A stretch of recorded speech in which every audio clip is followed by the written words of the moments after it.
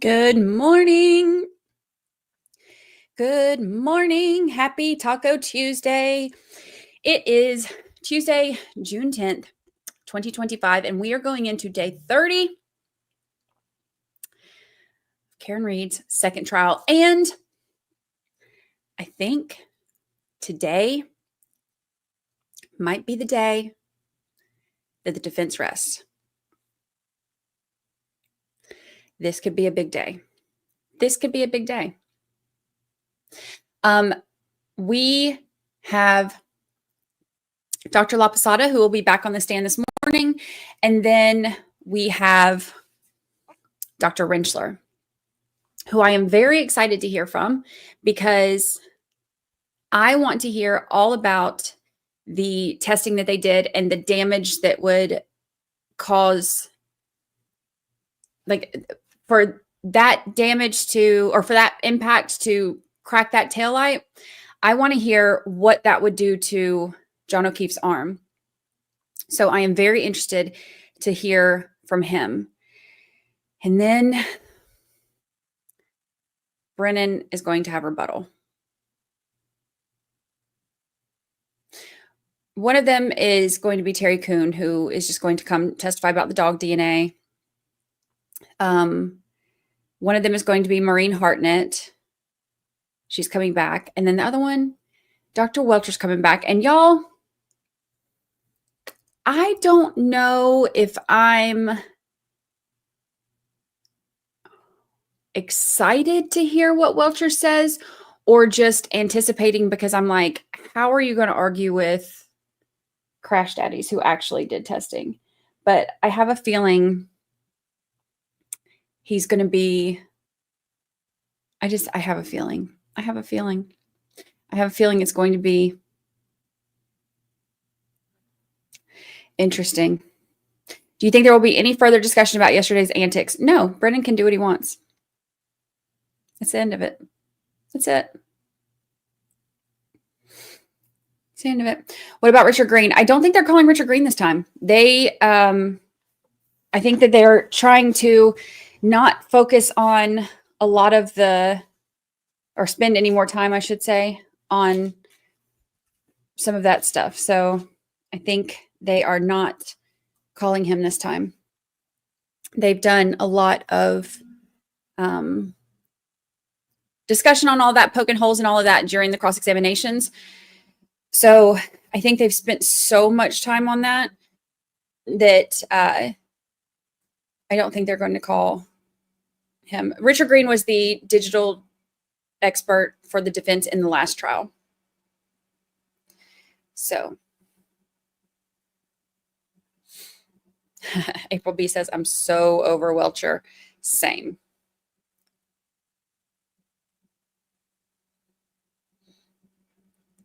Same. Is there a time limit on rebuttal, or does Brennan get as long as he wants? Brennan gets to do whatever he wants. Was it me, or did someone gasp in courtroom when Hank admitted he made a mistake? I saw Hank look over to his left. You know, he's constantly like mean mugging Karen Reed, which just shows what a bully he is. Like, and it makes me take him even less seriously than I already did, which is saying a lot.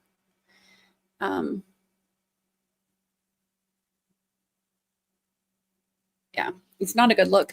And that's what I think. That's what I can't help but wonder too. It's like these witnesses who are not witnesses, these jurors who are watching him be so rude to these witnesses and for no good reason. It makes me wonder, like, how are they taking that? Because if that were me and I'm sitting there watching, I'd be like, bruh, calm down. Like, there's a time to be aggressive and there's a time to know that you're just being petty and childish. And he spends most of his time being petty and childish. And it's just,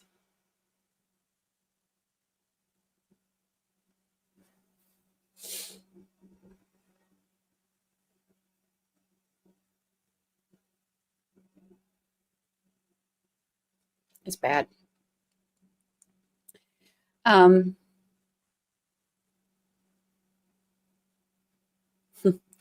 love how Bev rushes the defense, yet she's late for court every single day. She rushes the defense on everything, which is wild because she lets Hank do whatever he wants.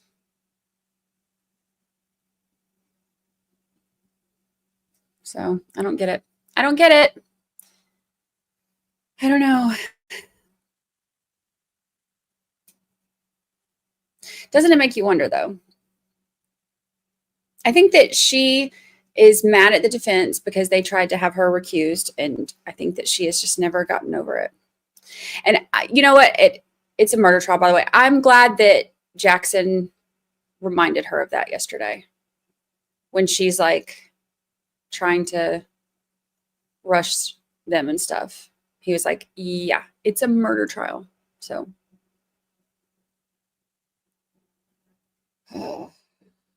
crazy, crazy. Crazy, crazy.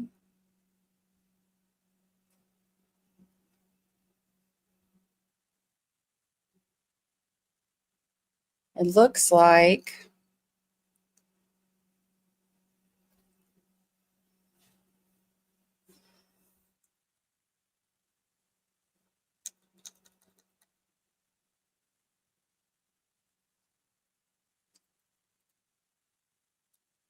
let's see. Let's see. It is Tuesday. What's the date? 10th. Did I say the wrong day yesterday on? I think I did. I'm pretty sure I said the wrong date yesterday on the recap. And I just now realized that. Oops. Oh, well. Wouldn't be the first day that I've said it was the wrong day. New motions. Yes, we can look at those. Actually, they're going to argue them this morning. So let me pull my email. We can look at them while we're waiting. Yes, Alessi is going to be filing or the defense, I guess I should say, is going to be filing something because they are not happy with the instruction. And I wouldn't be either. First of all, she didn't say what she said she was going to say. She said that she was going to say something about how, Brennan was asking about the holes and I'm instructing you. And she didn't say anything about Brennan. She's like, oh, these holes were caused by the criminalist and your lunch is here. But Yanetti's going to keep questioning somebody anyway. All right, let's go. Come on. Bro, that's not what we talked about. That's not what we said. That's not what we agreed to.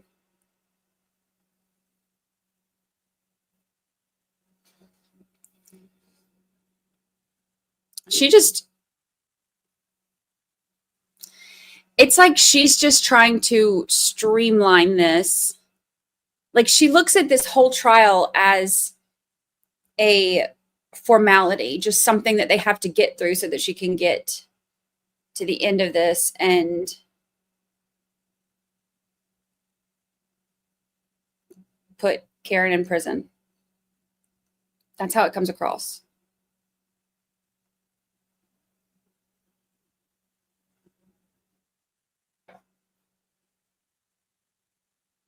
Yeah, that's because Alessi wanted her to say the criminalist did it. And then she said, oh, okay, I'll say that. So she wiped everything else out and just add the criminalist part. But if you go back and listen, what she said that she would say was she said she was going to wipe out all of that,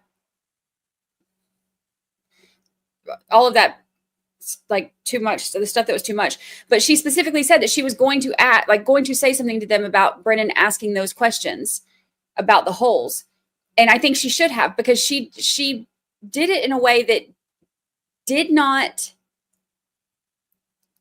she shouldn't have left that part out. She said she was going to say that part and she didn't. And she shouldn't have left that part out because she did that in a way that didn't like clear Dr. Wolf in any way. And didn't give Brennan any kind of culpability for the stunt he pulled, and just made the whole thing like it was just nothing.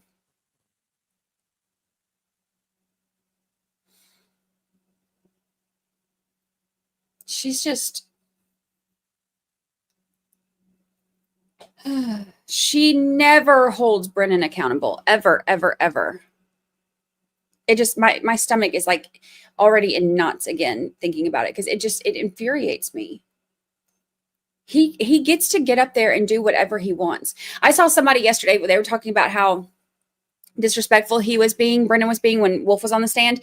And he was like, he asked Dr. Wolf a question, and he's like leaned back on the railing, and he's like looking at his hand, and somebody was like, I wish Wolf would have been like, over here, the way he did with witnesses. Oh, I'd have loved that.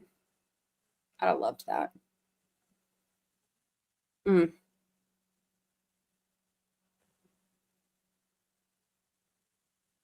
Mm. Wild. Wild, wild. They had on the Boston radio show this morning, they had, remember when Kevin from Southie, who everybody was like, wait, you're Higgins, called into the JFK show? They played that clip this morning.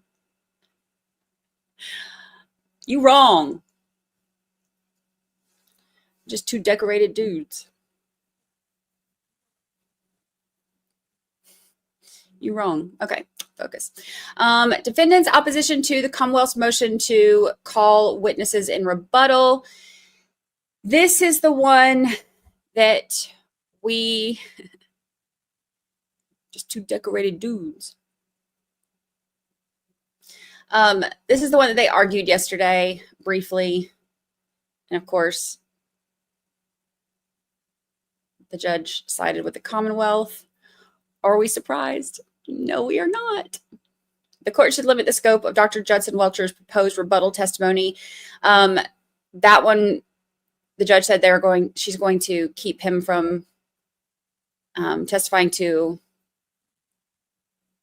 basically like bad mouthing ARCA and stuff, and testifying beyond the scope of ARCA's testimony. And there's the Commonwealth's motion to exclude the opinions of defense expert Andrew Rentschler. That's the one they're going to argue this morning, and she's already made up her mind on it. She even pretty much said yesterday, she's like, yeah, I'll give you each like 5 minutes, but she's already made up her mind on it. So I don't even know why she's bothering.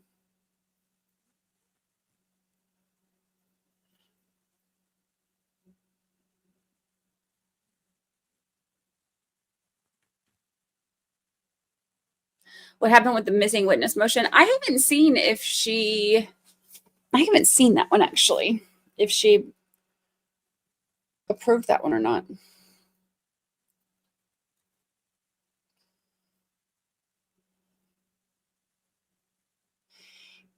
Did she limit Welcher? He is limited to, he's not allowed to talk junk on ARCA. He's not supposed to be able to do that. I have a feeling he will get in a few jabs, though. And there will be no consequences. And Hank will, too.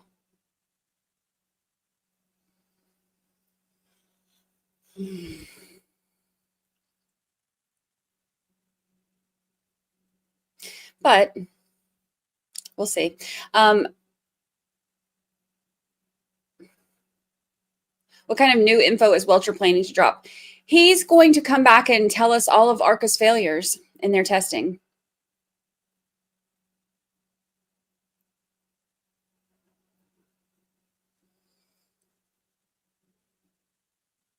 Can you imagine?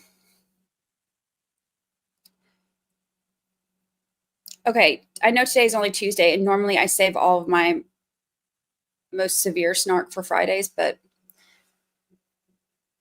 since the defense is probably resting today, this is like the Friday of the defense case. That's how I'm going to justify all the snark I'm about to give you. Can you imagine taking Welcher more seriously than the Crash Daddies? No. No. Like, look at the difference in their testing and what they did.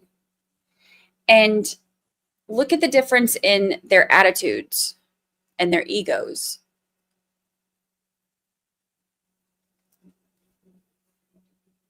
And also, I say this all the time, when you have truth and logic on your side, you don't have to be an a-hole. And I think that tells you a lot about how they behaved, how Welcher behaved, how Hank behaves. You are unmuted.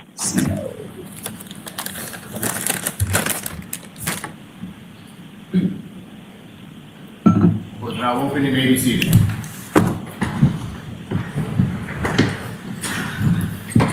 All right, so I received a couple of motions a little while ago. Good morning, everybody, I'm sorry. And there are some things we need to talk about from yesterday. Are the jurors here?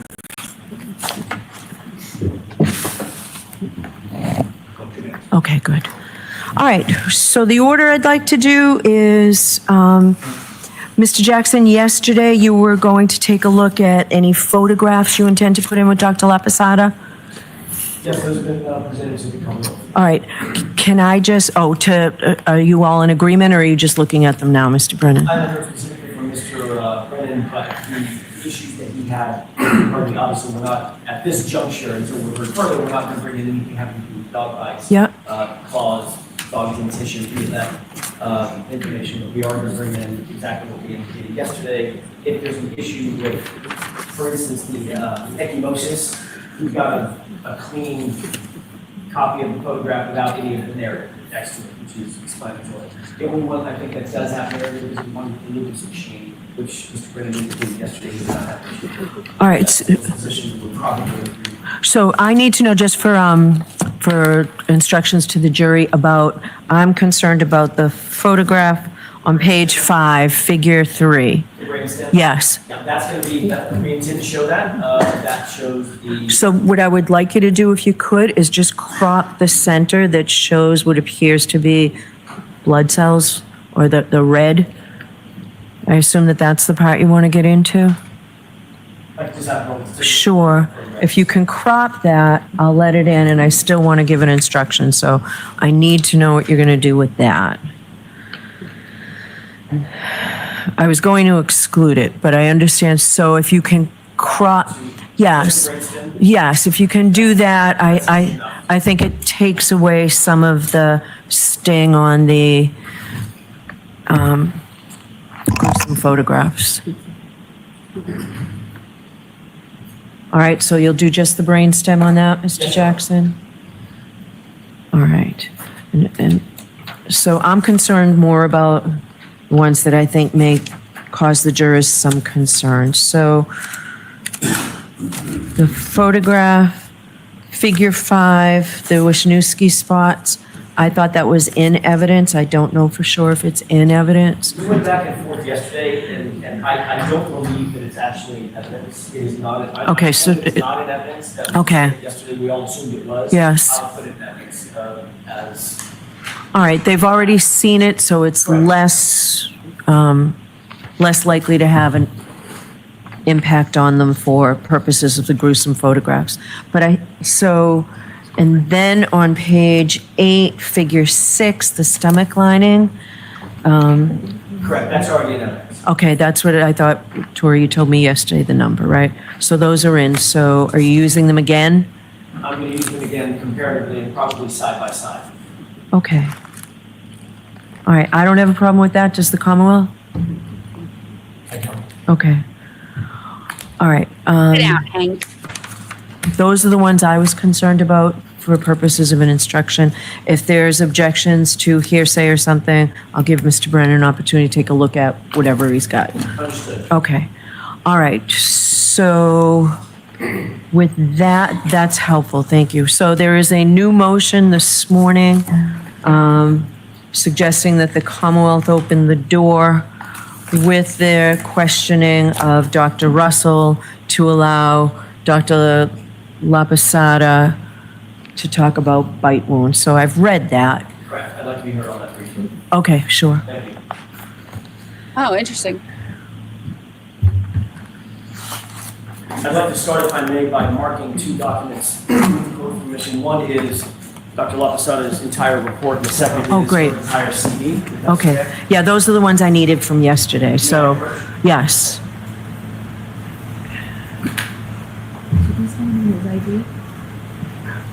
Yes.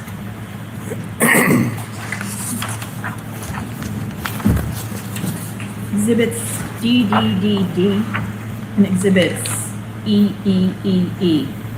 Okay. All right, go ahead, Mr. Jackson. Thank you, Your Honor. We are asking the court to reconsider the court's ruling yesterday concerning Dr. Laposata and her ability to opine on the issue of dog bites, dog bite and claw mark wounds and pattern recognition. We had some concerns yesterday and previous to yesterday about an issue that has been ongoing with the Commonwealth, and we've brought this to the court's attention. The Commonwealth has been using a tactic to shift the burden to the defense with cross-examination that's laced with indications or implications about witnesses that may or may not be called by the defense. That is a problem. I brought it to the court's attention at sidebar. The court will probably remember that colloquy. It was not an open court, but I expressed grave concerns, to use that phrase, that there was a burden-shifting system that was going on when Mr. Brennan is asking our witnesses I said that. about, or his witnesses, about other witnesses that may be on the defense witness list and may be called. Obviously, as the court knows, foundationally, we don't have to call anybody. We don't intend to call anybody. We don't have to call anybody, but we can call whoever we feel like. But we shouldn't be put in a position where our hand is forced to call witnesses because of questioning by the Commonwealth, which is improper. After I brought it to the court's attention, Mr. Brennan has continued along that same line. The Commonwealth has continued along that same line, and I want to bring something to the court's attention specifically. Last night, we pulled the tape. Dr. Russell was cross-examined by Mr. Brennan on the issue specifically of Dr. Laposata and her opinions regarding dog bites. He asked questions over and over and over again. The colloquy probably lasted more than 5, 6, 7 minutes with Dr. Russell, specifically on the issue of whether or not she had seen Dr. Laposata's reports, whether she was aware of Dr. Laposata's opinions, implying that Dr. Laposata had opinions about the dog bites. She was asked if she was familiar with Dr. Laposata's credentials. Dr. Russell said, yes, she was familiar with Dr. Laposata by name, that she thought she had impeccable credentials, and she very much wished she could have seen her reports as it relates to dog bites. It was an intellectual curiosity by Dr. Russell that was evoked and elicited by Mr. Brennan on cross-examination of Dr. Russell. She was then asked the seminal question: did the defense, Dr. Russell, give you any reports by Dr. Laposata related to dog bites? What page is that on here? And the transcript? Yes. Oh, my motion's back at the desk. Oh, I see it. Does the court have it? Yes. Okay.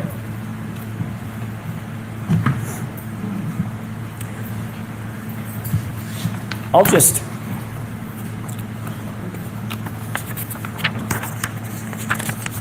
read it. Question by Mr. Brennan to Dr. Russell. And so you think of all those forensic pathologists, medical examiners, you think that qualification and experience itself is not enough to qualify someone to give an opinion on a photograph about the genesis of a wound related to dog bites? Answer. Well, if a forensic pathologist autopsied 1 or 2 cases of dog bite wounds versus my experience with over 500 to 1,000 cases of dog bite wounds, I'm not sure that person would be a very good expert in that kind of case. Question by Mr. Brennan. Have you ever heard of a doctor named Laposata? So are you going to read all 3 pages? No. So I've read it, Mr. Jackson. I'd like to read it into the record, Your Honor.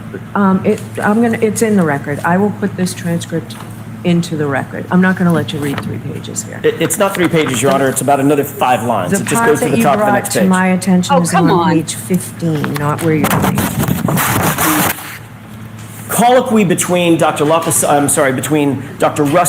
and Mr. Brennan was specific to dog bite wounds. It was specific to Dr. Russell's understanding of whether or not Dr. Laposata had been retained by the defense, whether she was a defense expert, whether she had written a report, and whether she opined about dog bites and dog bite wounds. And after she was asked if she had been provided any reports by the defense attorneys specifically, from Dr. Laposata related to dog bite wounds, Dr. Russell said, no, I haven't been. And to summarize her statements, which the court has in front of it, Dr. Russell went on and said, I really wanted to see what Dr. Laposata had to say about these dog bite wounds. I really wanted to read her report, but no, I was never provided her report or reports by the defense. And of course, Your Honor, as the court knows, that is standard operating procedure. I don't trade reports between and among experts because obviously I want independent analysis. I don't want to cross-contaminate any opinions, et cetera, and be accused of doing so. So of course we didn't provide a report from Dr. Laposata to Dr. Russell. But Dr. Russell's intellectual curiosity was then extracted from the witness stand and the jurors heard all of that. So then days later, not weeks, not months, 3 days later, after eliciting testimony from Dr. Russell about Dr. Laposata having a report, being hired by the defense on the issue of dog bites and not providing that report to Dr. Russell, the Commonwealth then moves to exclude the very testimony that he was eliciting from Dr. Russell, leaving the jurors with a very, very deep and irremediable misimpression. They used it tactically as a sword and a shield. Yes. And that's burden shifting. That Yes. leaves the jury with the impression that Dr. Laposata was consulted by the defense, number one, that she wrote a report, number two, that the report was about dog bites, number three, that she didn't provide that report to other experts, number four, and the reason she didn't, obviously, is because her opinion, Dr. Laposata's opinion, would be harmful to the defense. That's the only reasonable interpretation of those facts. Yep. And the Commonwealth has taken advantage of that. The Commonwealth's questioning of Dr. Russell about Dr. Laposata and her report and her opinions about dog bite wounds specifically was deliberate, and it left the jury with an open question. We know they consulted her. We know it was about dog bites. This is how the jurors are thinking about it now. We know they consulted her. We know it was about dog bites. They hid the report from Dr. Russell because they didn't want her to know about it. Ergo, must be harmful to defense. Now we've got Dr. Laposata on the stand. Her credentials are peerless, absolutely peerless. They've got possibly the most qualified medical examiner in the country, certainly on the Eastern Seaboard, right in front of them, about 6 feet away, and the defense is not going to ask a single question about her opinions concerning dog bites when she reviewed the entire autopsy. How is the jury going to conceive that? How is that going to land with them? The answer is they're going to think, they have no choice but to think, the only reasonable explanation is if Dr. Laposata's opinion helped the defense, they would ask her. If they don't ask her, it's because whatever Dr. Laposata says about that right arm and those wounds It's got to be harmful to the defense. They would absolutely ask the question. So the Commonwealth got to have it both ways. Yep.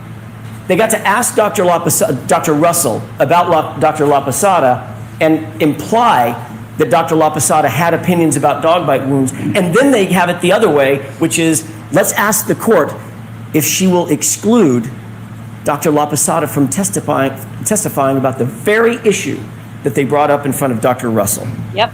That cannot stand. That it reasonably ensures that the jury will misrepresent or misunderstand And he did it intentionally.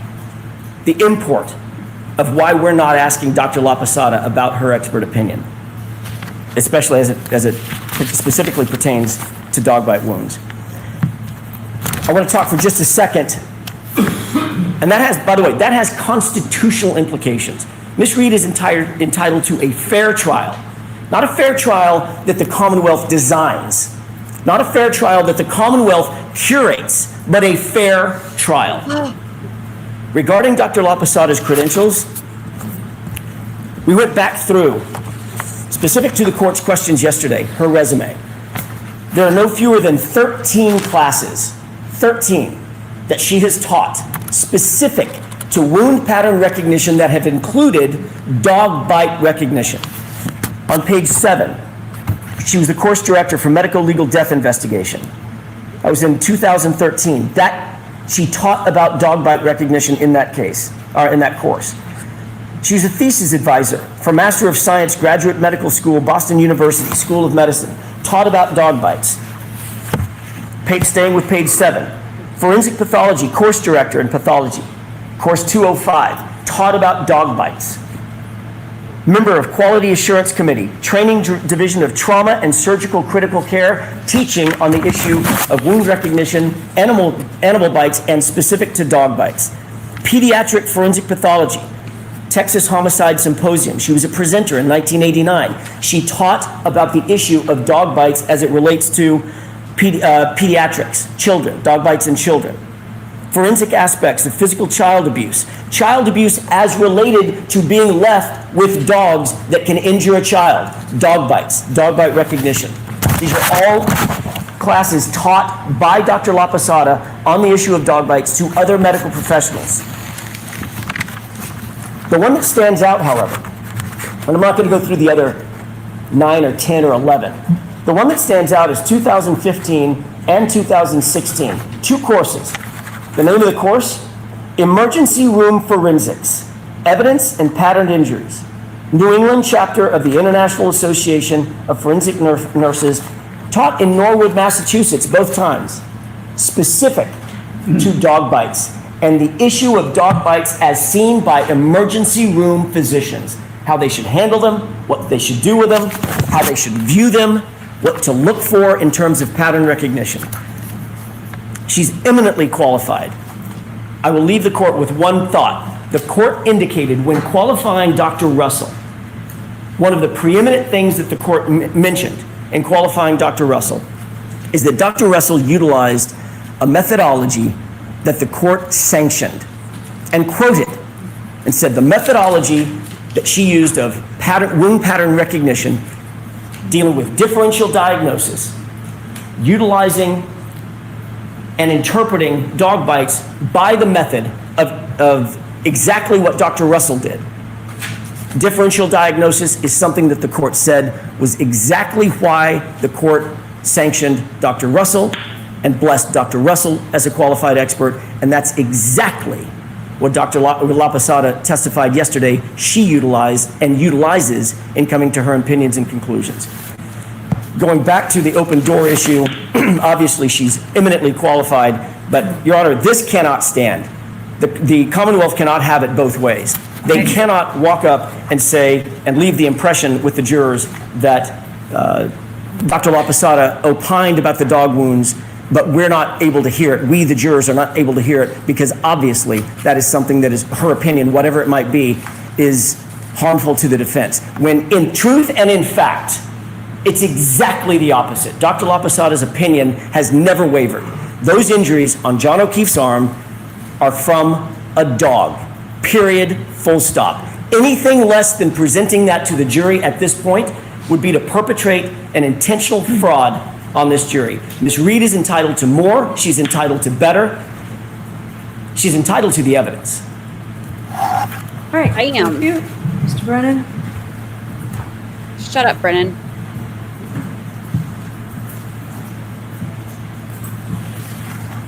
The pattern of conduct that stands out is persistent, repetitive, contrary to court rulings and court orders, and deliberate. And that is, the defense uses their witnesses to vouch for their own credibility. They use their witnesses to introduce information they know is not admissible, and they use their witnesses to introduce otherwise inadmissible hearsay. Dr. Russell took the stand, and she was led into answers where she was vouching for her own credibility. Dr. Russell promoted herself not only as an expert, but through the defense's questions, as virtually the only expert in America who has the expertise to give this type of opinion. It is the defendant's tactics that open these doors that they then want closed. The defense had Dr. Russell all but assure the jury that she uniquely was in the position to give any type of opinion regarding dog bites. Inevitably, when I asked Dr. Russell, and I began asking her about her credentials, whether she thought that she was exclusive, and I mentioned Dr. Laposata, she denied ever reading anything about Dr. Laposata. I did not specify whether she read an opinion about a dog bite. I asked if she had heard about Dr. Laposata. She denied it. And then she told us that she knew about Dr. Sheridan. Unsolicited, then added that Dr. Sheridan, involved in a previous proceeding, believed that the bites were consistent with dog bites. I don't know how she became aware of Dr. Sheridan's testimony, and since the defense doesn't speak to her about these things, she must have watched it on her own. But inevitably, she introduced inadmissible hearsay and inadmissible opinions. And so the sum zero here is that Dr. Russell has denied that she saw anything relative to Dr. Laposata, ensured that she was exclusively qualified, and introduced an improper opinion of Dr. Sheridan. Dr. Laposata was voir dired briefly. She did not provide qualifications that she has a history of education or training on pattern wound recognition analysis as it pertains to dog bites. We asked her questions about her specific experience. She did not provide a basis, and so her opinions regarding dog bites should not be permitted in this trial. Just to clear up the record, two things stand out about that speech. Mr. Brennan literally just said, I didn't elicit any information about dog bites. I just asked about her experience. Question by Mr. Brennan. That's not what I said. That is Excuse not me. What no, I'm not going to. So That's not what I said. I heard what Mr. Brennan said. You don't need to tell me what Mr. Brennan said, but go ahead to How your about if I quote argument. his words? How about that? Question. And so you think of all those forensic pathologists, medical examiners, and you think qualification and experience itself is not enough to qualify somebody to give an opinion on a photograph about the genesis of a wound related to dog bites. The question was specific to dog bites. That's how he introduced the subject matter to Dr. Russell.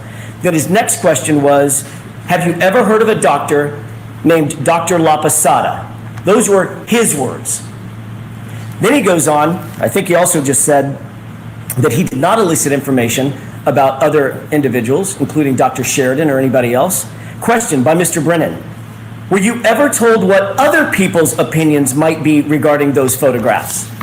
That's the question that she was answering when she said, quote, I'm aware that there was a Dr. Sheridan involved in a previous proceeding, and he believed that those were consistent with dog bites. That was in relation or in response to Mr. Brennan's specific question.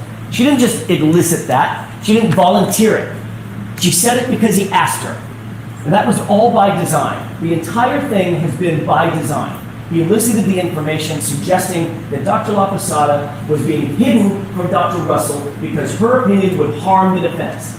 He left that with her on purpose, then turned around and 3 days later said, and by the way, the defense should be disallowed from using Dr. Laposata to talk about the very dog bite wounds that I asked Dr. Russell about. That cannot stand as a scorecard. Go ahead. It's helpful if you read the entire thing in context, which I won't do. We always have a right to object to an inadmissible opinion. So the suggestion that somehow an ambush here is not only misplaced, it's strategic by the defense to try to create a narrative. It's improper. Shut up, Hank. All right. I'll be out in 10 minutes on this and we'll get started right away with Dr. Laposata. All right, the court, please. This is what I said the other day about him trying to shift the burden. And I'm glad this is being brought up. That is a big deal. Think about what what Jackson just said. Hold on, let me write this note before I forget.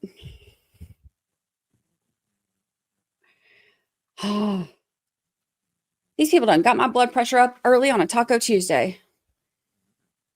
You need to go to law school.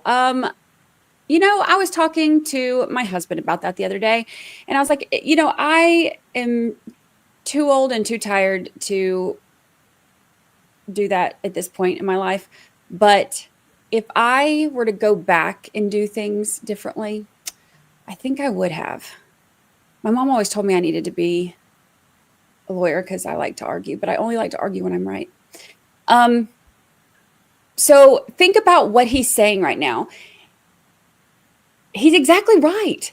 Like this is exactly what he's doing. And this is why I say, like, he's so calculated. He is so calculated. He's like asking about, you know, Tinsley's snoring really loud right now. She's dreaming. Hank is asking Dr. Russell about, you know, for 5 or 6 minutes about Dr. Laposata. And, do you know about what she said about it? Oh, so you think they're dog bites. Do you know what Dr. Laposata said about it? Oh, you didn't see her report? Oh, they didn't show you her report? So Dr. Laposata had opinions on dog bites and you don't know what they are? And now Dr. Laposata's on the stand and Hank's like, she shouldn't be allowed to say anything about dog bites. No, bro, you brought that up. You're the one talking about it. You're bringing it up. So now Jackson's exactly right. Now the jury, they hear that and they're like, wait a minute, this is the doctor that had the opinion on dog bites. So why aren't we hearing the opinion on dog bites? It is sneaky. It is calculated. It is smarmy. Brady, you could always be a paralegal. I could, but I so much enjoy being a podcaster because that way I get to do all the fun stuff for it and talk to y'all. The jury was not in the room for that. And who does he think he is interrupting Jackson? That man ain't got no home training. I'm going to tell y'all that right now. If my youngin acted the way that Hank Brennan does, I would snatch him up by his ear. That man ain't got no home training. He is rude. He is disrespectful. The way that the way he doesn't listen, the way he overtalks everybody, the way he asks a question and then doesn't, to the defense witnesses, and then doesn't have enough respect to even listen to the answer. The way he twists things, the way he hides information from the jury.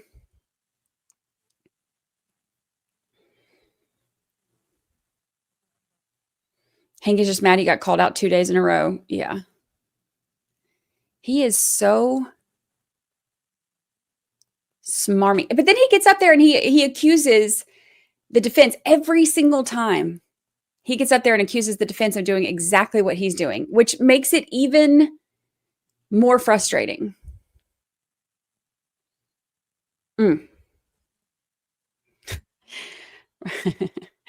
What is home training? Is it like dog training? Yeah, kind of, except for it's home training is it's like teaching your youngins to teach you. Let me get the Georgia out of me. Hold on. Look, you get me fired up and all that Southern sass comes out.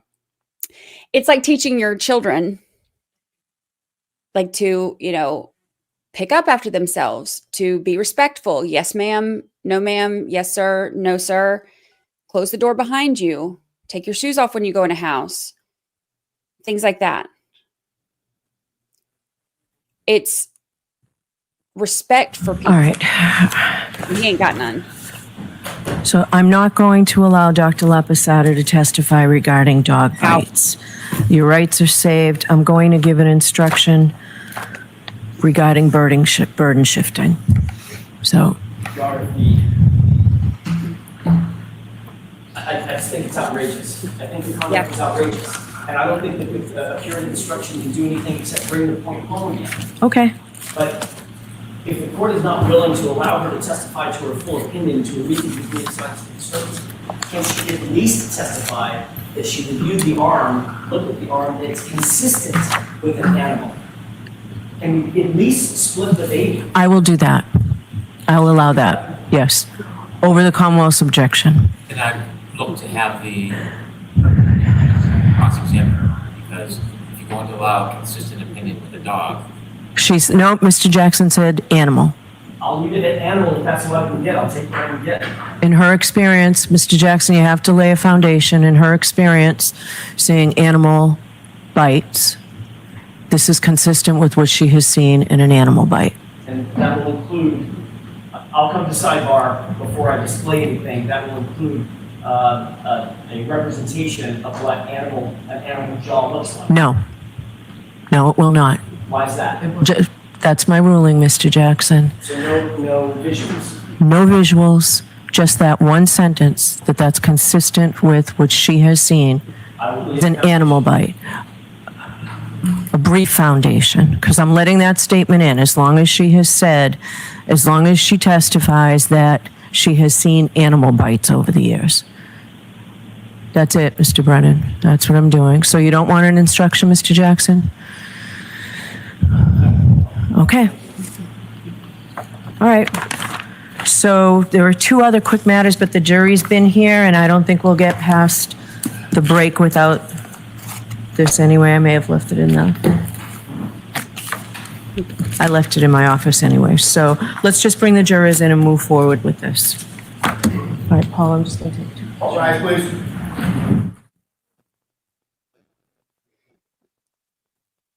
He said, that's outrageous.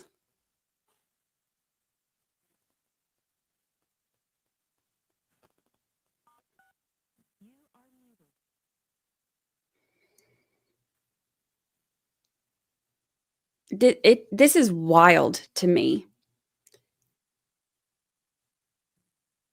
It's wild to me. She teaches medical school classes on this, and she's not allowed to testify about it.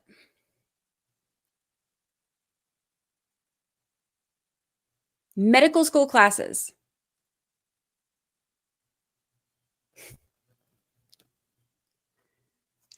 Wild to me.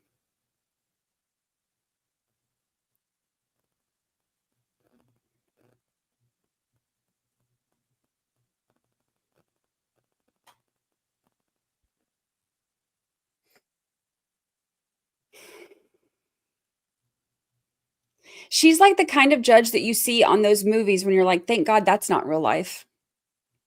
But it's real life. Wild. Is this normal? No.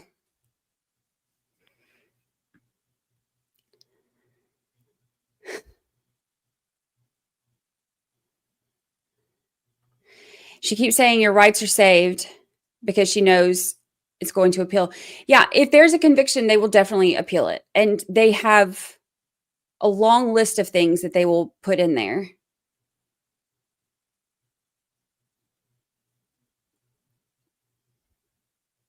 Wild.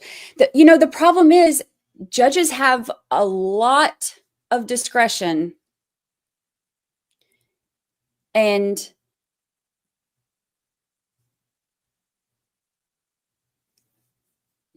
a lot of power.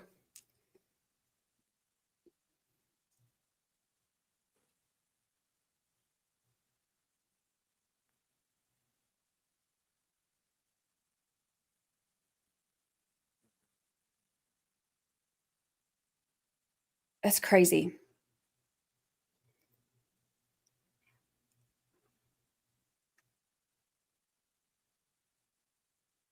It's crazy.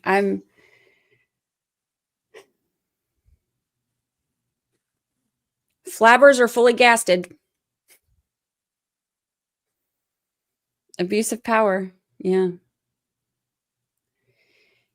She gives no basis for her rulings. Never seen that. Because she doesn't, if you've noticed, even without them being able to have like not even speaking objections, just being able to say the basis for their objection, she doesn't even allow that. That is wild. And that causes all kinds of issues because there are some times where I'm like,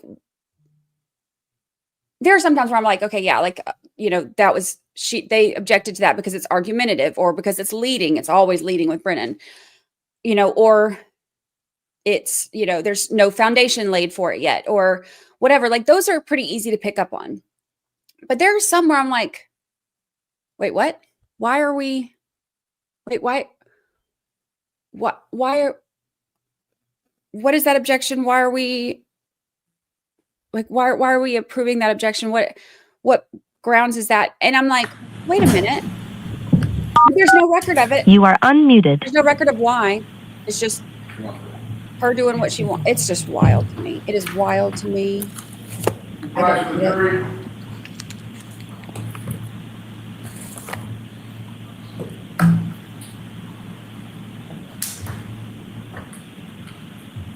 I don't understand how that door is not fully wide, kicked open.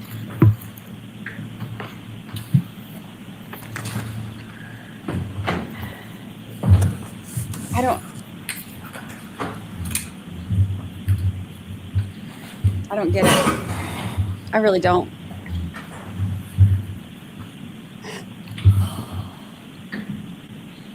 Hey. All persons have any business before the Honorable Beverly Cannoni, Justice of the Norfolk Superior Court, and for the County of Norfolk. Draw near, give your attendance, and you shall be heard. God save the Commonwealth of Massachusetts. This court is now open. You may be seated.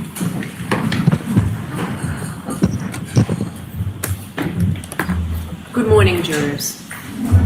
Thank you for your patience this morning. I know we brought you in late. Maybe should have brought you in a little bit later, but we've been working in an effort to sort of streamline things for you. So I do have those questions I have to ask you. Is everyone able to follow my instructions and refrain from discussing this case with anyone since we left yesterday? Everyone said yes or nodded affirmatively. Were you also able to follow the instructions and refrain from doing any independent research or investigation into this case? Everyone said yes or nodded affirmatively. Did anyone happen to see, hear, or read anything about this case since we left yesterday? Everyone said no or should. All right, can we have Dr. Laposata back, please?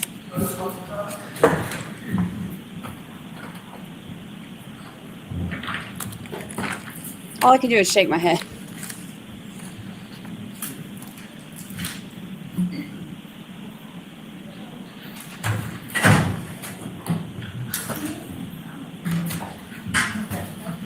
Yeah, follow me, ma'am.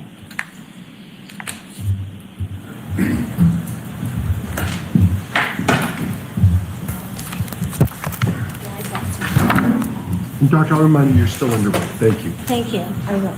Good morning, Doctor. Morning, Your Honor.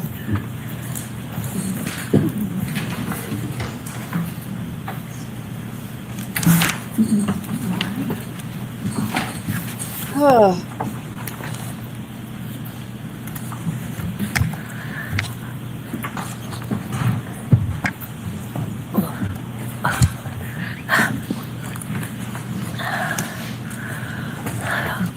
All right, Mr. Jackson, go right ahead. Thank you, Your Honor. Good morning, Dr. Laposata. Nice to see you again. Good morning. Glad to be here. Yesterday, when we last left off, we were talking about a small injury to the upper eyelid of Mr. O'Keefe. Do you recall that? I do. Could we have Exhibit 165 with the court's permission, please? Okay. I'd like you to take a look at a specific area. If I could. There we go.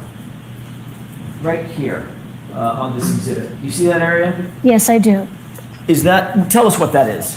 And that is a horizontal splitting of the skin, which was caused by application of force that overcame the tissue's resistance, so the tissue split.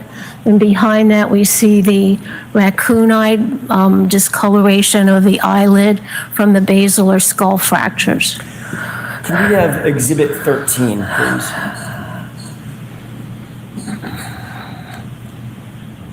I want to draw your attention to this area of the vehicle. First of all, do you recognize this photograph? Yes, I do. How do you recognize that photograph? I recognize it from looking at it in my materials reviewed, that it's the rear of Miss Reed's SUV. Taking a look at the area that I'm highlighting, right about there. Yes. Could we zoom in on that area? Do you see that overhang over the window? Yes, I do. If I use the word spoiler, would you understand what I'm talking about? If we call that a Yes, spoiler? yes, I do. Okay.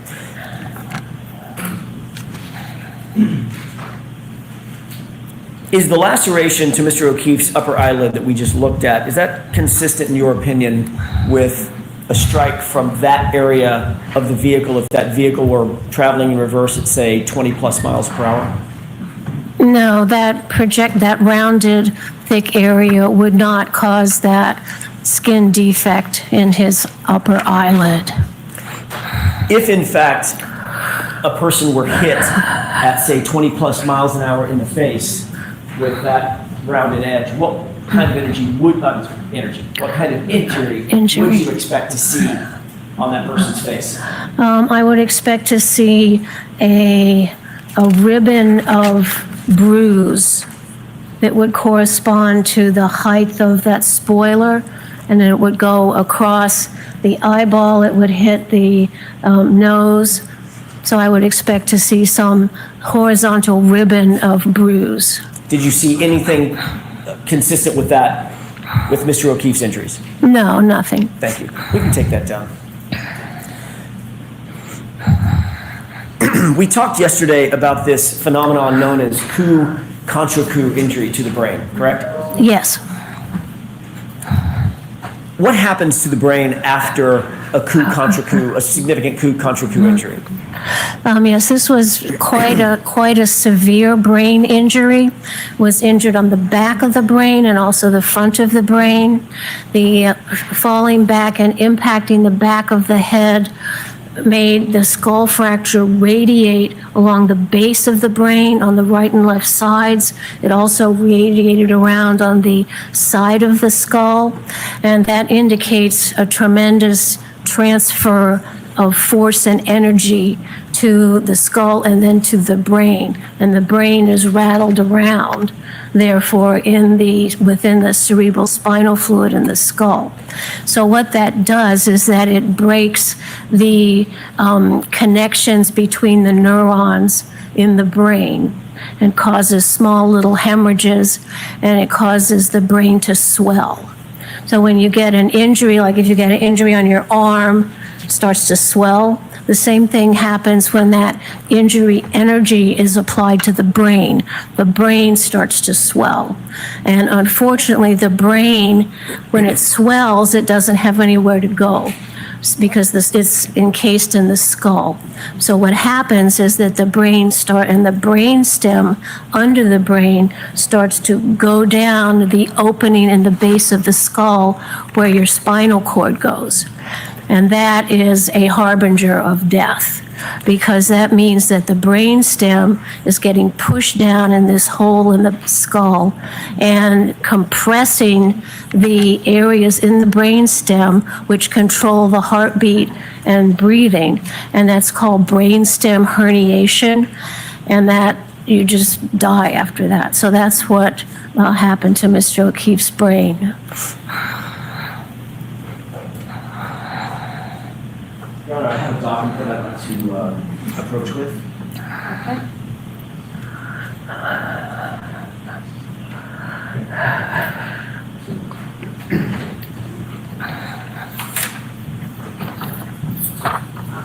Yes. Doctor, can you take a look at that document that I've just handed to you and tell me if you recognize it? Yes, I recognize this. How do you recognize that document? From looking at the autopsy photos of Mr. O'Keefe's brain. And what portion of the brain are you looking at? This shows a photograph looking up under the brain, and it shows a cross section of the brain stem that went down in the hole in the base of the skull, and we see there's hemorrhage in it, and those have a special name. They're called Duret hemorrhages. How do you spell that? D-U-R-E-T with a little. There's a little accent somewhere Is there. right over the E? Yes.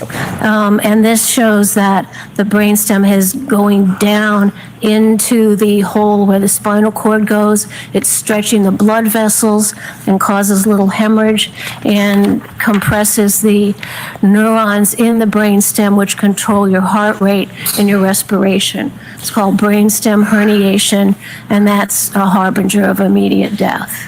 Your Honor, with that, I would ask for the admission of the next, that document is next in order, subject to the appropriate redactions. Okay, so we'll take that into evidence. May I have a moment, Your Honor? Yes.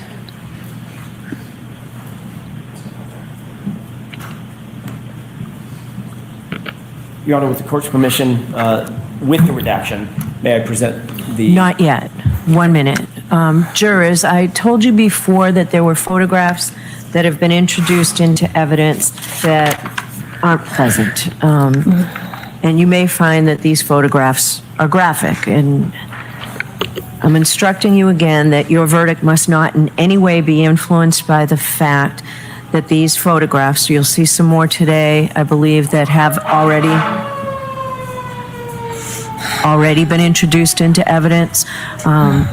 So your verdict must not in any way be influenced by the fact that these photographs may be unpleasant or graphic. The defendant's entitled to a verdict based solely on the evidence and not one based on pity or sympathy for the deceased, which might be occasioned by the photographs. Importantly, consider the photographs only as they may draw your attention to a clinical medical status or to the nature of Mr. O'Keefe's injuries themselves. So again, these will be presented to you in the deliberation room in an envelope. But today you'll see some on the screen, and I just wanted you to know that before you see it. So now you can display it. Your Honor, may I approach very briefly? Yes.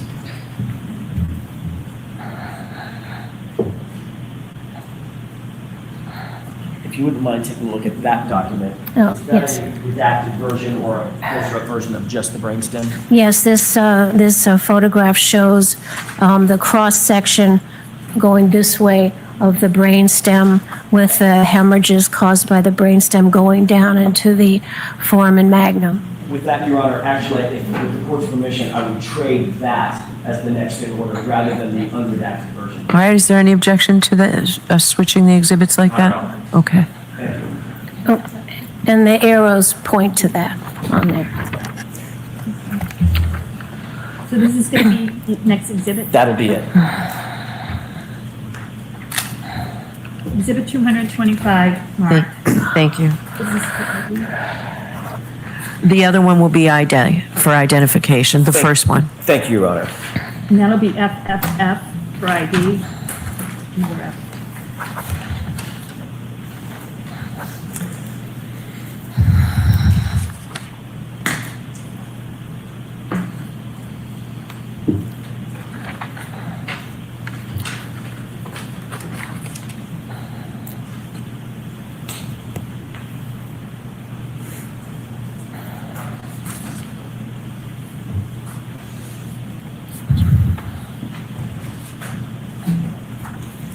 Hank's going to be so rude to her.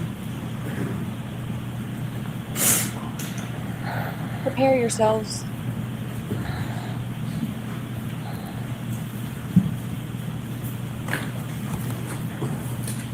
Okay, you can display it now. Thank you, Your Honor. Mr. Walt? Do you see what's displayed on the screen above your head? Yes. What is that? Excuse me, that's a cross-section across the brainstem of Mr. O'Keefe, and it shows where the blue arrows I've put in there show the red areas, which are areas of bleeding, which is the sign of brainstem herniation. All the background is white material, and that's part of the appearance of neurons in the brain. So that shows that the brainstem, because of the brain swelling, pushed it down into the hole in the base of the skull where the spinal cord goes, and it pulls on the blood vessels, causing the blood vessels to break and the blood vessels to bleed, and that shows you that the brainstem has been compressed and damaged, causing death. May I approach? Yes. I'm holding a green laser pointer. Oh, thank You you. use the display to your right, so the viewers can better see it. Could you point to the areas with that laser pointer of the bleeding that you indicated causes the swelling? Okay, so, okay. Is that going on the?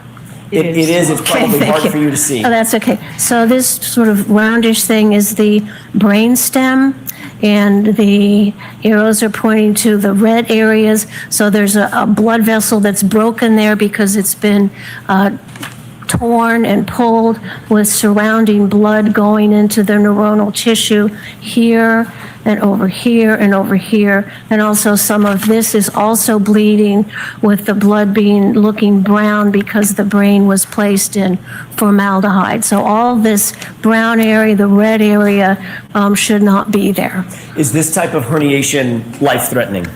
It causes death. Yes, it is life-threatening. How quickly, we can take that down.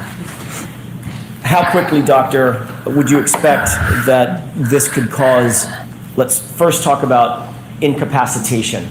Yes. How quickly would someone be incapacitated after they suffer a coup contra coup injury of this magnitude with the concomitant injuries that you see in the brainstem? Well, there would be two parts to what that injury would cause the body to do.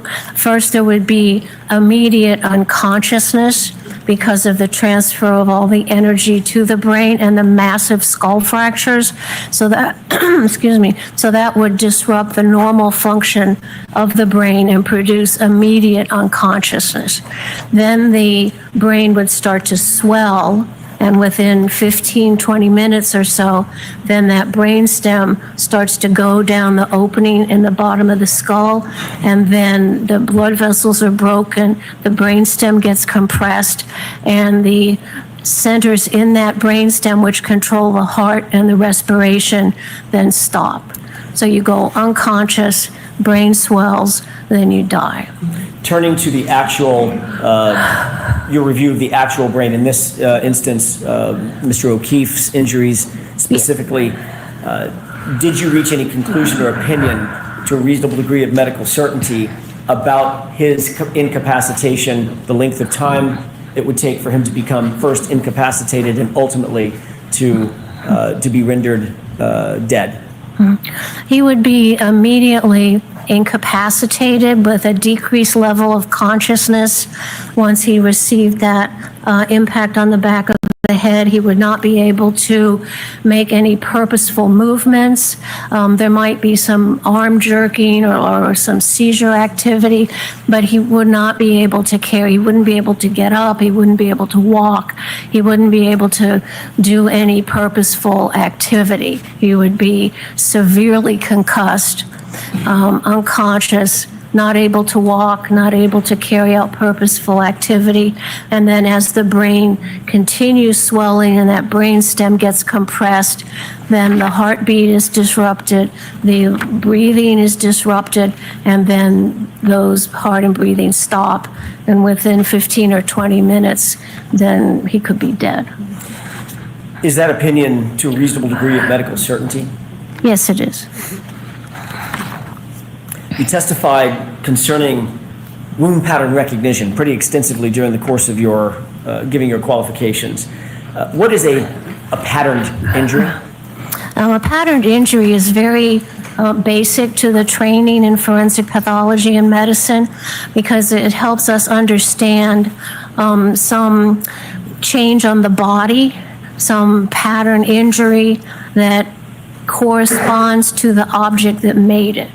So we can look at an injury and say, we can figure out what made that. Sometimes you can, sometimes you can't. But a pattern injury is very important for a forensic pathologist to recognize because it's going to really help the police investigation. Because I could say, oh, this looks like it's a wound from scissors. This looks like it's a wound from a screwdriver stab. So by identifying the pattern that object makes on the body, I can help the death investigation by helping the police say, look for some screwdriver, look for some hammer. So looking at that, identifying a pattern injury is really important it's basic to the forensic pathologist's knowledge base, and then also very important to the investigation of the crime or incident. I'd like you to look at another photograph, an exhibit that's already been put into evidence. 160, please, with the court's permission. Yes, jurors, this may be one of the photographs as well. All right. Or there'll be a series.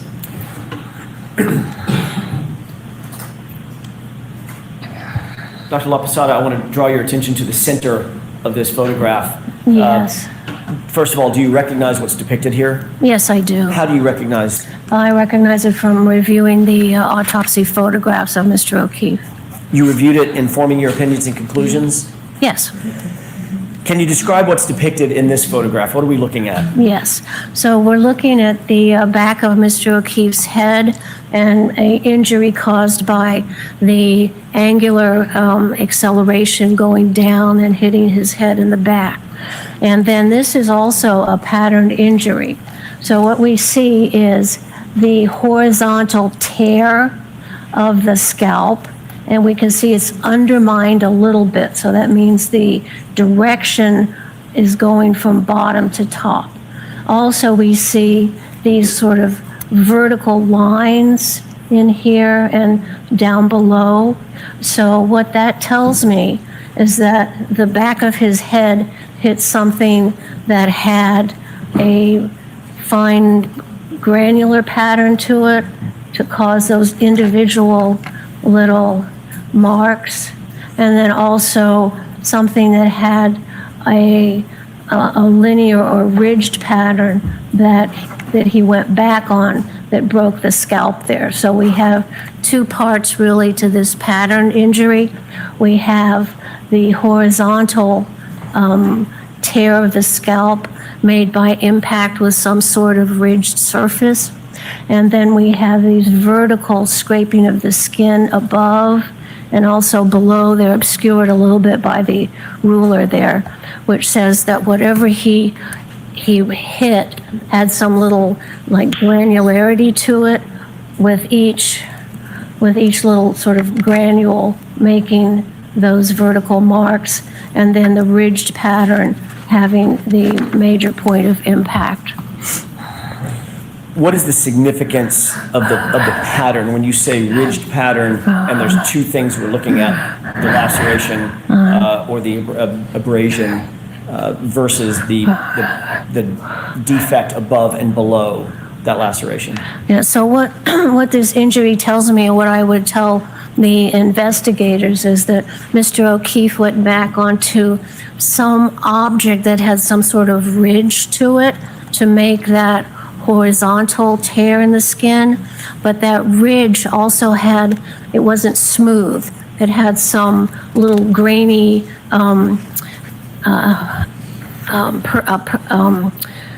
grainy thing sticking up on it that would make each of these little things. And then it's the job of the police then to go back to the scene and look around for something which might fit that pattern. We can take that down. did you, in furtherance of your investigation, in coming to your opinions and conclusions, look at the area of 34 Fairview? The outside, yes. Meaning photographs? Yes. Did you also see photographs of any significance to you related to the garage, the interior of the garage? Sustained. Jurors, disregard that comment, that question.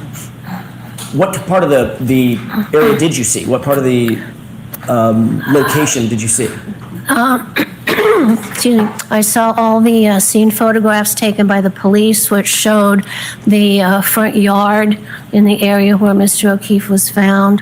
I also saw some photographs of the inside of the house and the inside of... So I'm going to stop you there, Dr. Laposata. Jurors, I'm striking anything after what the pictures from outside, Mr. Jackson. Move on. Let's stay with the outside of the home. Did Yes. you see the front lawn area? Yes, I did. How did you, what did you note about the front lawn area? Well, I was looking at the area where Mr. O'Keefe's body was found, because we know once he came back and slammed his head, he's not going to get up and move around. So, yes, I'm going to strike the second part of that. Just answer the question specifically. Okay, I'll try, Your Honor. Thank you.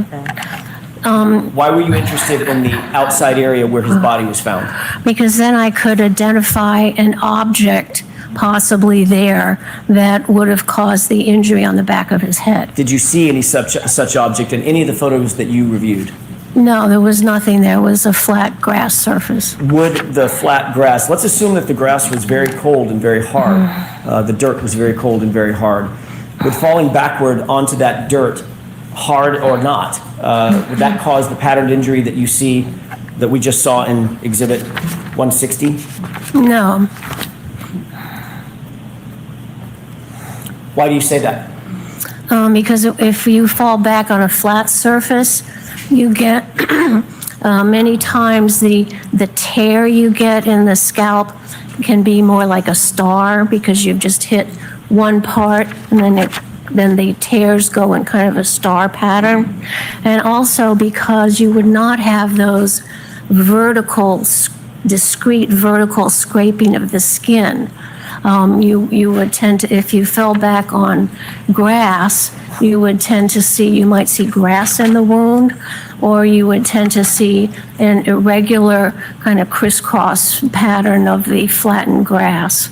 And that's not what we have here on Mr. O'Keefe. Wow.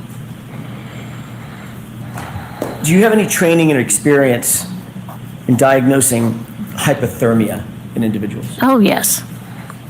Have you conducted autopsies of individuals who've suffered from or died from hypothermia? Yes, many.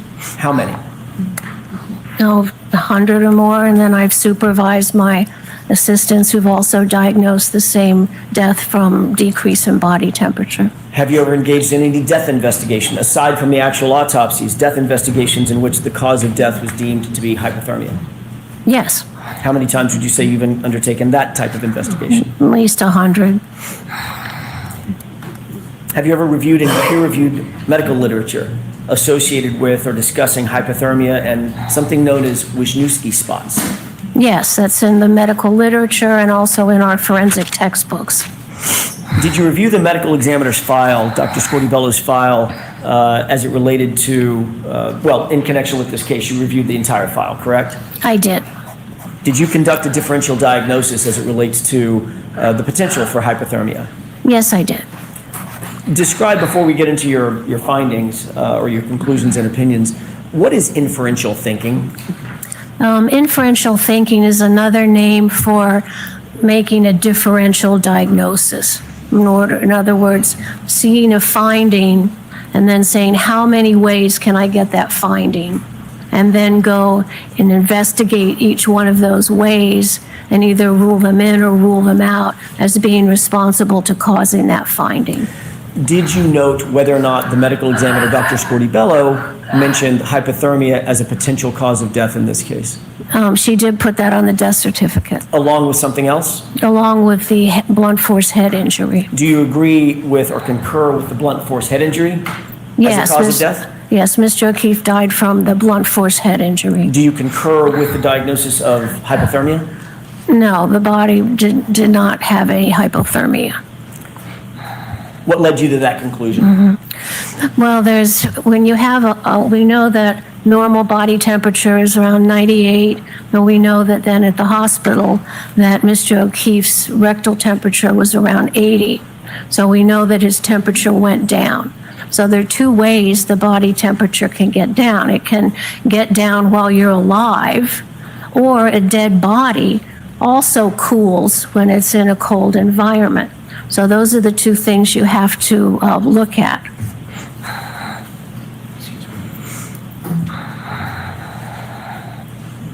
want you to take a look. I'm Show sorry, Mr. Mayor Pro Tem. Rentschler. Yep, show Mr. Rentschler. Thank you, I apologize. Yes. Do you recognize what's depicted in that photograph? Yes, I do. What is that? This is a photograph I took from our forensic medical literature, and it shows the lining of the stomach. So the stomach is opened up, and we look at the lining of the stomach, and it shows a characteristic pattern of small ulcerations throughout the stomach, which are called medically Wisniewski's ulcers. And that allows a forensic pathologist to diagnose death from being exposed to a cold environment or death due to hypothermia. And they're caused by, as the body gets colder and colder when it's alive, the small blood vessels in the lining of the stomach, they start to break, and then they're in the acidic environment of the stomach, and you get tiny little ulcers, which then look like small dots. And that is how at post-mortem examination or autopsy, it's one of the findings I look for to see if a person died from hypothermia. Doctor, what is gastric mucosa as it relates to the stomach lining? The gastric mucosa, when you open up the stomach and you look at the inside, the first cells lining that inside is called the mucosa.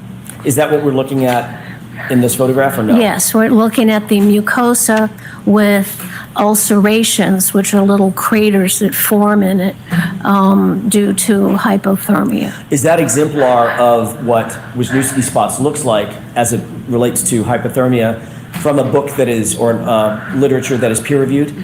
Oh, yes. Is it widely accepted in the medical field? Yes, it is. And is it referenced by forensic pathologists and used in teaching? Yes. Your Honor, I would move for the admission of that photograph. Okay.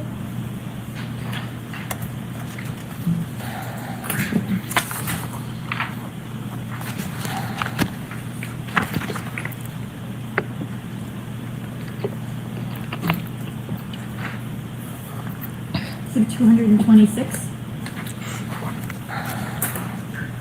Permission to display, Your Honor? Yes. Is this a fair representation of what you were just looking at? Yes. Describe what we're looking at. Okay, so this, I took this photograph from our forensic medical literature, and this was from a person who died due to exposure to a cold environment. And this is the stomach has been opened, and we're looking at the inside of the stomach. And the normal appearance is kind of pinky white. That's how it should look like. And what's abnormal here is all these black dots, which are the Wisniewski's ulcers, which are diagnostic of death due to exposure to the cold. So these areas are little tiny craters, and they fill up with blood. And we see that in over 90% of the cases of people who die from exposure to the cold. Doctor, did you also look at Mr. O'Keefe's stomach lining? Yes, I did. If we could have, with the court's permission, Exhibit 164 put up as well. Okay.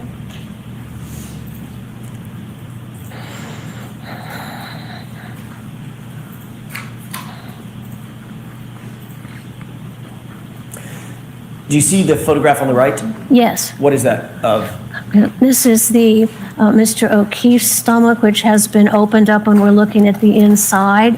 We see that the mucosa is a little bit red, and there's a little bit of increased blood flow here. and this is the normal pattern of the inside of the stomach. It's kind of ridged. That's called rugae. That's the normal folds inside the stomach. But there's no ulcerations here.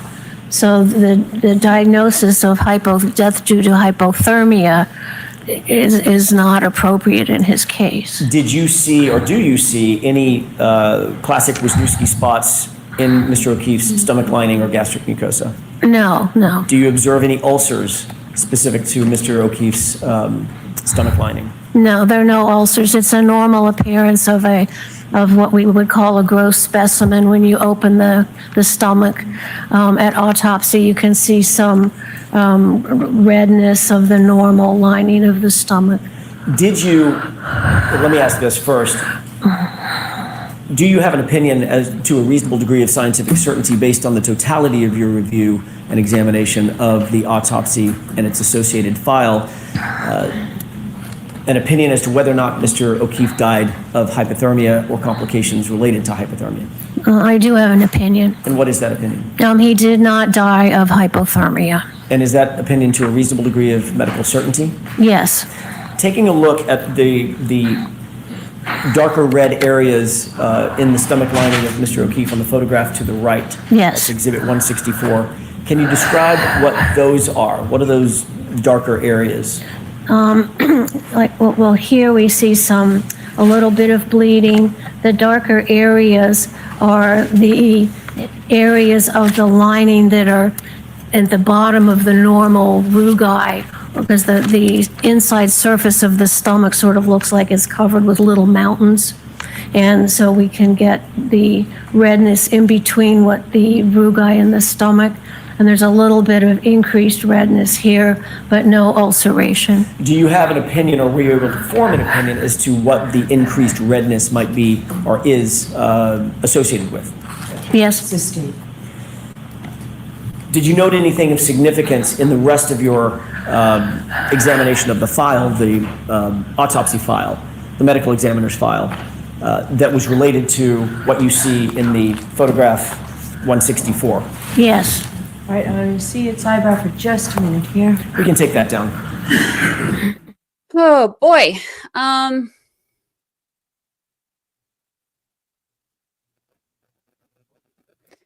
So what are we thinking? How are we feeling?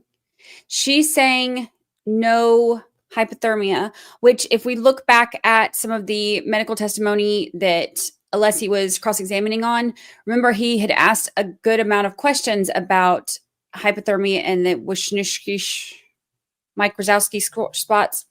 And this is why they were laying the foundation for this opinion to come in. About there being no hypothermia.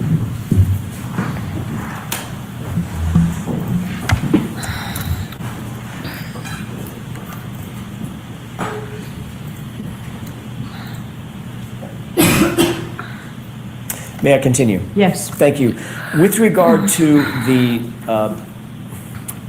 it's my word, not yours, doctor, so forgive me, the defects, the redder marks that you're mentioning on the rugae or in and around the rugae on the gastric mucosa, did you note that there was a machine that was used for life-saving measures as it related to Mr. O'Keefe? Oh, yes, it caused some damage to the body. Okay, let's talk about that for just a quick second. What is that machine called? It's a mechanical device to administer chest compressions, and the company that makes it is called Lucas, or one of the companies, so it's called a Lucas machine, and it can be attached to the body.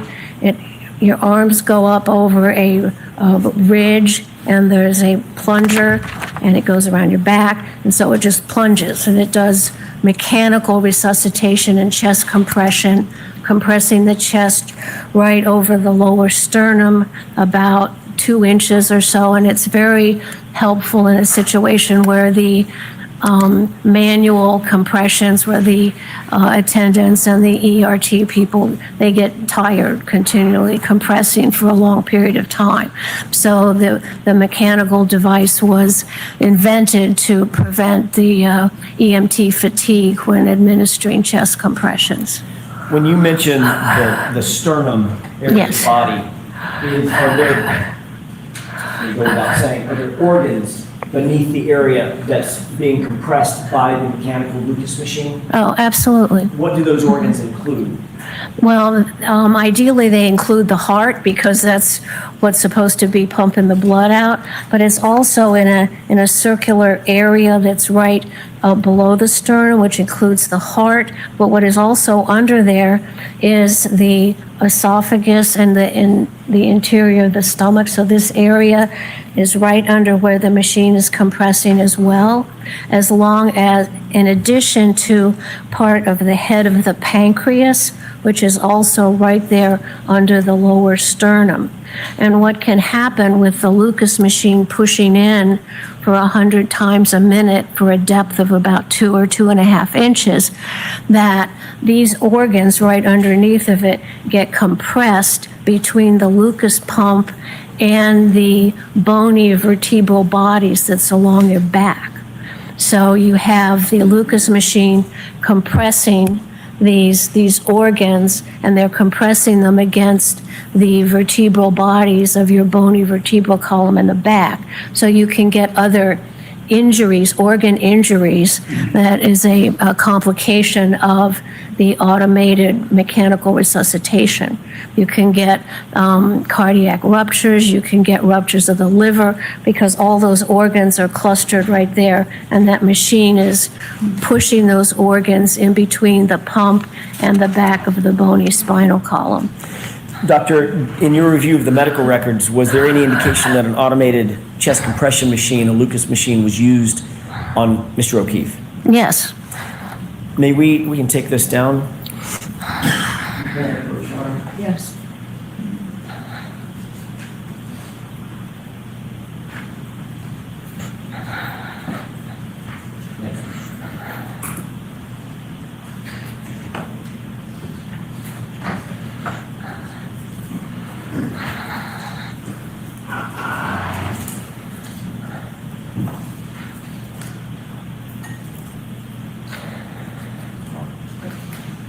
There's two documents that I'd like to show you. First, Yes. that document, and then after. She does explain very clearly. You can tell that she's medical teacher type.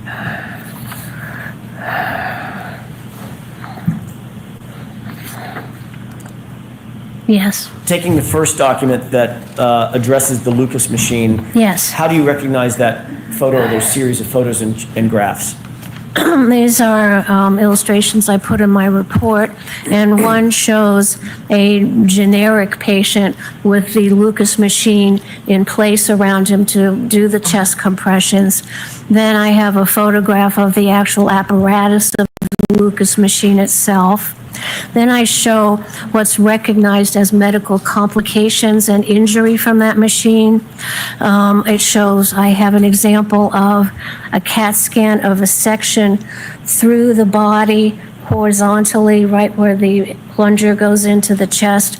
And it shows in another patient hemorrhage around the pancreas and around the top of the stomach.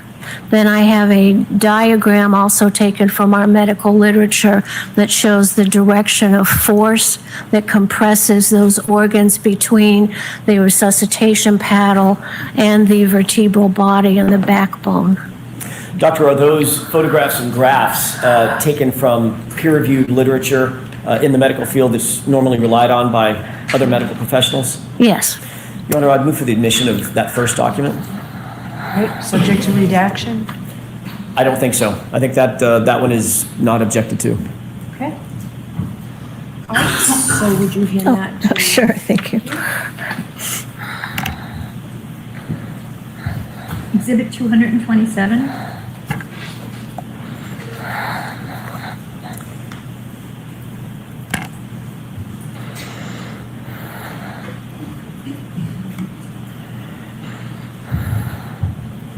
Permission to display, Your Honor? Yes. Doctor, I know that's a little bit small and far away. We'll enlarge it as you need. Okay. It's not an eye test. Can you tell me what we're looking at? Yeah, let's take the top half of the document.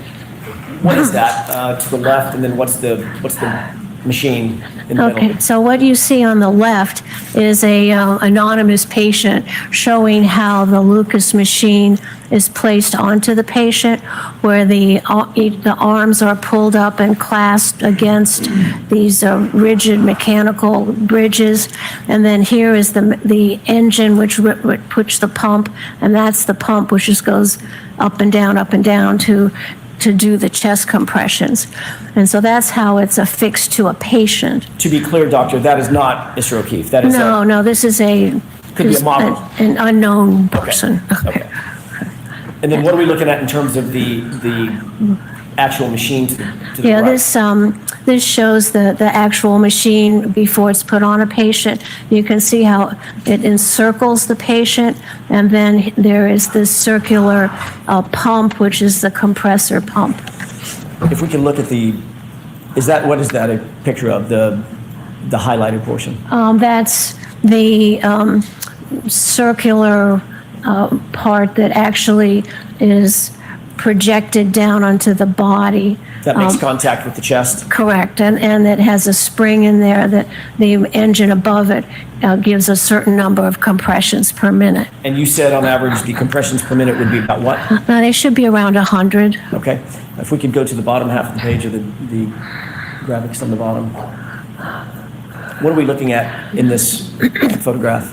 And we're looking at, on the left side, we're looking at a CAT scan, which scans a person who's had some injury from the Lucas compression machine, and it's a cross section. So the arrow here is pointing to the head of the pancreas and the area of the esophagus, and then the machine would compress down onto that. And the important part is that I don't know if that's working on there. The little thing that looks like at the very bottom, that's circular and then has a little, looks like a little steer head, that's the vertebral column, and that's bone. And so the pump is pushing in that area where the arrow is pushing those organs against the bony vertebral column.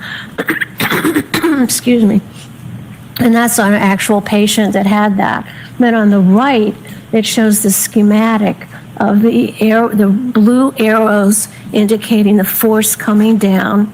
Then we see the organs, and the red arrows show how the pancreas can get hemorrhage, and also some of the esophagus that goes into the top part of the stomach. And we see that's, I can't really see where that, I think it stopped. May I approach you? Yes.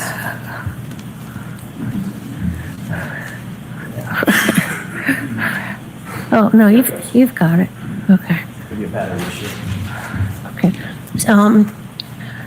And then we see at the bottom with those three little things projecting from it, that is the vertebral body, which is made up of bone. So you can see how the chest compressions, not only, hoping to save the life by keeping the heart blood functioning, can also cause some injuries and damage, not life-threatening usually, to the other organs there.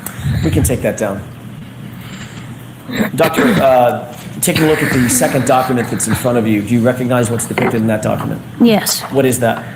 This is a picture of Mr. O'Keefe's chest while he's at the hospital, which shows a lot of the resuscitation equipment. Is that a true and accurate depiction of of Mr. O'Keefe at the hospital based on your review of the medical file? Yes. I'll move for the admission of that. Okay. Oh. Exhibit 228.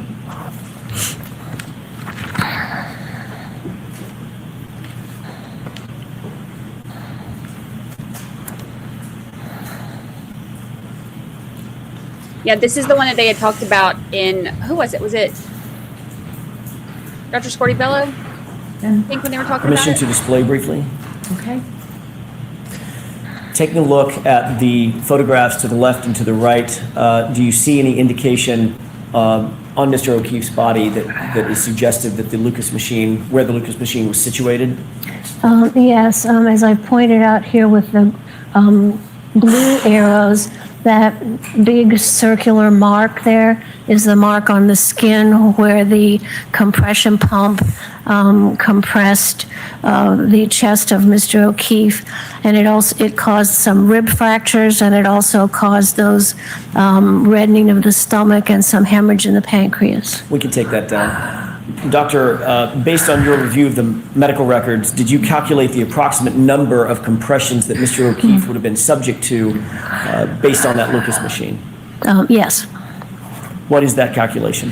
His body was found around 6 a.m, and he got to the hospital around 6:37, I think.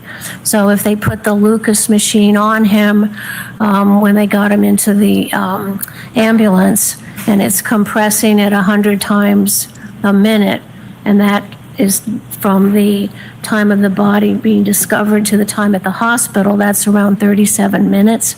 So if you multiply 37 minutes times 100 compressions a minute, that's around, over 30,000 compressions that would have been done to Mr. O'Keefe's body in the course of his resuscitation efforts. Doctor, do you have an opinion as to what caused the hemorrhaging that we saw on Mr. O'Keefe's stomach lining? Yes. What is that opinion? It was from the blunt compression of the Lucas machine. Is that opinion to a reasonable degree of scientific certainty? Yes.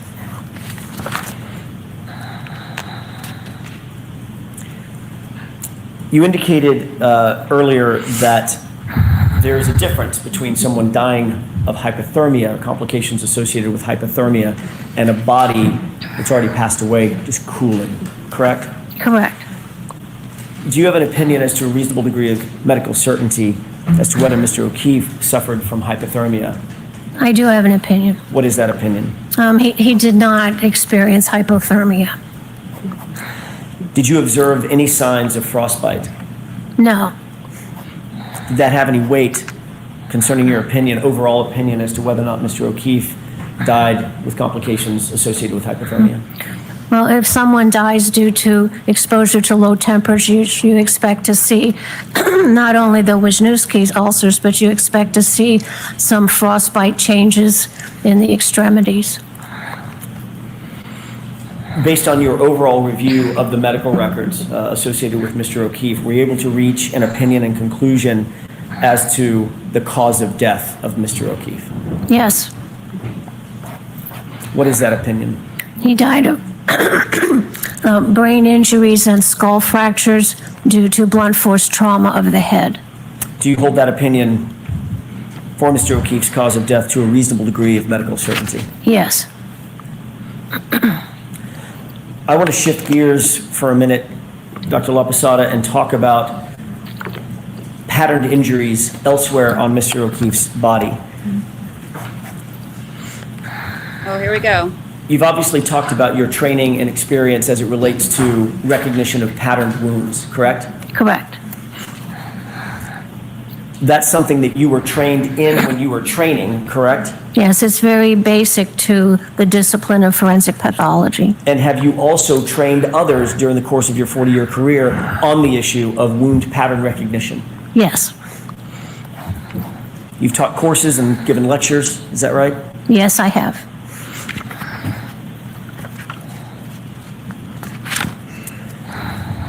I'd like to show you Exhibit 167 with the court's permission. Okay.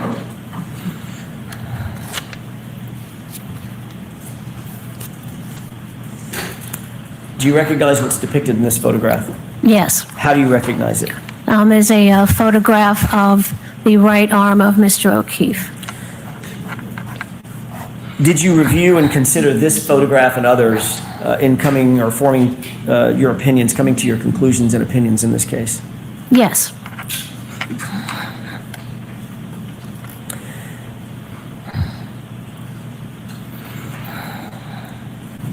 In order to come to your ultimate opinion and conclusion, or opinions and conclusions in this case, is it important to take all of the injuries that a decedent may have suffered into account rather than one or two piecemeal? Now, you have to look at the whole picture to understand what happened to the body. Why is that? What's the importance of that? It may be obvious, but explain that for the jurors, please. Well, when you're looking at changes and injuries to the body and trying to understand what happened to the body, there are different patterns of injuries on different parts of the body. And by trying to separate those and understand what patterns were caused by certain things, then you're able to put together a sequence of events that happened to the body prior to death. What role do photographs play in a forensic medical examiner reviewing the medical evidence and coming to opinions and conclusions? How important are photographs? Oh, those are huge. It's standard practice to always document at the postmortem examination important findings with photography. Were the photos in Mr. O'Keefe's case useful in coming to opinions and conclusions concerning his injuries altogether? Yes. What about the injuries to his right arm? Yes, those photographs are very important to understand those injuries. Do you believe that there is a patterned injury on Mr. O'Keefe's right arm? Yes, there is a pattern injury there.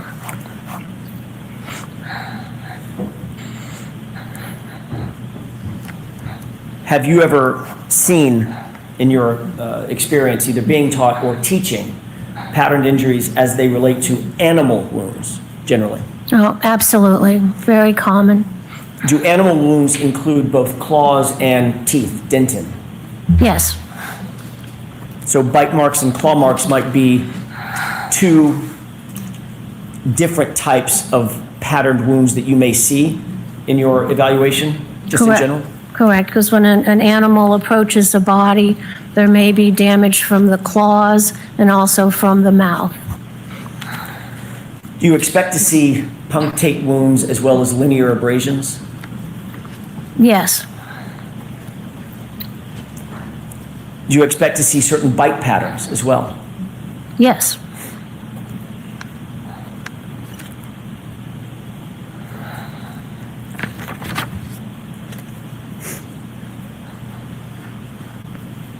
What types of injuries, let's talk about animals in general, what types of injuries do animals produce on the skin of human beings? Well, animals can produce, if you're talking about, mammals, can produce injuries from their claws, where you get parallel scrapes of the skin from the claws applied to the skin, or you can see a pattern from the jaw configuration of the animal.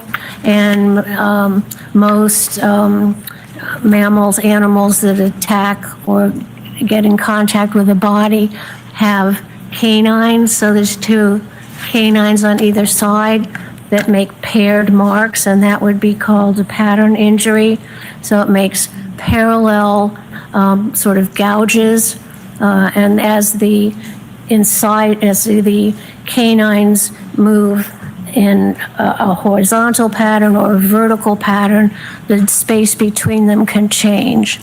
The other thing you see in an animal bite is you see not only the canines that come out, but depending on how the jaw is applied to the body, you can have little dot-like imprints in sort of a U-shaped pattern, which are from the incisors, the little incisors of the animal.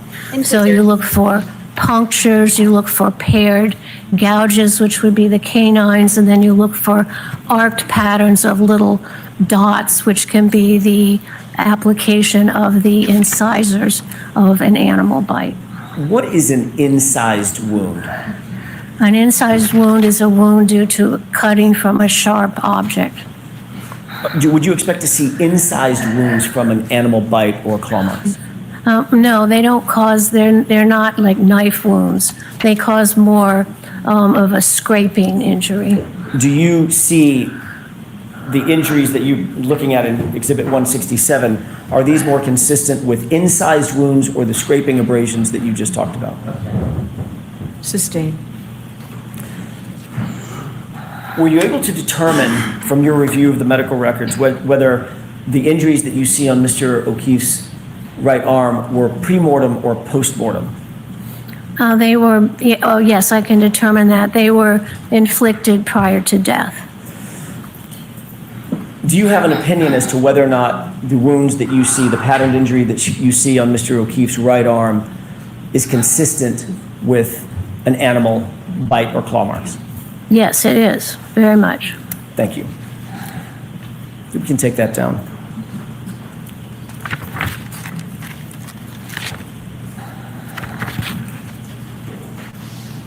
May I have just a moment, Your Honor? Actually, Your Honor, may we approach very briefly?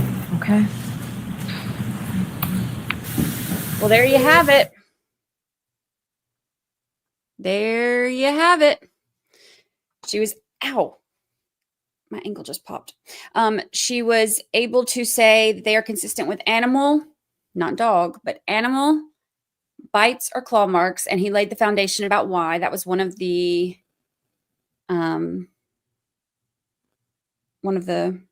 stipulations. You had to lay the foundation about how she would know that, pattern recognition and whatnot. So crazy, isn't it? The way that they have tried really hard to keep the defense from putting on a defense. It's wild.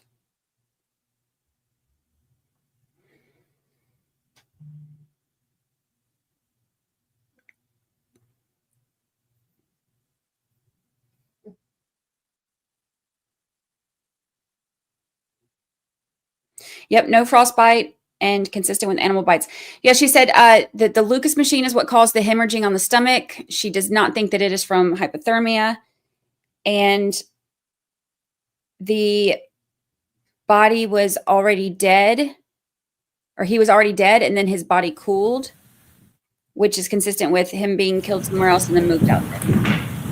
Hank better not bully her. Hank will. Well, Hank will. Big time.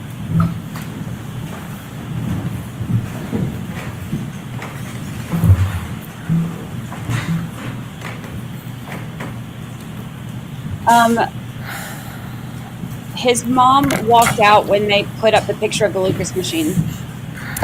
May I inquire? Yes. You indicated that, in your opinion, the wounds to Mr. O'Keefe's arms were pre-mortem, not post-mortem. His right arm, I should say, were pre-mortem, not post-mortem, correct? Correct. What's the basis for that opinion? Well, a forensic pathologist has to be able to differentiate changes that happen to the body while the person is alive versus things that happen after the person is dead. For instance, there is something called post-mortem predation, where if the body is out in the woods and dead, then wolves and such can come and make, quote, injuries to the body. But we're able to tell from our training and experience that those were made after death. The usual way we tell is that when it's made during life, the blood vessels that are damaged, the heart's pumping blood through, so you can see a reddish color and maybe some blood around it.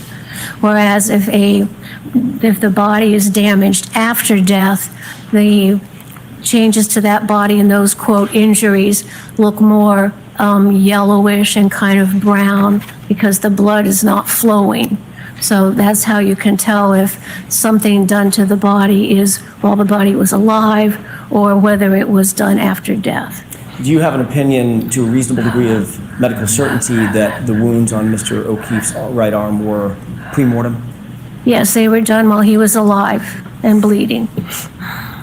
You talked about death investigations. As a matter of fact, you mentioned something about what a forensic pathologist's role is in a death investigation to potentially send investigators back out to answer certain questions, correct? Yes. Did you see any evidence in the medical records or the medical examiner's complete records that any effort was made to send investigators to the location to see if there were any animals at the location at or around the time of John O'Keefe's death? Sustained. Do you believe it's important? Well, let me ask it a different way. Would following up with investigators be an important part of any forensic pathology investigation? No, absolutely. You're working as a team to figure out what happened to the body. Thank you.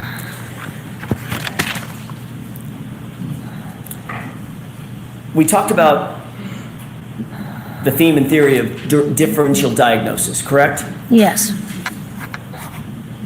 How does engaging in the process of differential diagnoses avoid bias in an investigation?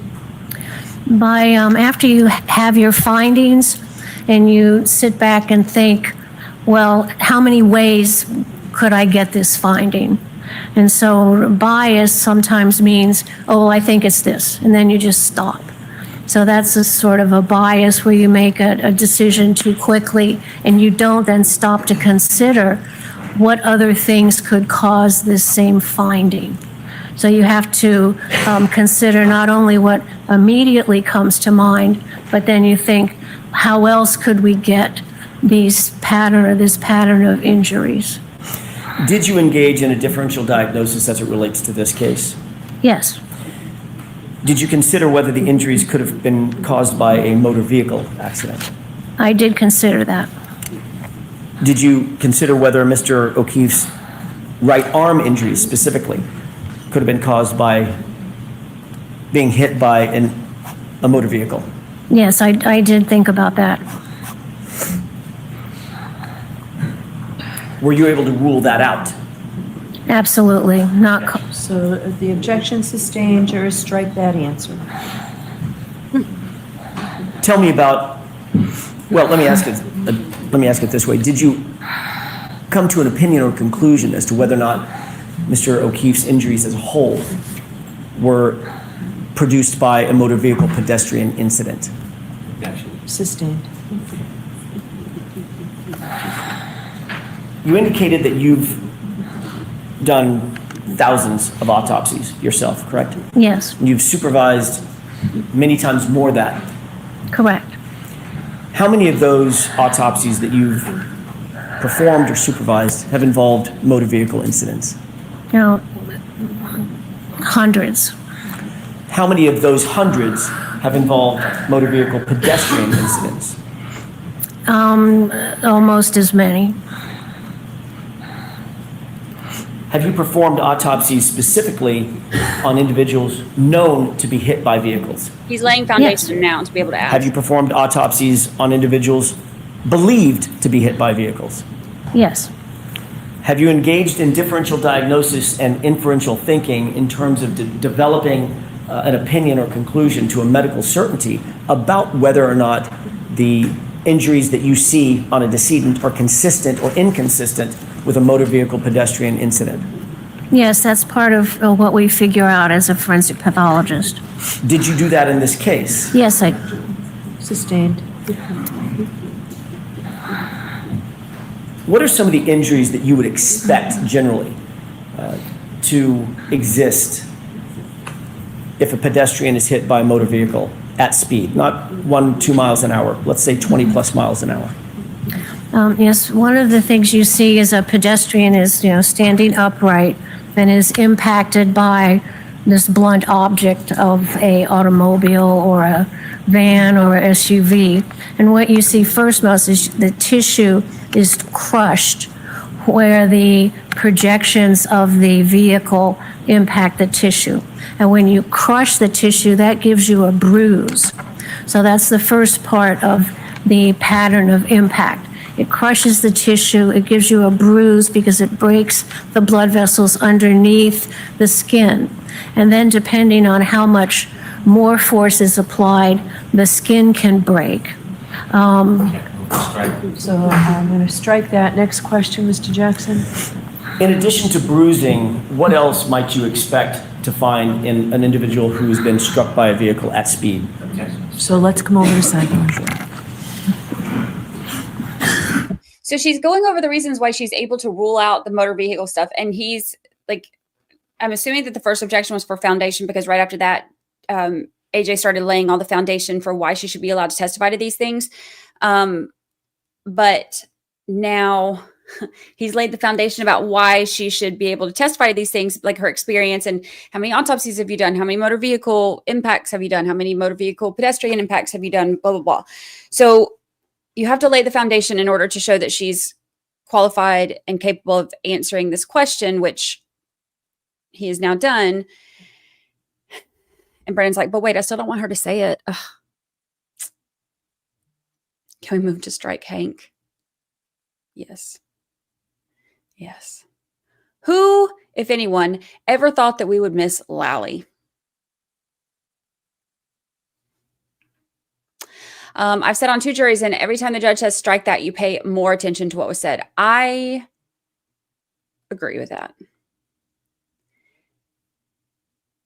Because even when you strike it, you're like, wait, what? Why are they striking that? And then I think about it even more.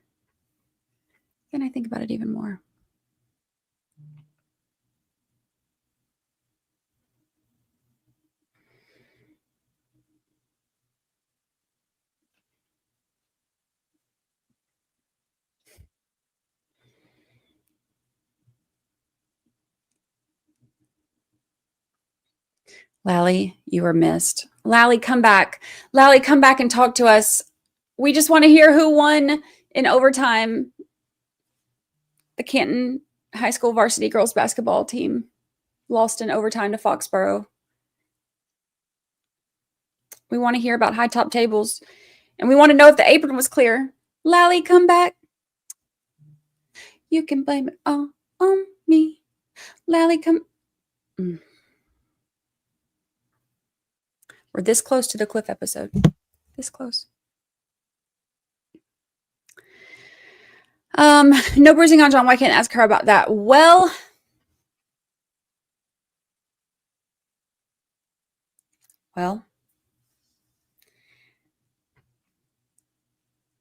he doesn't want the jury to hear all of the reasons why his theory doesn't make sense.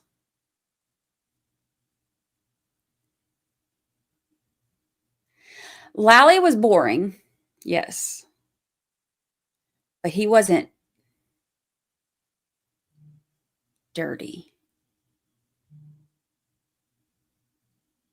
And that's the difference, isn't it?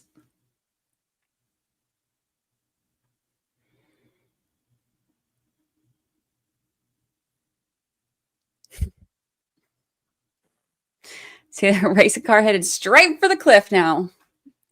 Try to set up the barriers. Any minute now. Any minute now.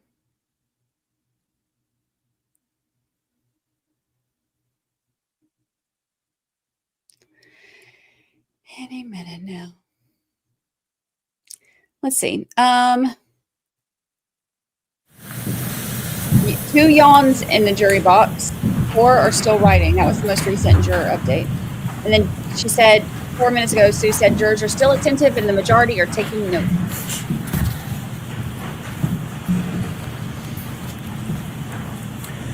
May I inquire? Yes. I forgot where I left off, so I'm just going to pick up Okay.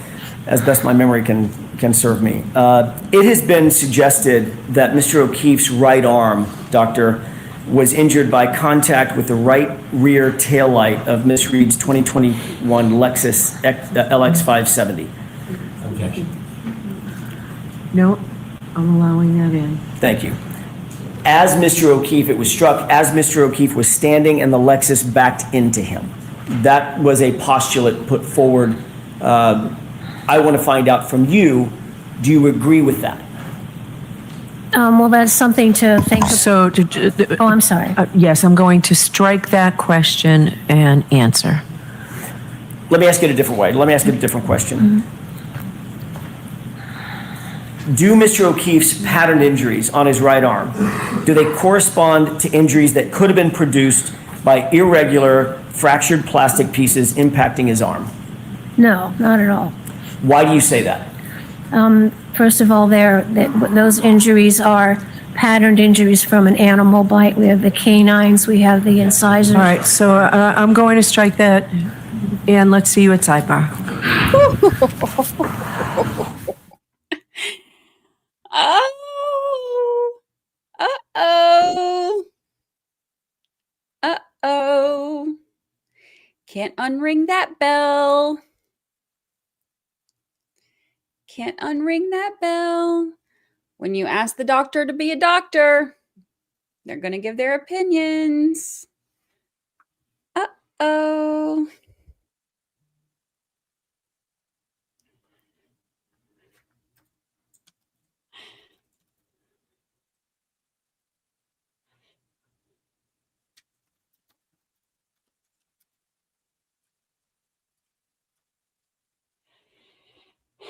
Starts explaining.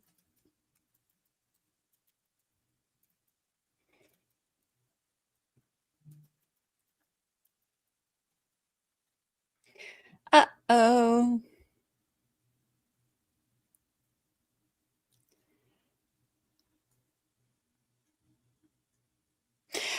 Sue O'Connell just said, so many jurors went from attentive to what appears to me as frustrated based on their faces and body language. I bet they're tired of these sidebars and stopping every question that's being answered.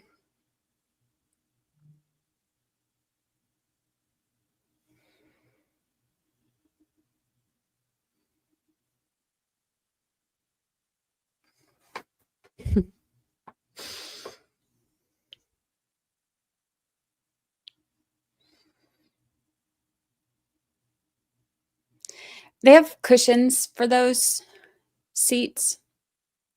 It's not a bad idea. Those seats get really uncomfortable. That's how the chairs were in Charlie Adelson's trial.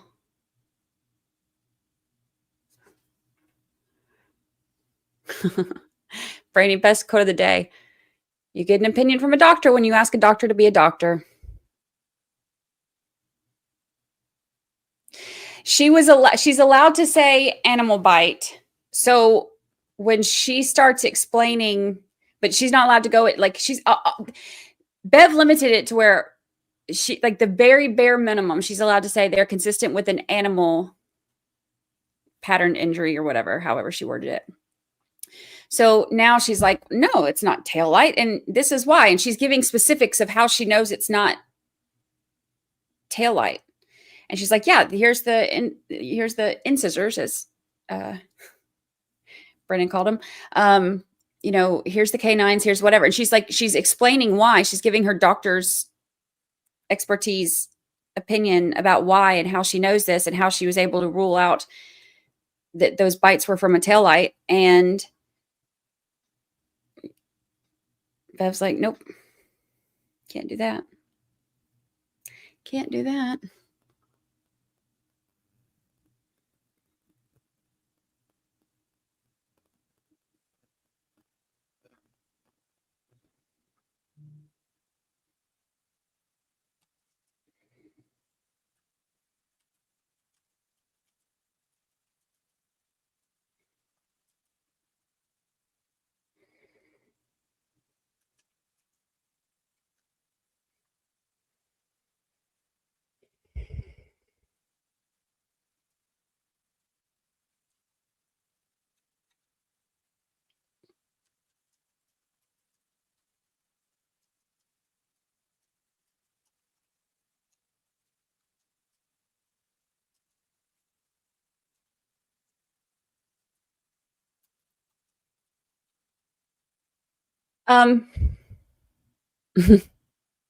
Blue grease can't. Where'd that go? Blue grease can't cover up that answer.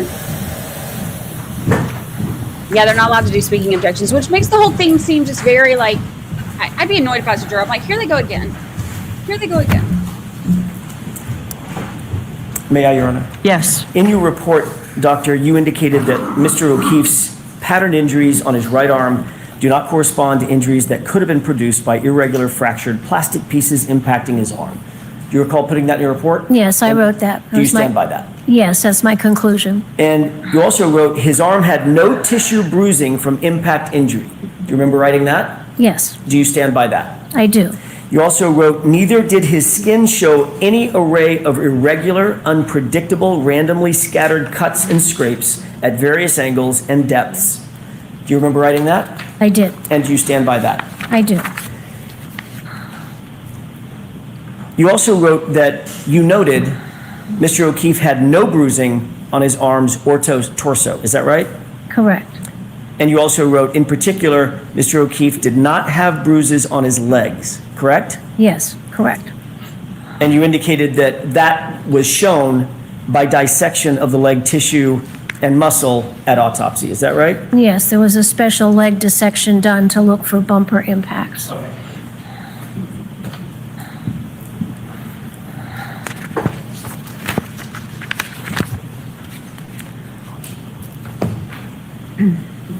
You reviewed the entirety of the medical records associated with the autopsy, Yes, including photographs?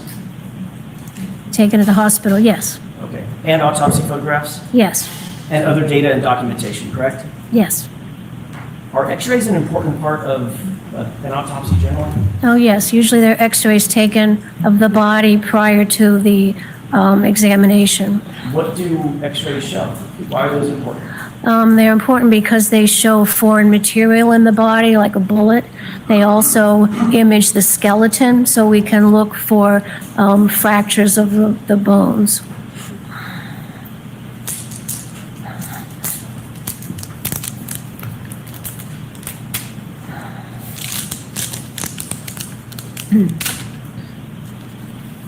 Why does it sound like a taser in there?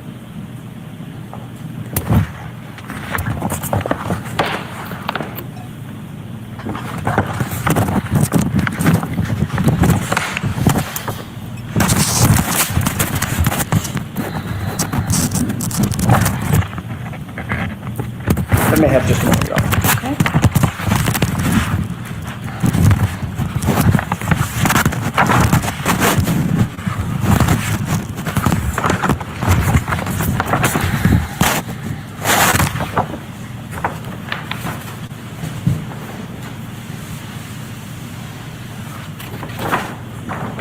May I approach? Okay. X-rays?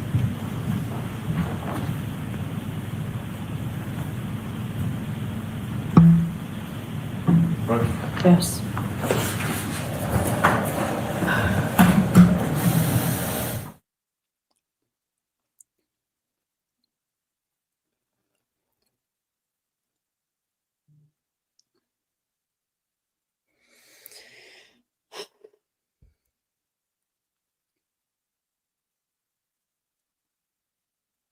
Radiographs? What are radiographs? He was talking about x-rays, so I said x-rays. I don't know what a radiograph is. Tell me what a radiograph is. Teach me, oh chat.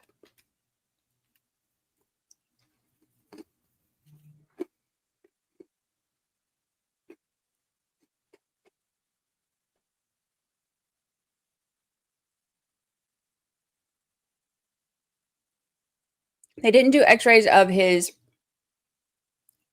hands or arms, I think is what it was. But they did do other x-rays. That's how they know that they got the oh, radiograph is the fancy schmancy word for x-rays. I like being fancy.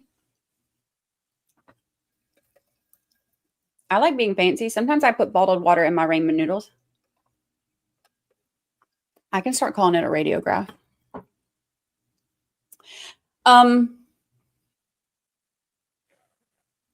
It has more syllables. Sounds bougier. I can be bougie.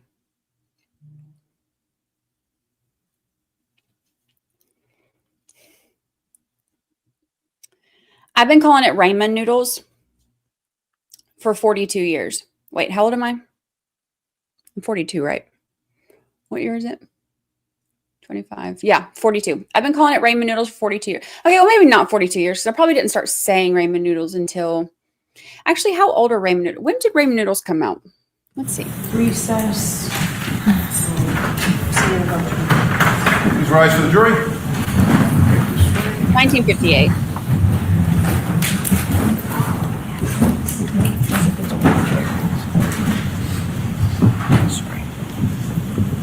Lunch and recess.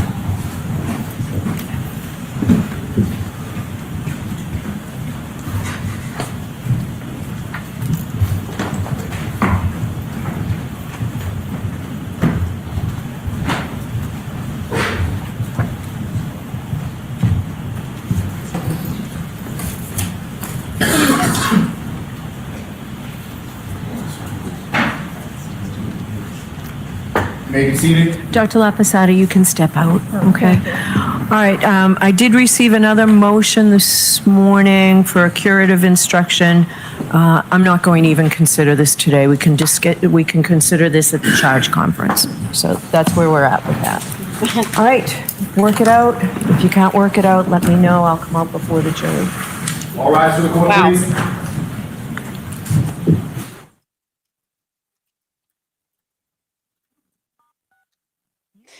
I won't even consider it today.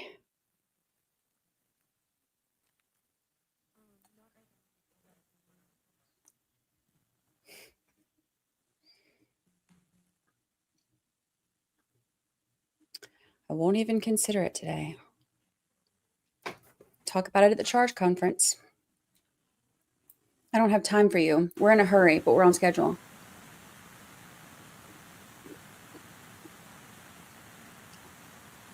$4,000 years ago. Okay, so before 83, we're good.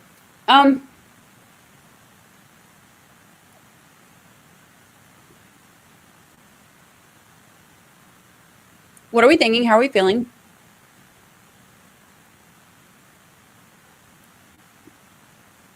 You can't change me on this. I'm an old dog. I may be able to start calling x-rays radiograms, but I can never start calling ramen noodles. Ramen noodles.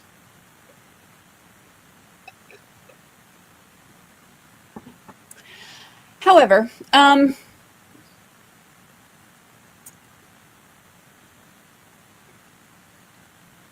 you can tell when I don't take my ADHD medication. So, recap on what we've had so far today. Radiograms. What did I say? Radiographs. Look, I got the radio part right.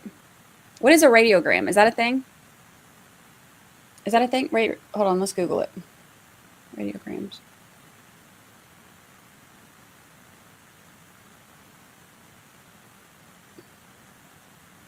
A radiogram is a thing. It's not the thing we were talking about, but it's a thing. This is a radiogram.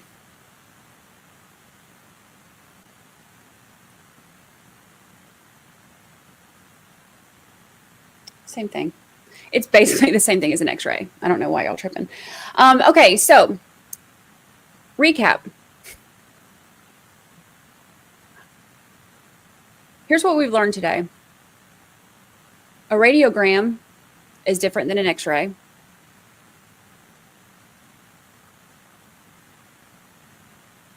People get really judgy if you call ramen noodles ramen.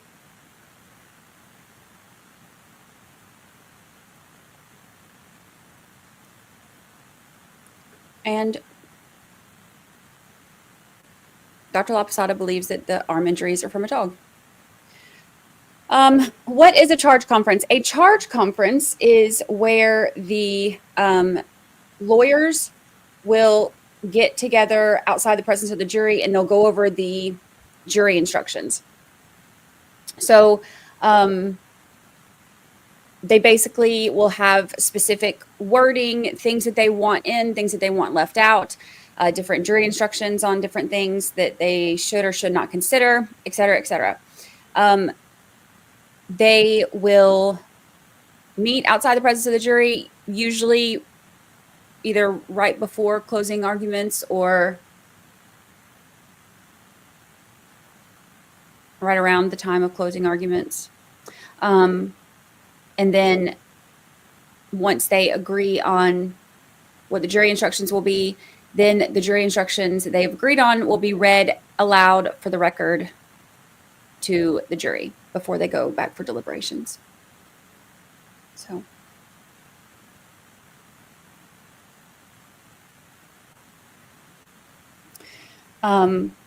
So Bev might tell them again about the holes in the back of the hoodie at that time. I don't know, but see, here's the thing. She doesn't want to do it until the charge conference. Okay, so you're going to potentially consider a curative instruction in the middle of 743 sentences, paragraphs, pages of jury instructions, knowing that it's going to get lost in the sauce at that point. So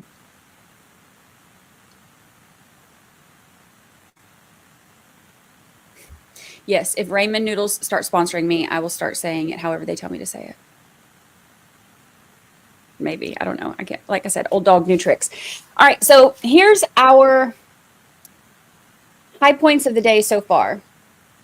My high point of the day so far is the arguments this morning, because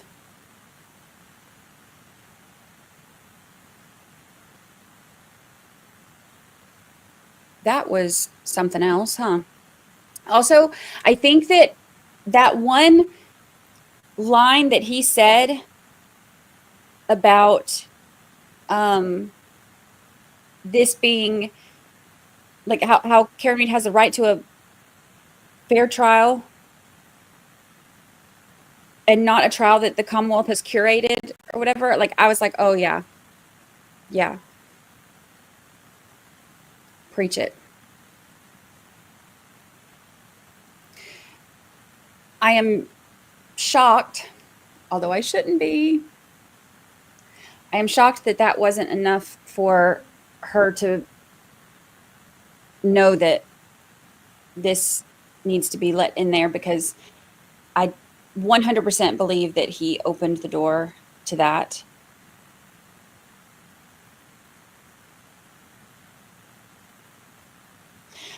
Law tubers explain what legalese terms mean, and I always say, that's exactly what Brandi said. It's so funny. I love that, because I don't, like, there are so many things in the law that I don't know and I can't explain. But the things that we see all the time in trials, those things I've picked up on. If you ask me about torts, no clue. Couldn't tell you anything. Don't even know what it is. I've just seen it in legalese writing. But when it comes to this stuff, I've been able to pick up on it a lot. And a lot of that comes from asking attorneys, like, what the heck does that mean? And then when I'm watching, I'll make, like, if I'm not streaming live and I'm watching a trial, I'll make my own objections. I think I'd have been a good lawyer. I do love it when I see, though, like, if I watch, especially, I watch certain things, I want to get, like, lawyers' opinions on it or reactions and stuff like that. And I'll watch some and I'm like, that's what I said. That's what I said.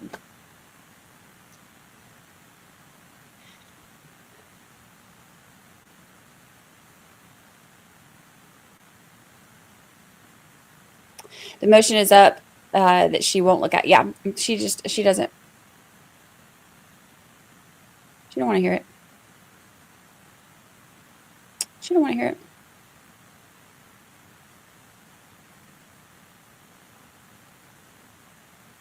I don't understand how they expect the jury to make an informed decision when they will not let them have any information. I think that's one of the hardest things about this for me, because it's like, they're trying so hard to prevent the jury from getting all of the information. And then Brennan gets up there and tries to turn it around and make it look like it's the defense who is trying to hide things from them. And I'm like, bro, you're the one that's, like, doing all this. I'm very impressed by you. I can do torts, not criminal. Let's open our own law firm. I have 0 days of law school.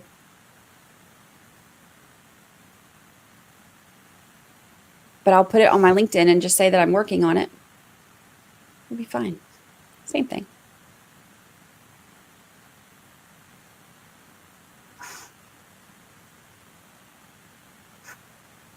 Do you think they will agree on jury instructions, or Bev will read what the defense wants? I think that there will be some things, like I haven't had a chance to, like, really look through them yet, but I saw that there was a instruction that Brennan, I think, wanted in there, something about consciousness of guilt. And I was like, that's going to be up for discussion. So I think that there will be some things that they are definitely going to go back and forth on a little bit. So we'll see how that goes. But oh, you know what I want to do? I want to go back. Okay, let's go back. Remember when Hank was like, I didn't say that. And they got mad at each other? Opinions about the dog bites? Autopsied 1 or 2 cases of dog bite wounds versus my experience with over 500 to 1,000 cases of dog bite wounds. I'm not sure that Russell promoted herself not only as an assistant, repetitive. Hold on, I want to hear what he said. Entitled to more, she's entitled to better. Let's hear what he said. I wanted to go back because he was like, I didn't say that. I want to hear what he said. The pattern of conduct that stands out is persistent, repetitive, contrary to court rulings and court orders, and deliberate. And that is, the defense uses their witnesses to vouch for their own credibility. They use their witnesses to introduce information they know is not admissible, and they use their witnesses to introduce otherwise inadmissible hearsay. Dr. Russell took the stand, and she was led into answers where she was vouching for her own credibility. Dr. Russell promoted herself not only as an expert, but through the defense's questions as virtually the only expert in America who has the expertise to give this type of opinion. It is the defendant's tactics that open these doors that they then want closed. The defense had Dr. Russell all but assure the jury that she uniquely was in the position to give any type of opinion regarding dog bites.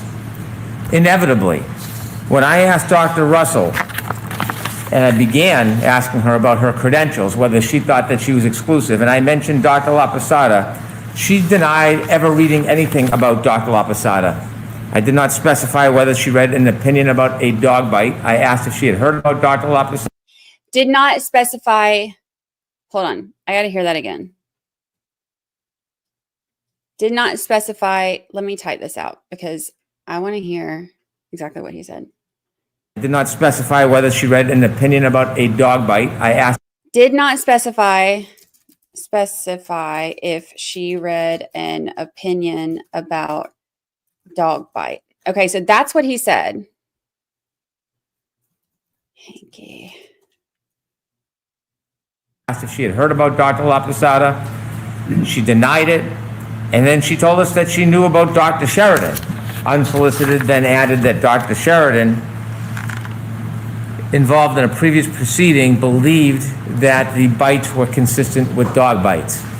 I don't know how she became aware of Dr. Sheridan's testimony, and since the defense doesn't speak to her about these things, she must have watched it on her own.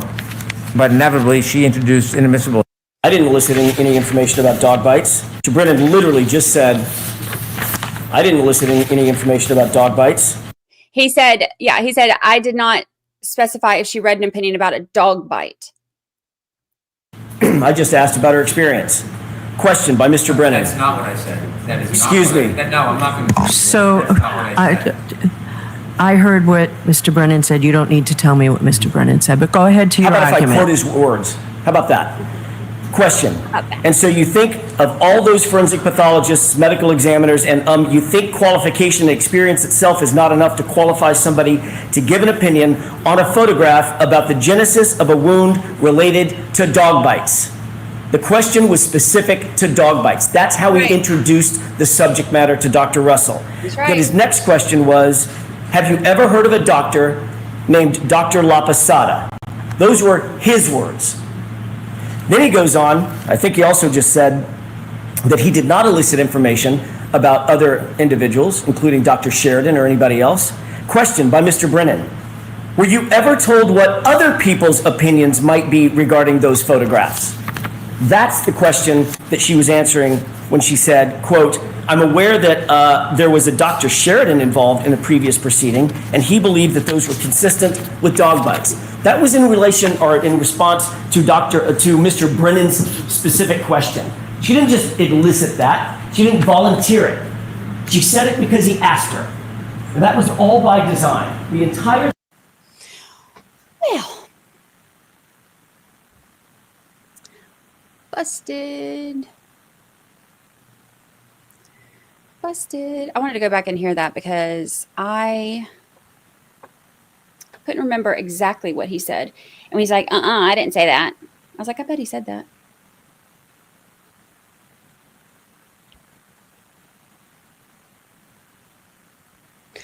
States you can become a lawyer in without going to law school. California, Vermont, Virginia, and Washington. All you have to do is take and pass the bar. Well, there you go. Brennan is guilty. Guilty.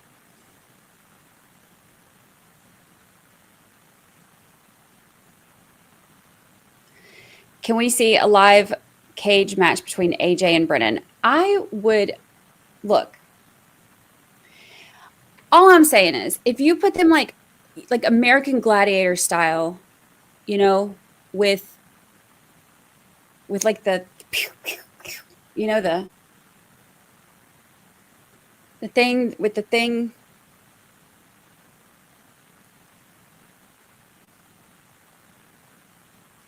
The gal next to podium is Hank's paralegal. Yes, and she takes home-baked goods to the Massachusetts State Police out there with little bows on them. It's adorbs. Adorable. So the Massachusetts State Troopers in the buffer zone.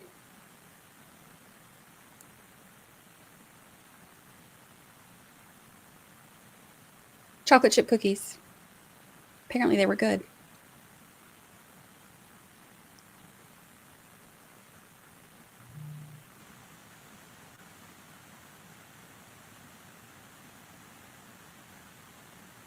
What time will they be back?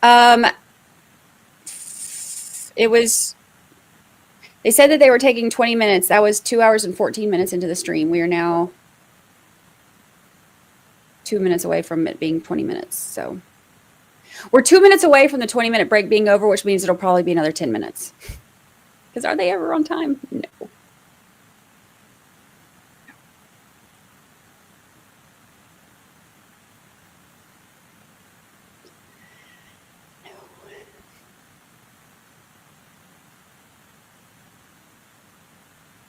Lisa says, please don't judge Massachusetts solely on this behavior of Bev and Hank. We are generally a good group of folks with sensible heads on our shoulders and welcoming hearts. Most of the people that I've met from Massachusetts are amazing and incredible. And going through all of this, the last couple years that I've been covering this case, I have met a ton of people from Massachusetts, and 97.4%, I made that statistic up, are amazing.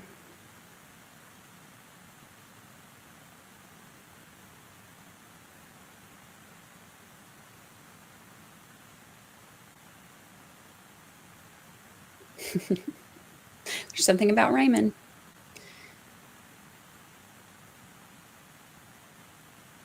I bet Alessi throws a mean punch. Yeah, he's ripped. You seen Alessi? Like, Alessi is like ripped. Their clock drift is worse than mine. I hear you on that. I definitely hear you on that.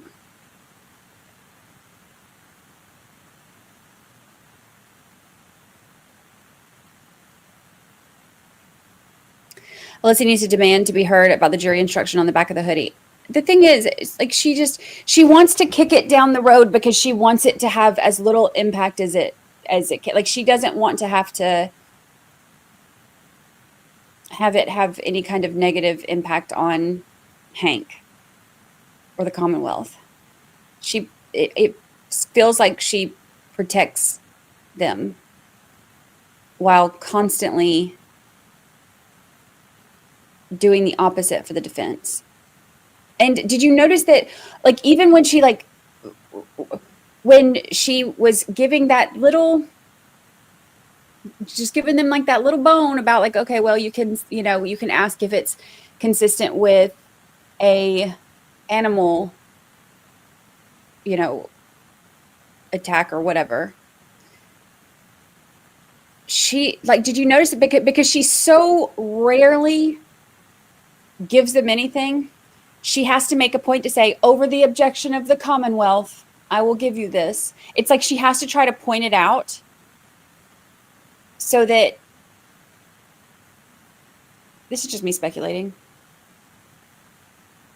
To me, it seems like she's pointing that out so that she can be like, see, it's not always incredibly one-sided. Look at what I'm doing for you. It's like starving your kids and then giving them a Cheerio and being like, look how much I do for you. It's wild.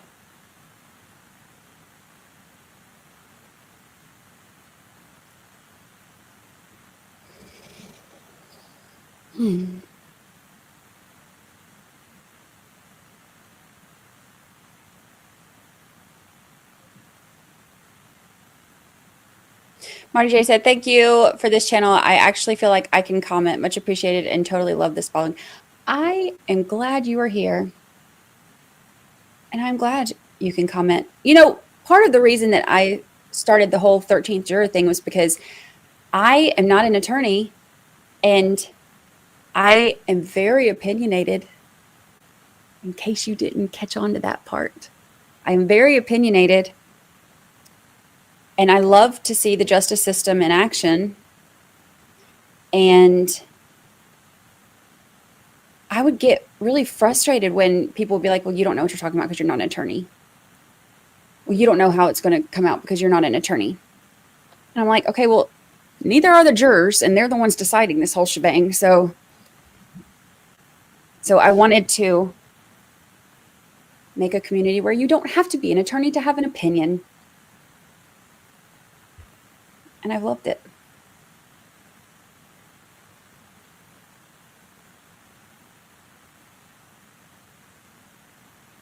Oh yeah, the garage. Why doesn't Bev want that exposed? Yeah, they're not allowed to talk about any of that.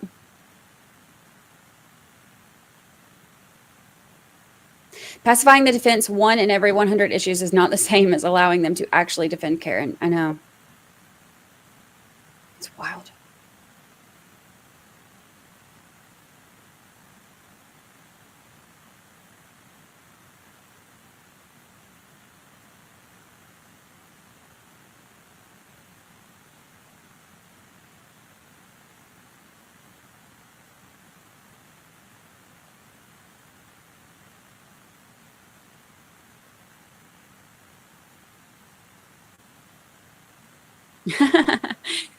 Shannon says, Raymond, Florida girl here since 1984. Brandi, if you ever want to be old dogs together, learn new tricks and become lawyers, I'd totally go to FSU, good law school, and become a lawyer with you. Study buddy. That would be fun.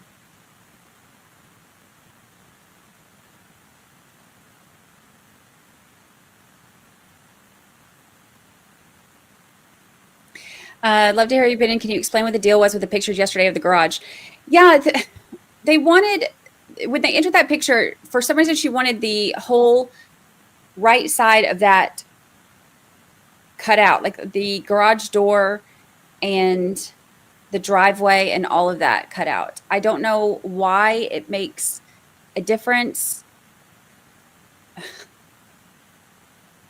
I don't.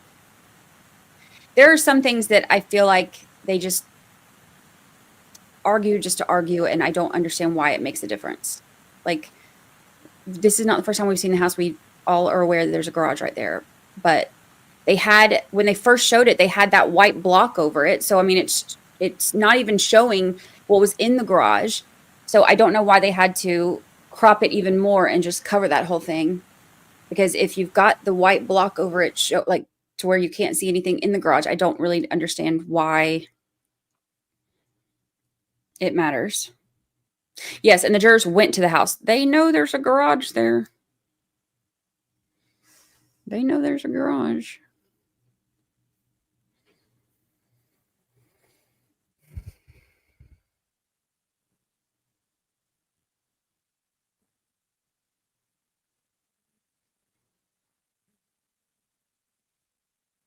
I want to know more about Rocky Albert.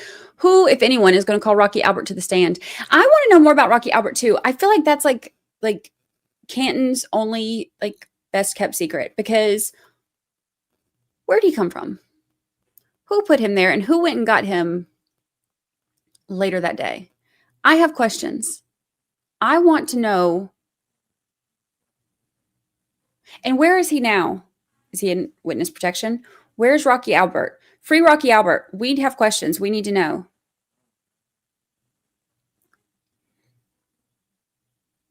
Hank's paralegal. Wouldn't surprise me. She's just slanging chocolate chip cookies and boulders all over Canton. Oh, okay, let me just.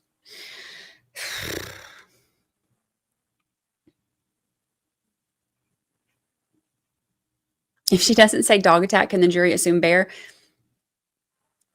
Possibly.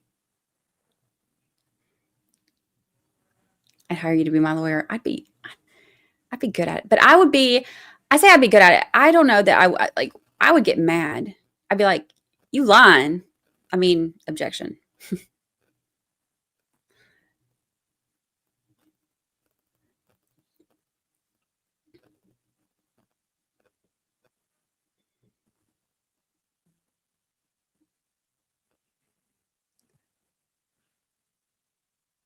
Can you confirm the guy who always sits by the podium is an appellate attorney for the Commonwealth? Yeah, Schillinger or whatever, however you say his name. He's the one who argued for the Commonwealth when her appeal was heard. It was Marty Weinberg, I believe, that argued for the defense, and then for Karen Reed, and then Schillinger is the one who argued for the Commonwealth. So yes, he is the appellate attorney for the Commonwealth.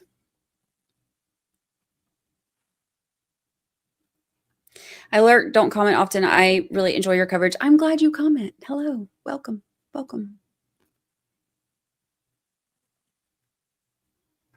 Silly Brady, we can't say he was in the house. It's Brian Albert.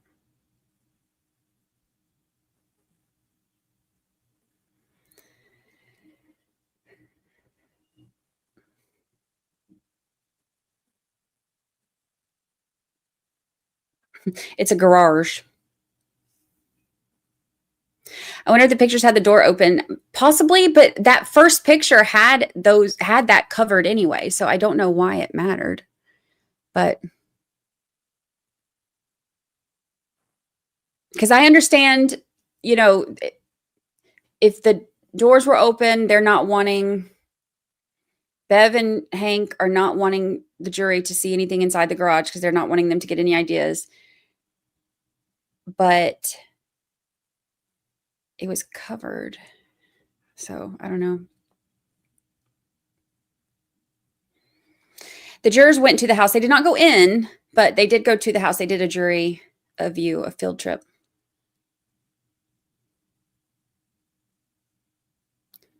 Nice little field trip. And that's where Rocky Albert came. Rocky Albert is the rock that was on the front lawn of the Albert's house. And it was even hand painted, and it said Albert's or Albert. And it's never been there before. And the Alberts don't even live there anymore. So it was definitely something nefarious, as Cranky Hanky would say. But we don't know where it came from or who put it there. And then he was just gone the next day. So Rocky Albert, if you're out there, hit me up. I have questions. It'll come out eventually. It has to come out eventually.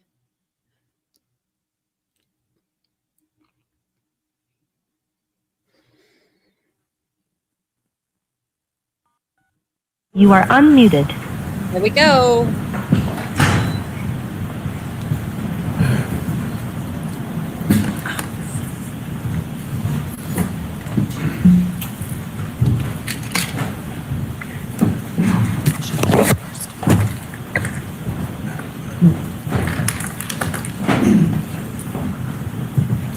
Counsel, why don't I see you while the jury's coming in?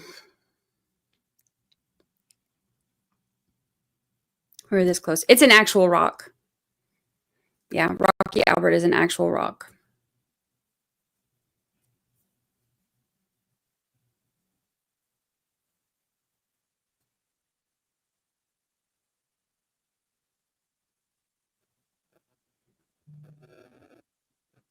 Did they ever test the garage for blood? No, because they had no interest in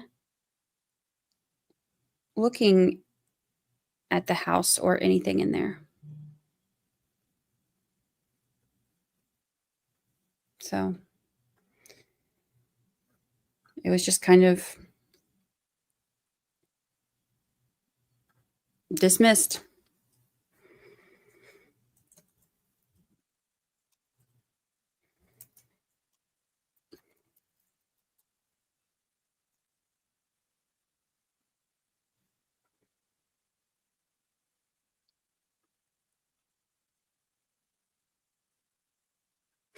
Part of me is glad we don't hear any arguments, because I would be even more.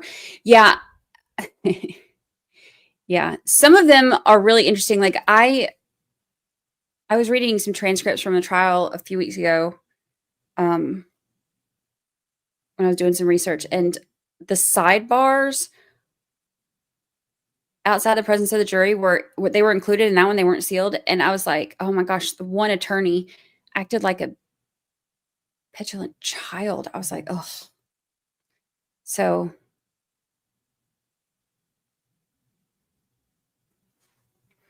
it's wild.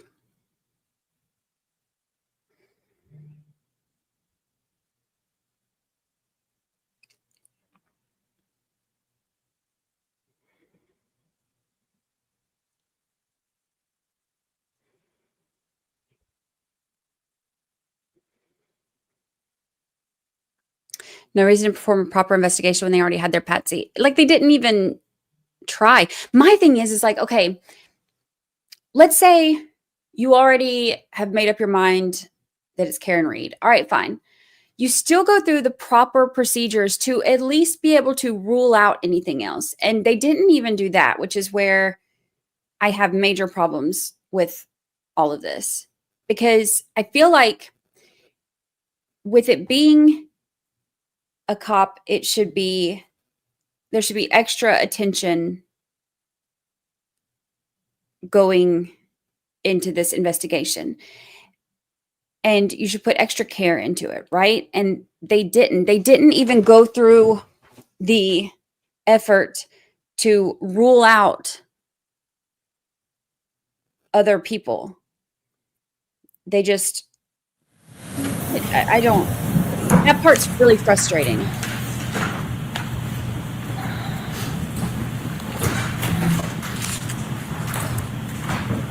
Your Honor, may I approach? Yes.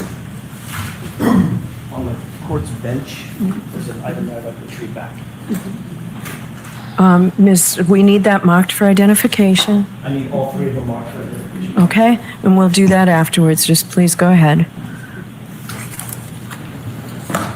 Do you see any x-rays? I did. What were the x-rays of?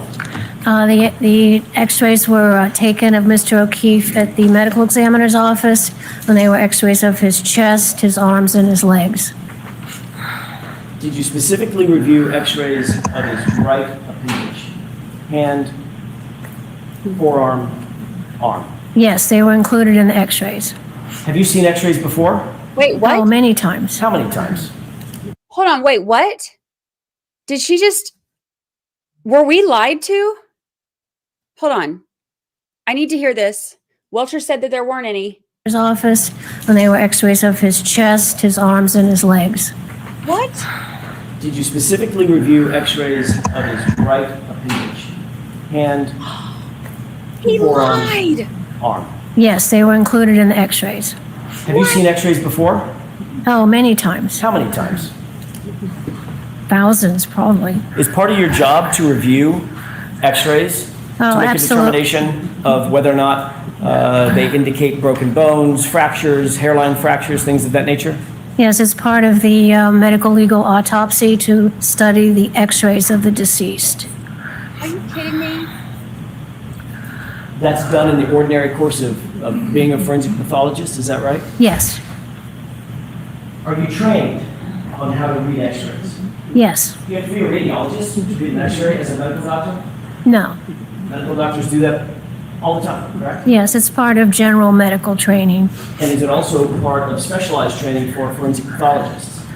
It falls under the rubric of general radiology that a doctor knows. There are some specialized areas in forensic where you have to understand like decompositional changes that you can see on an x-ray that aren't something that you would see in a clinical setting.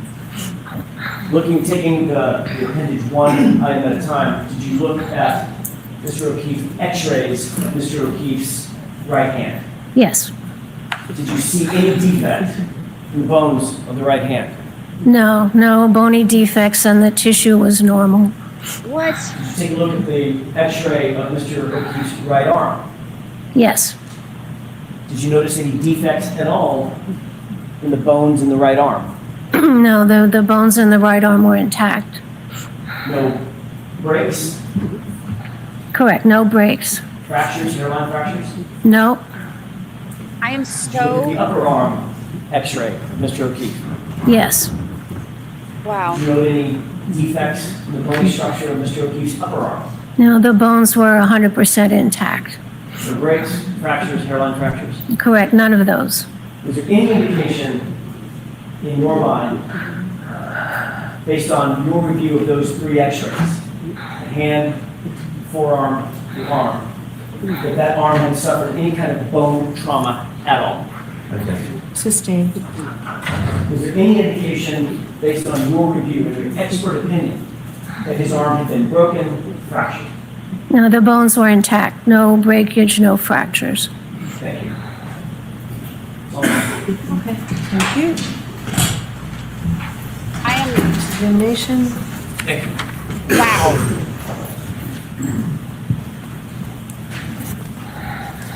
Wow. Good afternoon, Dr. Laposata. 6 minutes till the afternoon. Good afternoon. That's okay. Ha, get him. You wrote a report in this case, doctor? Yes, I did. Do you think that based on your analysis, was Mr. O'Keefe thrust backwards? Is that what you determined looking at his head injury? That he was, I didn't understand, you had your hand in front of your Sure, mouth. I'm sorry. Yeah, You talked about a head injury that Mr. O'Keefe had, that he Yes. suffered from, yes, that caused his death. yes. Was that caused by being thrust backwards? Yeah, the motion was upwards, down. Okay. And the way you just showed it could be a fall. Correct. Did you have an opinion looking at his wound that he was thrust backwards? What do you mean thrust? Well- His body went backwards. There may have been some applied force to it. I don't know about thrust. I'm asking if you have an opinion. Your words. Do you have an opinion about thrust? What do you mean thrust? Did the forensic pathology diagnosis mean Mr. O'Keefe's body was thrust backward? If you want to say thrust as indicating movement, that it went backwards, then you could say it was thrust. Okay, may I approach? Yes.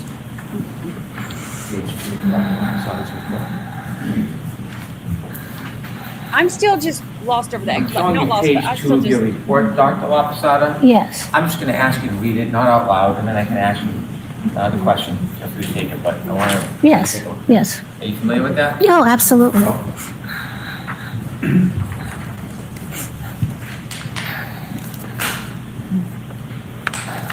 So, Dr. Laposata, what did you mean when you described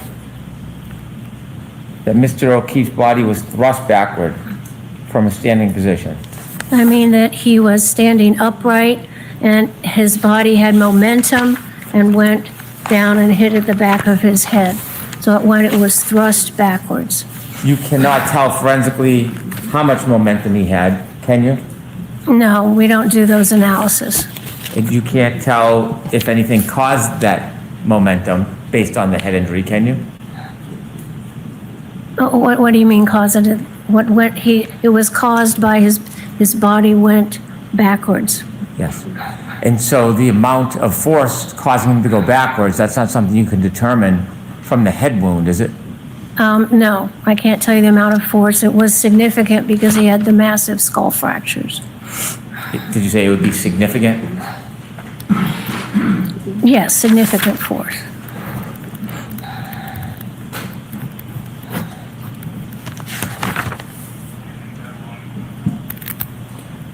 In modern medicine, there are a number of different machines that can help us see the brain, like a CAT scan, perhaps? Sure. MRIs?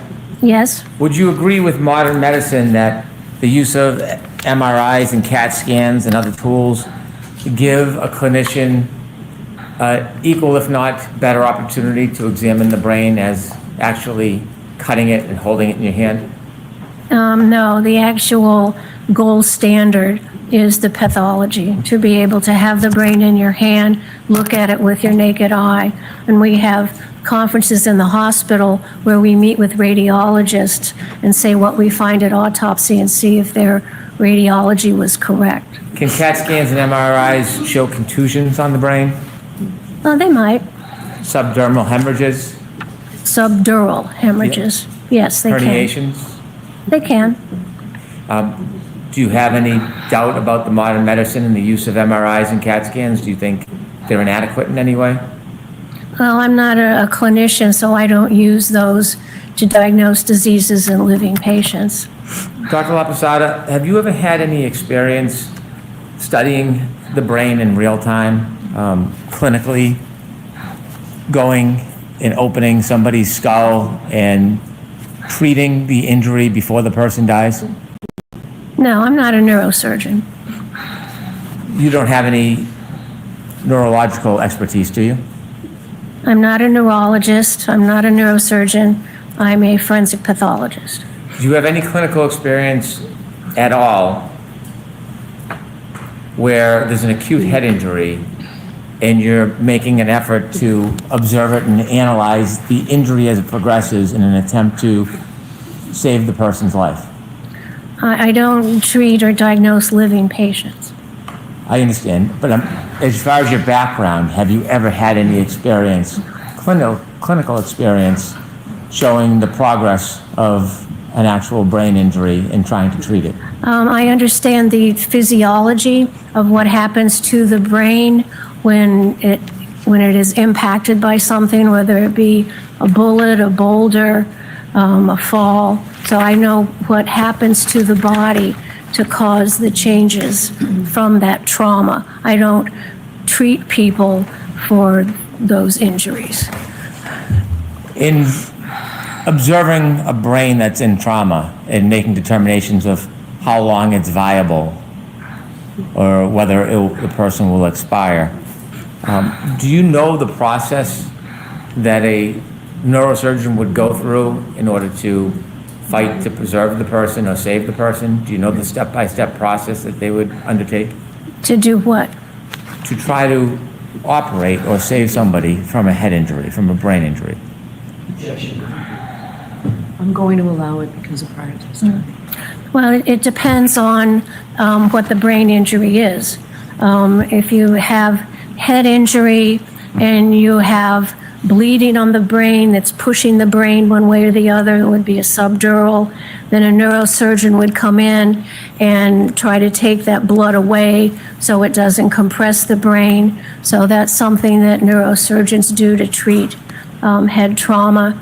They can also put in drains into the ventricle of the brain, and that can relieve pressure in the brain because that brain swelling is a bad thing. So those are some of the things neurosurgeons do to treat brain injuries. And can they remove part of the skull to relieve pressure?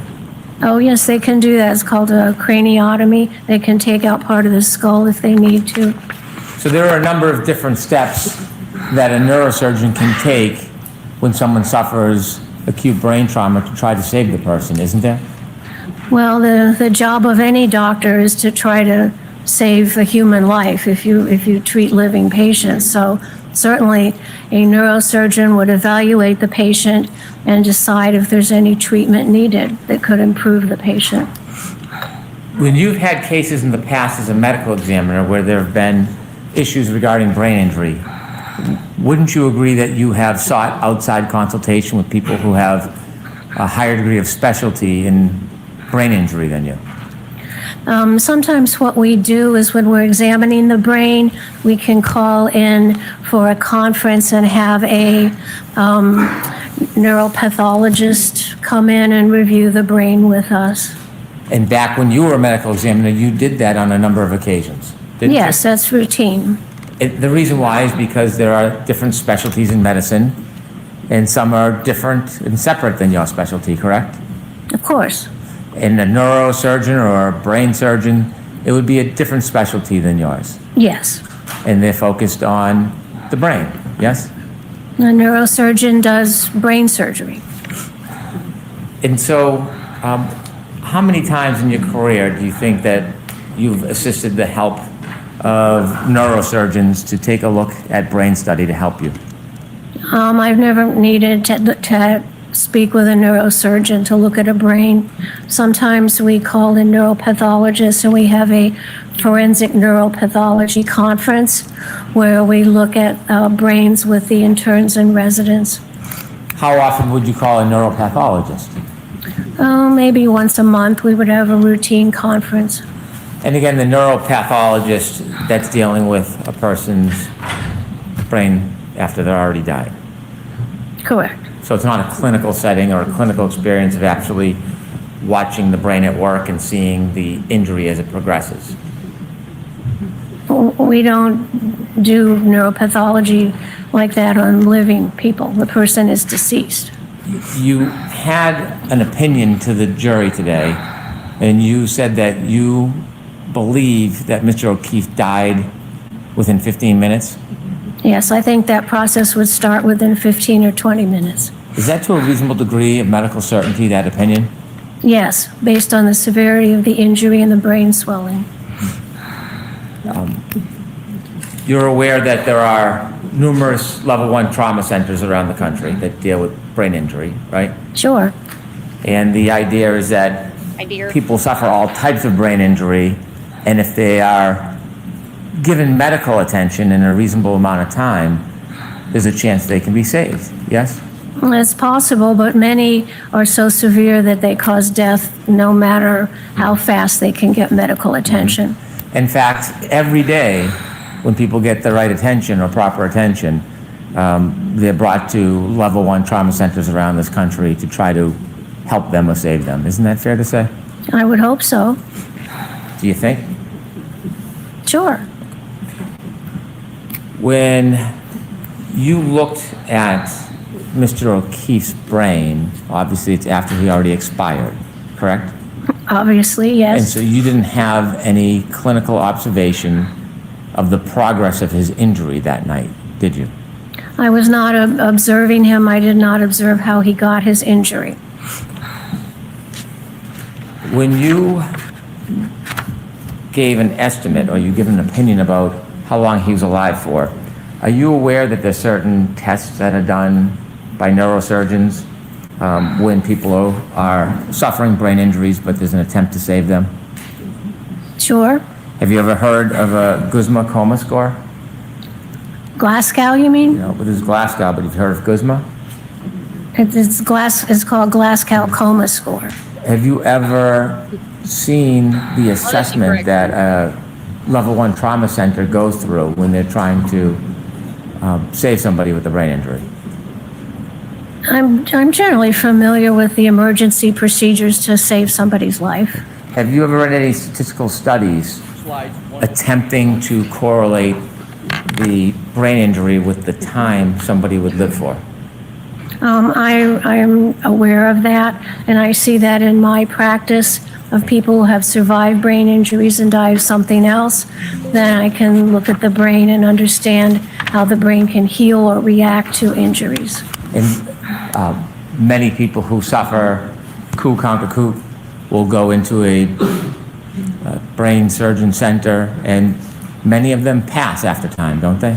Now, and every case is different. Right. Some might live for an hour, hours, weeks, months, or survive the injury. Isn't that fair to say? It depends on the case. In this case, you don't have any objective criteria to identify the amount of time Mr. O'Keefe would have lived if he had the appropriate help. Isn't that fair to say? I don't think it would have been effective because there were massive skull fractures to the base of the skull, and there are cases where the amount of force and energy applied to the head, causing skull fractures, breaking the neurons, causing the brain swelling, despite rapid medical treatment, those people cannot be saved. They can't effectively stop the brain swelling. Many people can't be saved. Did you know that about 1/3 of them do get saved? I don't know what you're talking about. 1/3 of everybody has different sorts of injuries. 1/3 of what? With a clivus fracture, coup contre coup. Are you aware that 1/3 of those patients survive if they get the proper treatment? It depends on the amount of force. Okay. Are you aware that a study would show, have you ever read a study by Isaac Wolf on clivus fractures? No. Have you read any studies on clivus fractures? Clivus fractures? Yes, I understand what clivus fractures are. It's a part of the base of the skull. Okay. And And it have depends. you- Oops. Okay, go ahead. Please. Did you want to No, say? you go ahead. Oh, I'm sorry. Have you read any studies that tell you with the proper treatment, despite these potentially catastrophic injuries, that 1/3 of patients can survive? No, but that's not the case we have here. And so in this case, I asked if you had any objective criteria. You don't have any objective criteria about the progress of Mr. O'Keefe's wound that can be a basis for you to conclude that he would have died in 15 minutes. Isn't that fair to say? No, I understand what happens to the brain when it gets that sort of injury. I understand the time course and the physiology. I've seen hundreds of individuals who've had brain injuries. Some survive for a longer period, some die earlier, and it depends on the amount of force and the amount of brain swelling. And in Mr. O'Keefe's case, we had the massive skull fractures of the base of the brain and immediate swelling and subarachnoid and subdural. So he had a large force applied to his head, which caused the brain swelling and the and the progression of the brain stem down through the foramen magnum that stopped the brain. It was a very forceful impact. You examined his brain after you looked at photographs. You can't tell us objectively when his brain swell started. It started immediately after impact. And you can tell us what the progress of that brain swell was by looking at his post-mortem photos. By looking at the post-mortem photos and the post-mortem examination, I can tell the degree of force from the extensive skull fractures that were present. What was the degree of force? It was medium to large. Well, that's a wide range. What do you mean? Quantify medium So I'll to strike large, the comment, please. ask the question, Mr. Brennan. What does medium to large mean? Enough to cause a lot of fractures to the skull. He didn't just sit down and lie down. If he sat down and lied down, he probably wouldn't have fractured his skull, correct? That's obvious, yes. Right. And so when you're telling us you can identify that he immediately died or died within 15 minutes, I'm asking you for objective criteria. For you to give that opinion, I'm asking you what objective information you have. And so you said that there was a large amount of force, correct? Sure, but because there were massive skull fractures and there's a lot of energy transmitted to the brain, starts swelling immediately. How do you know this wasn't medium force and not large force? Because of the extensive number of skull fractures. So are you saying it was medium or large force? Medium to large. Okay. How much force is that? Can you quantify it? No.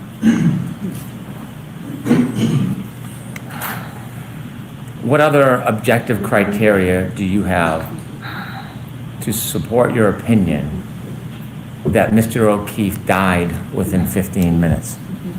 My training and experience of seeing thousands of deceased people from head injuries and knowing some of their clinical course when they get immediate medical treatment, they don't survive.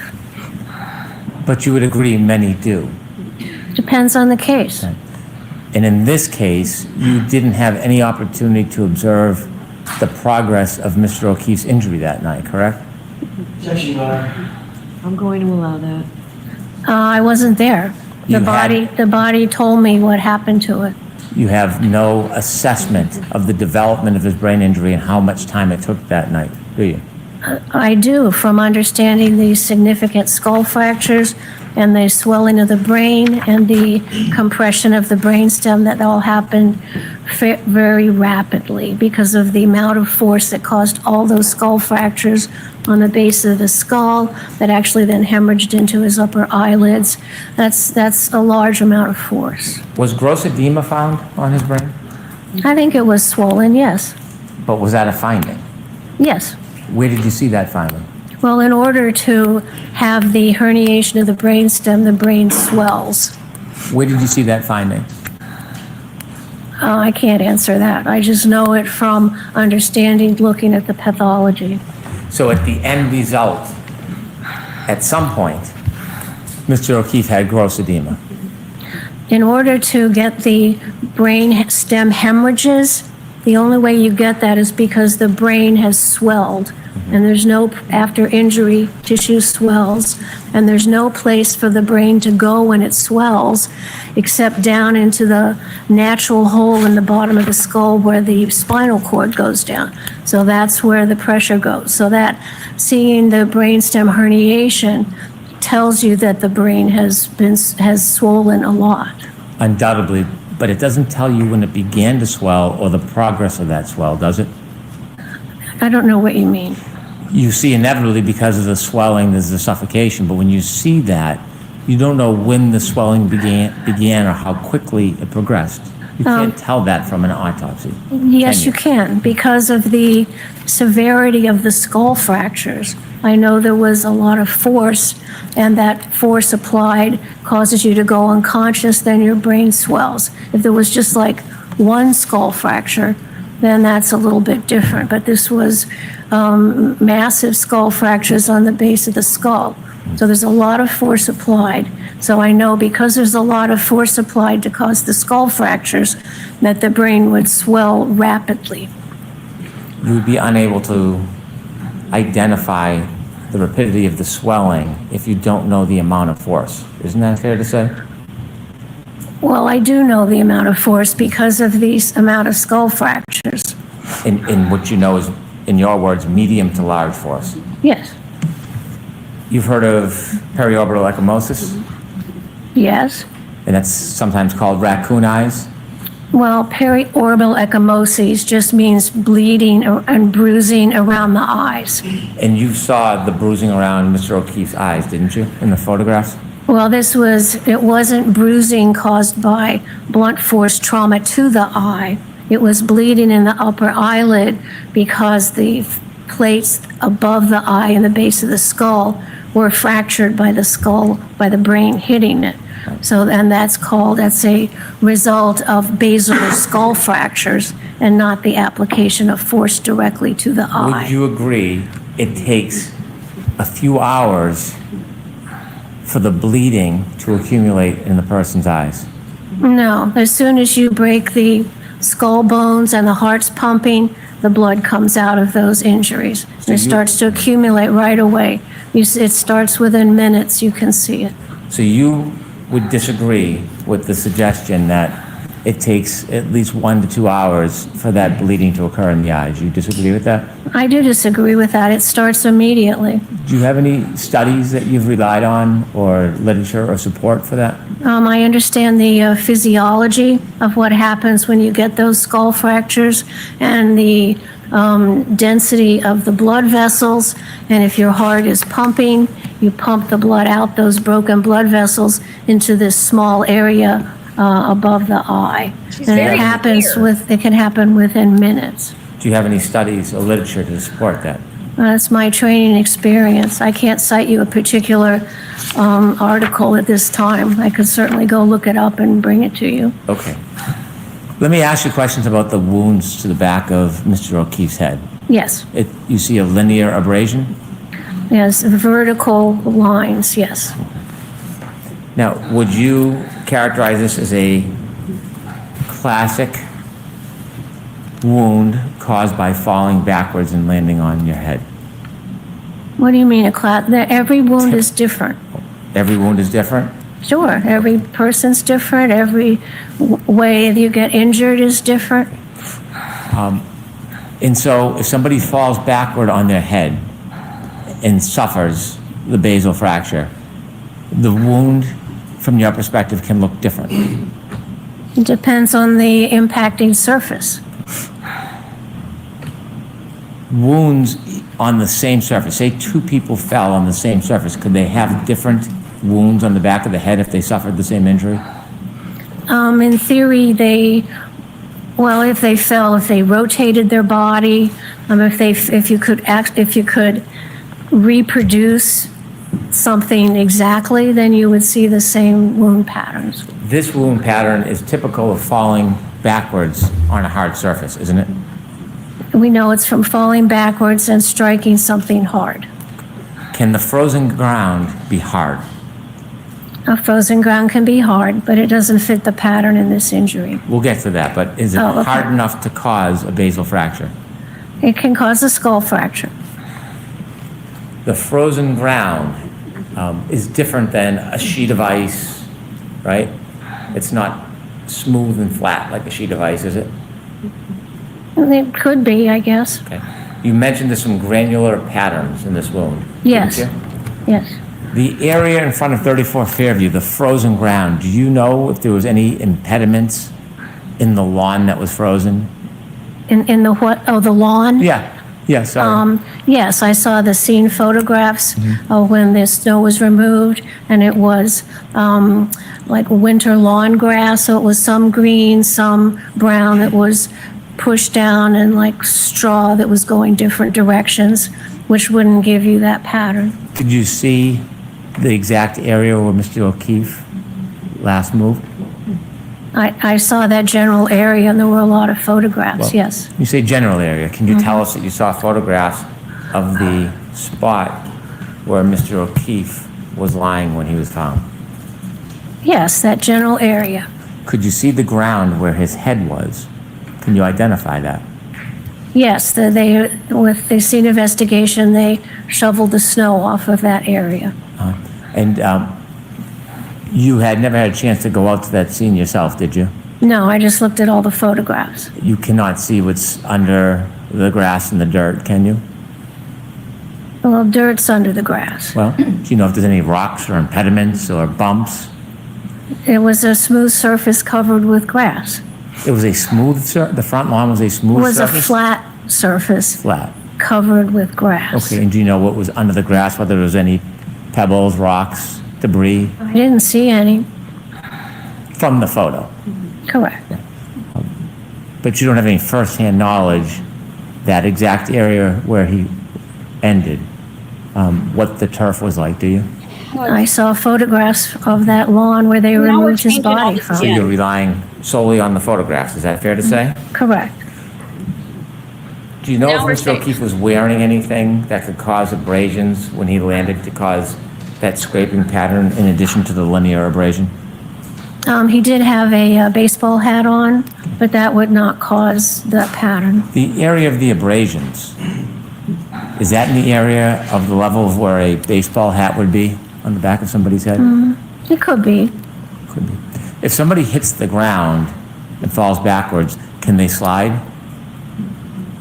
If they're on an incline, What if they're thrust? well, if you fall backwards and you fall backwards on an incline, your body might move.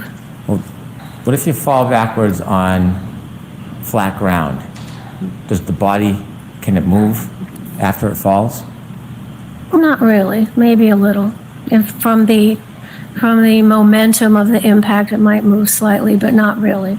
So when a person falls backwards and lands, you don't think the head has any room for movement? Not significant. Well, not significantly, maybe just a quarter inch, half inch. No, it's possible. Okay. And did you see the scrapes around the wound of Mr. O'Keefe's head?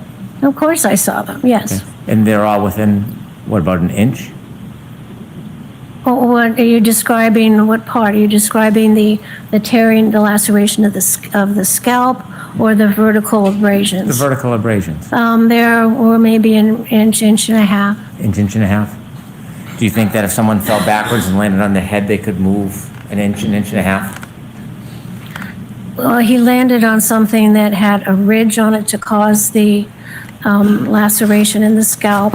And then with a little bit of movement, those vertical scratches were caused by some kind of like pebbly-like surface. You mentioned that the orbital bones were broken and you had opined that it was caused by the brain.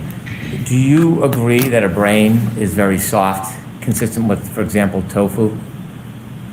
Oh, gross. What do you mean? It is soft. Is it that soft? Is that the texture of it? Well, it depends on what kind of tofu you have. Okay. Do you think that the Stop it right now. orbital Gross. could have broken when This this woman is sitting here talking about brain parts and bleeding and all this stuff, and what gets her to say gross is tofu. Tofu. She's good with, like, brain bleeds and pushing on the spinal cord and vessels popping and this that happening and that happening. But you say tofu, she's like, ew. break on the back of the head split the skull and then would cause the orbital break instead of the brain? The orbital plate fractures, if you look at the base of the skull after you take the brain out, you can see the fractures go up from the back to the front into the orbital plate. Sometimes when you fall backwards, the brain can also slap those orbital plates and cause some damage, but I could trace the fractures from the point of impact along the base of the skull to the part of the skull over the eyes. Do you think the base of the skull break, when it separates, could have caused those orbital fractures? I don't understand your question. Okay. When Mr. O'Keefe incurred that head injury, Yes. the basal fracture, do you think that the pressure, the damage from that basal fracture, the separation, could have caused the orbital breaks in his eyes? Well, the fracture of the plates above the eye, when the blood is still pumping, there's a space there where the blood can come down into the upper eyelid. So you described the brain as causing that break. I'm asking you, could it have been from the basal fracture, from the skull fracture? Yes, the fracture that was caused by the impact to the back of the head, radiating to the front of the base of the skull. So when you told us on direct it was from the brain that caused those fractures, was that just a summary? Or was that to a reasonable degree of medical certainty? Well, sometimes the brain can also, in a fall, flap and hit those. But in this case, I could also see that the skull fracture started at the back and came to the front. But it could also be contributed to by the brain hitting those delicate bones. I guess my question is, when you've provided the opinions generally of what you believe and what you've seen, are these general opinions or are they actually specific opinions based on the facts of this case? They are opinions based on my examination of this case, but all that's based on my 40 years of training and experience. Well, when you told us about the brain causing those orbital fractures, you would agree with me, at least now anyways, that it very likely could have been the basal fracture that caused those breaks. Yeah, both. It could have been both? Sure, Okay, could it have been just the basal fracture? that's possible. When you offered the opinion to a reasonable degree of medical certainty, had you considered the basal fracture as the source of those breaks? Of course. Is there a reason you didn't share that with us and you just said it was the brain? I had no reason not to share it. Okay. Was there any depressed fracture to Mr. O'Keefe's skull? No. Can you tell us a little bit about a depressed fracture? Depressed fracture is different than what we saw with Mr. O'Keefe, isn't it? A depressed fracture is when something fractures the skull and then pushes the skull and moves the skull inward. This just had a fracture, but it didn't move the skull inward. And you've seen depressed fractures in your practice over 40 years, did you say? Of course. In those 40 years, depressed fractures can happen from sharp objects, Sure. pointed objects. Sure. If someone hit a person in the back of the head with enough force, with like a hammer, for example, that could leave a depressed skull fracture, couldn't it? Certainly. You can hit somebody on the head with a hammer and cause the fracture, and then the continued force will move that fracture into the brain. There was no depressed skull fracture in this case, was there? Correct.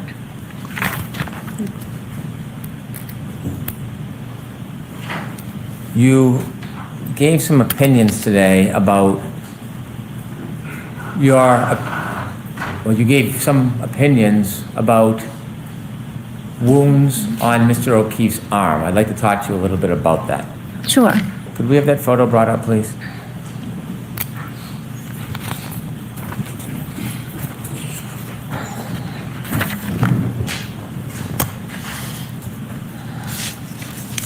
Do you see all of those superficial abrasions? Yes, I see patterned injuries. Right. Would you agree that they're superficial abrasions? Yes, they go along the skin surface. How many punctures would you identify in that photograph? Let's see, there may be some punctures like around the elbow, consistent with the teeth puncturing. Most of them are the teeth scraping along the skin. Well, I'm not going to ask you what you believe the cause was. I'm going to ask you just about the wound. How many punctures do you see? Well, this doesn't show, there are other photographs which show more of them, but there's the little dot-like areas, you could call an area of skin puncture.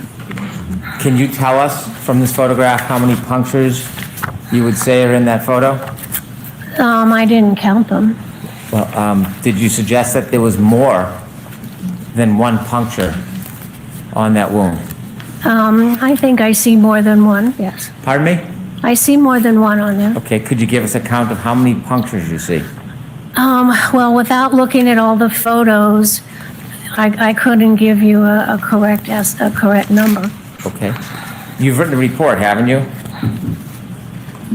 What? You wrote a report? I did. And in your report, you describe many of those abrasions as punctures, don't you? Yes.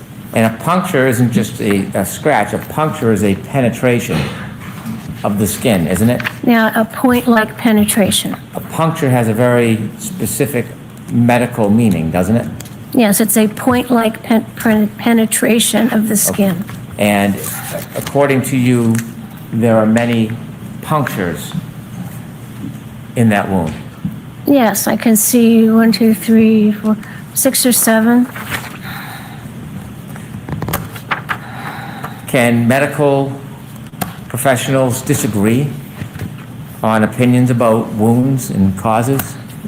I suppose they can. You also gave some opinions that you did not believe that Mr. O'Keefe's scratches were caused by having some impact with broken pieces of plastic or glass, correct? Correct. They weren't caused by that. Broken plastic or glass can cause a number of different angled wounds, can it? It causes an array of irregular, random injuries. It can have infinite different patterns, couldn't it? Could. There's nothing to hold a wound from a broken shard to be north or south or east and west. It all depends on how the force is impacted on the body, true? I'm not quite clear on your Okay, question. I'll try to do better. When you're talking about shards of broken glass or broken plastic, there is no set direction that they may cut somebody, is there? Well, it would depend on the case and how those occurred. They can happen in many different forms as far as depth, yes? Well, anything's possible. How about length? What about length? Wouldn't that change, couldn't that change depending on how the injury occurred, the length of the wound? Sure. And in this case, you talked about your opinions of injury relative to a motor vehicle, didn't you? That was something I considered. That's something you considered. Did you know much about the details of the motor vehicle in this case? Yes. Okay. When you considered your differential diagnosis, did you consider whether there was any DNA on the vehicle? I didn't look at any of that. I'm sorry? I did not look at any DNA. Did you know if there was any hair on the vehicle? I don't know.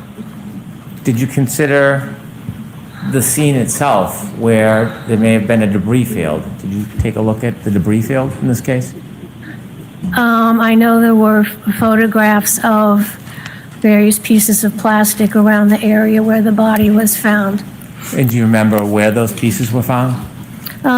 Somewhat, yes.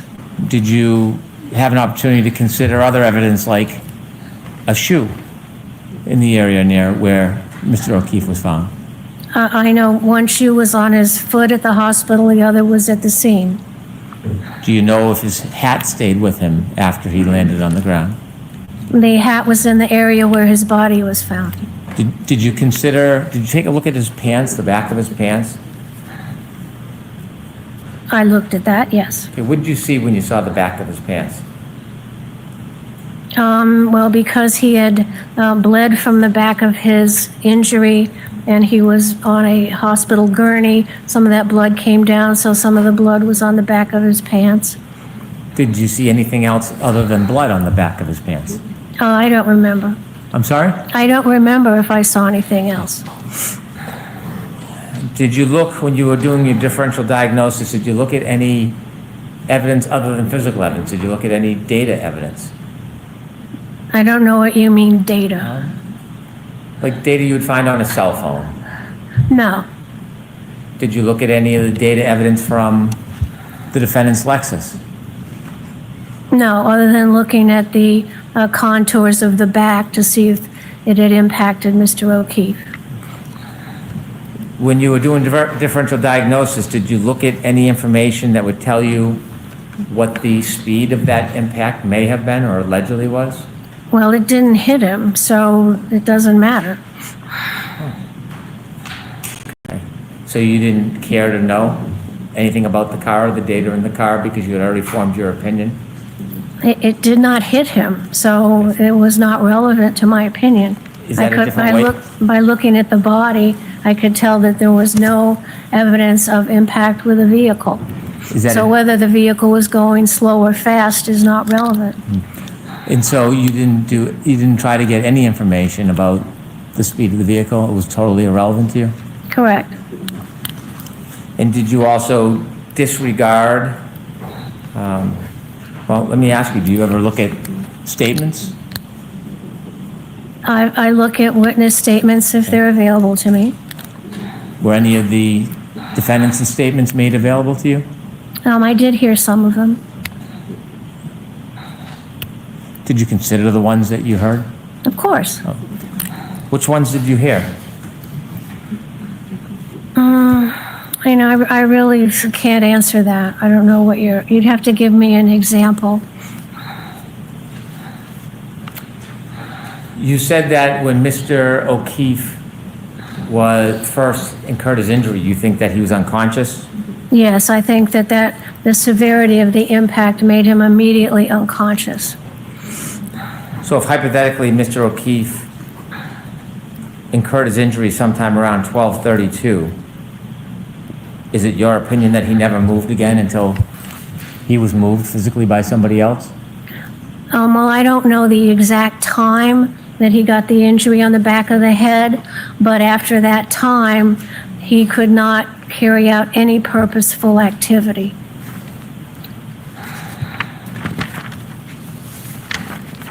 May I approach sidebar, Your Honor? Okay.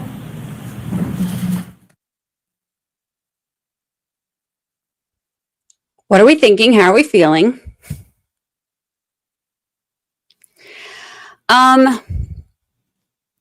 I went back and pulled the transcript. I think there are no fractures noted in the loud. I went back and pulled the transcript, and he said specifically there were no fractures noted in the autopsy report, but they didn't actually x-ray from the records I've seen either his hand or his arm. So did he miss them, or did Hank not give them to him? Does that make you wonder?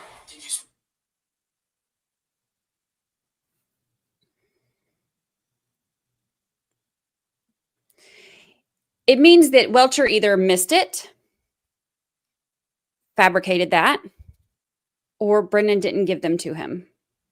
But why would he give them the other ones and not these? Because Dr. Laposata just said that those x-rays of the hand and the arm were included in the x-rays.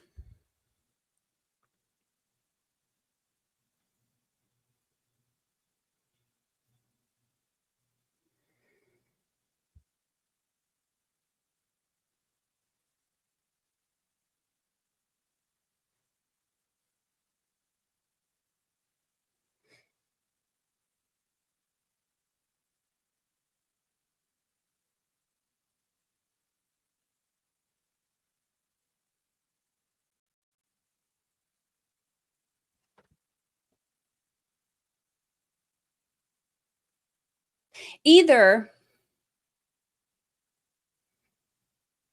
Welcher missed it, or Welcher intentionally missed it, or Brennan gave him all this information, including Dateline interviews, but not the freaking x-rays.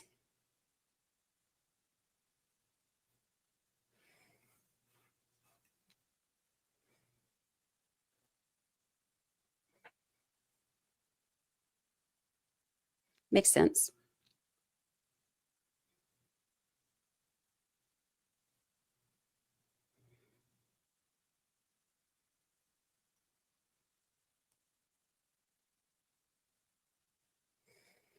Let's do a poll.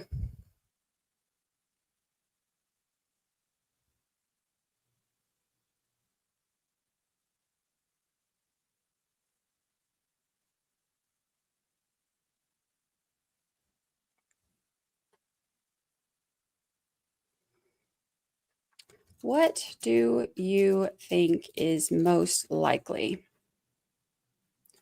Hank missed the x-rays.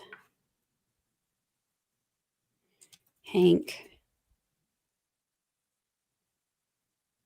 kept the x-rays.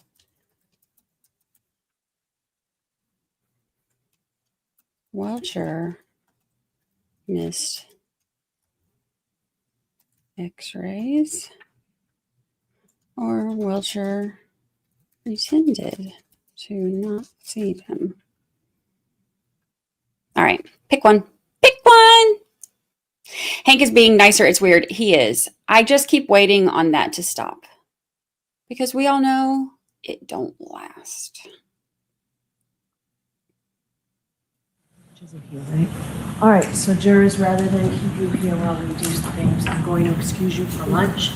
Lunch will be about 50 minutes or an hour, and when you come back, we will go straight through the afternoon. We're going to do everything we need to do now. Jurors, please follow me. Close your notebooks, please. Okay, thank you.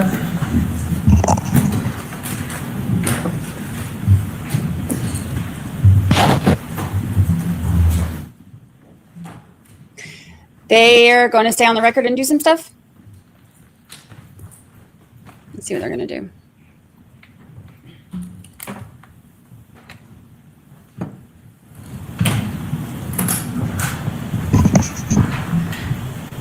She said an hour for jury, but they're about to do something. Excuse me. May be seated.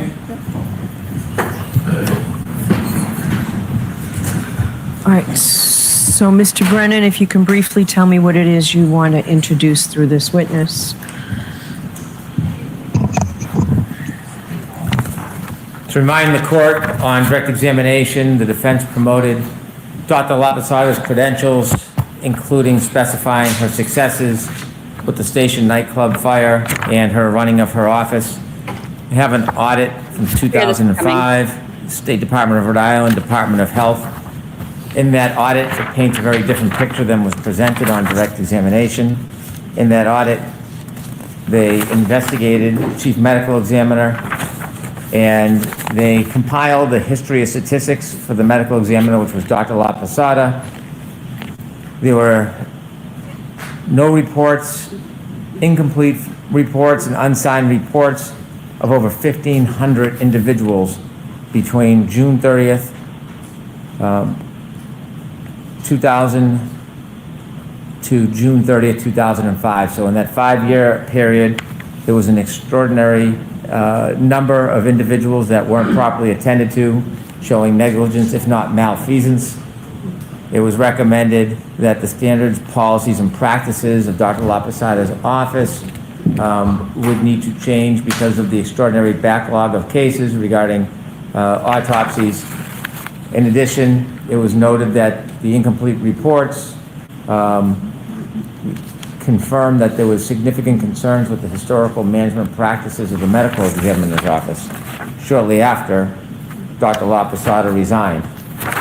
In addition, it was promoted that in the station nightclub fire, Dr. Laposata had a heroic effort, and in her testimony, she also noted that there was a failure, or implied there was a failure because the medical examiner or somebody did not go to the scene to look at the turf in front of 34 Fairview Road.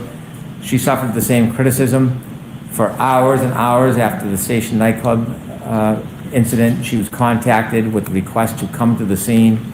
She refused to come to the scene, did not appear for at least 17 hours, directly on point to the claims that she's making against other people is the same conduct she engaged in on a more extreme scale. She testified in Commonwealth versus Tompkins. In Commonwealth versus Tompkins, she was listed and testified as an expert, attempted to testify as an accident reconstructionist, which was denied. Inevitably, the court made conclusions. Actually, in that case, her efforts to be an accident reconstructionist were denied. Then she testified in a case called Patino. And in Patino, after testifying, she received great scrutiny and criticism from the court. The court noted on page 1025 of the transcript, when Dr. Laposata gave the testimony, she knew the boy wasn't like this because he fell off a bed. She knew the mother was lying. She read the text messages and knew the defendant had beat the boy. The only reason I conclude that she offered such testimony was to distance the defendant from causing those bruises, setting up an argument against malice, but instead destroyed her credibility. On cross-examination, she came across as a hired gun. Sometimes it's seemingly small things that impeach a witness's credibility. Inevitably, on the credibility determination by the court would agree. The jury gave greater weight to the testimony of Dr. Gilson and Snelling than they did Dr. Laposata for the reasons I addressed previously. The jury was justified in discounting her testimony and concluding the other doctors testified apparently impartial. While she appeared as a paid advocate, at least on this occasion, without impugning the witness's integrity, because that witness is known to the court, but in this case, when she testified, she was not credible. That's a direct credibility determination by another tribunal about her testimony. So I would like to, and that's why I came sidebar rather than ambush, to give the court notice that I'd like to get into the criticisms regarding her run as medical director that led to resignment after she was audited and left 1,500 bodies unattended or incomplete. Also get into the criticism she received for her handling or lack of handling of the station nightclub fire, and finally get into the credibility, adverse credibility determination in the Patino case. So I'm not familiar with the Patino case, so I'll need a copy of that. Yes. All right, Mr. Jackson, I'll hear you. Thank you, Your Honor. First of all, Mr. Brennan said that the audit established that, as the chief medical examiner, the audit revealed that she left 1,500 bodies unattended, was his quote. Bodies unattended. That's absolutely not what happened in that situation. It was a political situation. The medical director for Rhode Island came in and took over. He began to change protocols and cut quality control. He said he did not want a second set of eyes on any of the reports, not the autopsies. There was never a suggestion, ever, that an autopsy was not performed efficiently and timely. Never. The reports that were attendant to the autopsies it was a two-tiered set of criteria that Dr. Laposata put in place to establish quality control and quality assurance. First, the medical examiner conducts the autopsy and writes a report. Then the doctor herself, the chief medical examiner, because she is a perfectionist, determined that she was going to establish a protocol in which she would put eyes on every single report. Hundreds and hundreds of reports per year. In doing so, she had to prioritize which reports were going to take a priority, which ones were being subject to litigation, which ones were going to be subject to criminal cases, and which ones were never going to be subject to any review at all. For instance, if somebody was found, let's say somebody that was without family, etc., found and unidentified, there's no litigation attendant to that report, she would put that report aside and get to that report after she dealt with the reports that were on sort of on the front burner, if you will. After, by the way, none of the reports were ever not done. They were all completed. There were a small fraction of reports, according to the audit and according to Dr. Laposata herself, that had to take a back seat.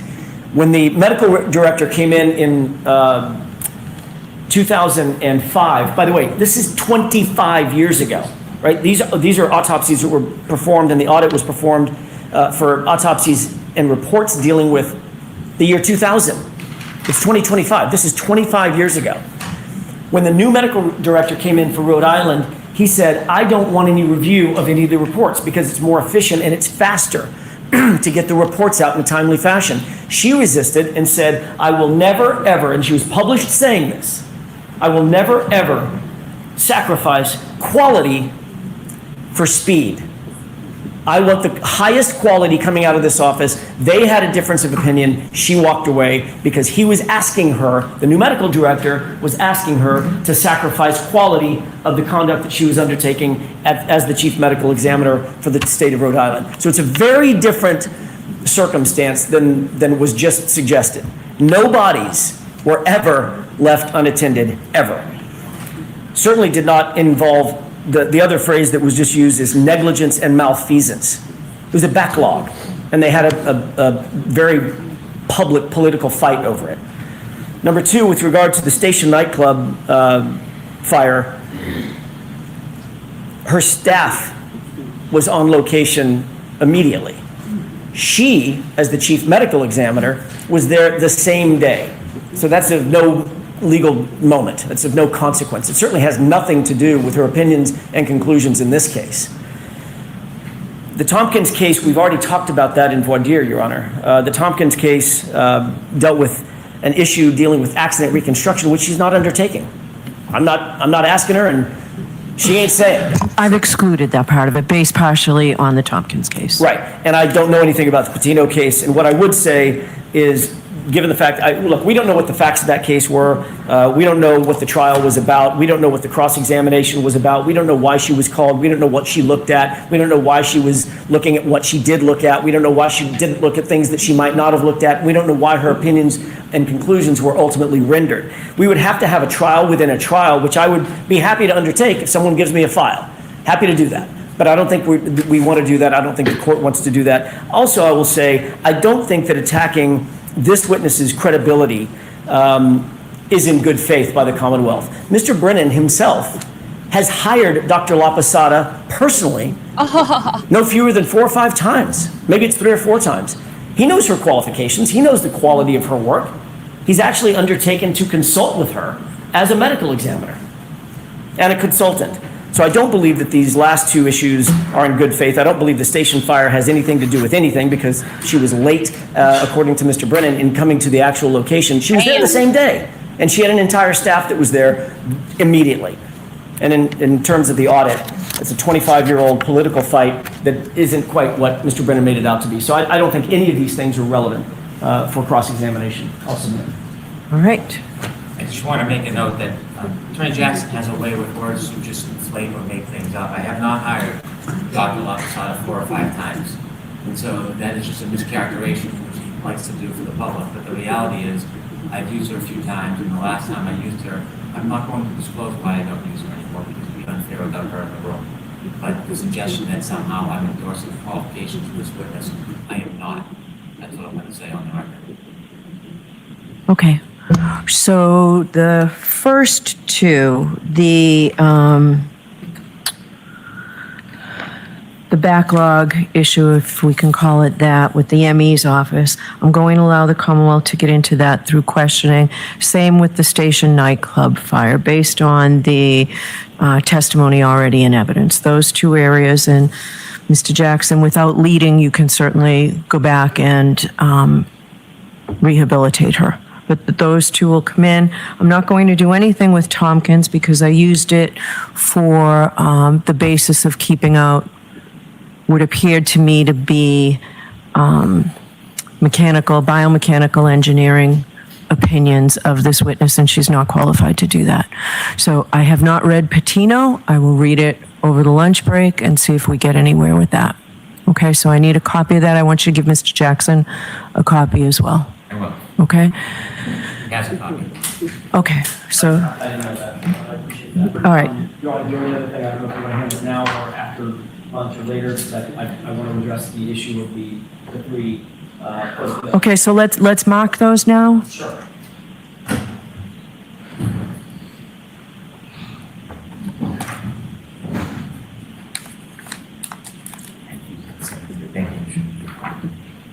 Can we mark them all as 1 ABC? I have no preference one way or the other. It's just 3. They're all. Mr. Jackson, if you can I just see it over here? Of course. Just hold up the size.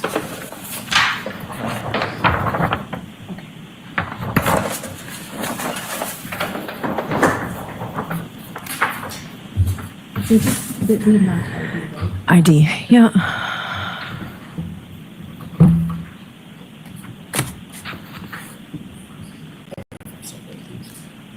Yeah, it would be, yeah. It's tomorrow.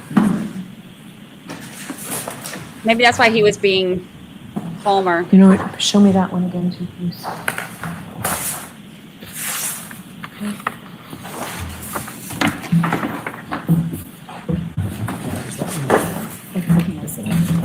Oh, boy.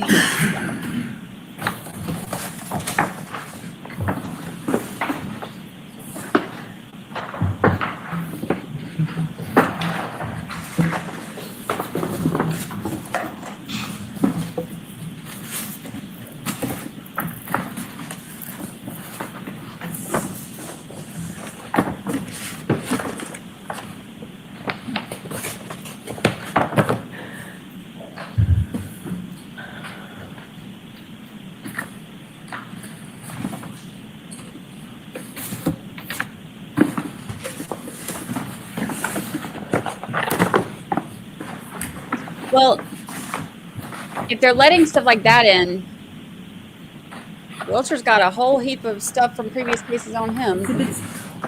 H, quadruple H, and I, through I. All right. All right. Mr. Brennan, there's no objection to these coming in through another witness, so you agree that they'll be coming into evidence?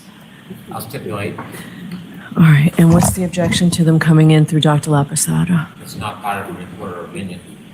She's gone beyond her report, talking about the fact that she's studied x-rays and given an opinion. I think that suffices. It really, I think, is beyond the scope of her testimony to begin with. I'd be gracious with it. Stipulate to these, I'm sure Dr. Rentschler will utilize them if they're stipulated. So you'll stipulate to them prior to Dr. Rentschler? I will. So you can use them with Dr. Rentschler? I expected that I could because he certainly used them in his analysis and opinion. But I should be subject to the entry of evidence in the defense case in chief. I understand I can use them in Dr. Rentschler's testimony, but I want to use them with Dr. Laposata. She's a medical doctor. Would you- Consider them for purposes of her opinion. I cannot understand. So what do you want to ask her about them? Are these the x-rays that you reviewed? Yes, that's it. That's Okay. it. Okay. So go ahead. If that's all he's going to ask, I won't have a problem. Okay. Yeah, I have no problem with that in that form. That's it. Literally, these are the x-rays that we talked about a little bit earlier. Yes. This is the right hand. Yes. That's the arm. The forearm. Yes. That's the upper arm. All right. So they're cumulative, but if they're coming in anyway, I will let you put them in. Thank you. All right. So the last thing is Dr. Rentschler. I need to hear argument from both sides. I have a new PowerPoint. So I'll hear both of you. Mr. Brennan, I'll hear you on your motion.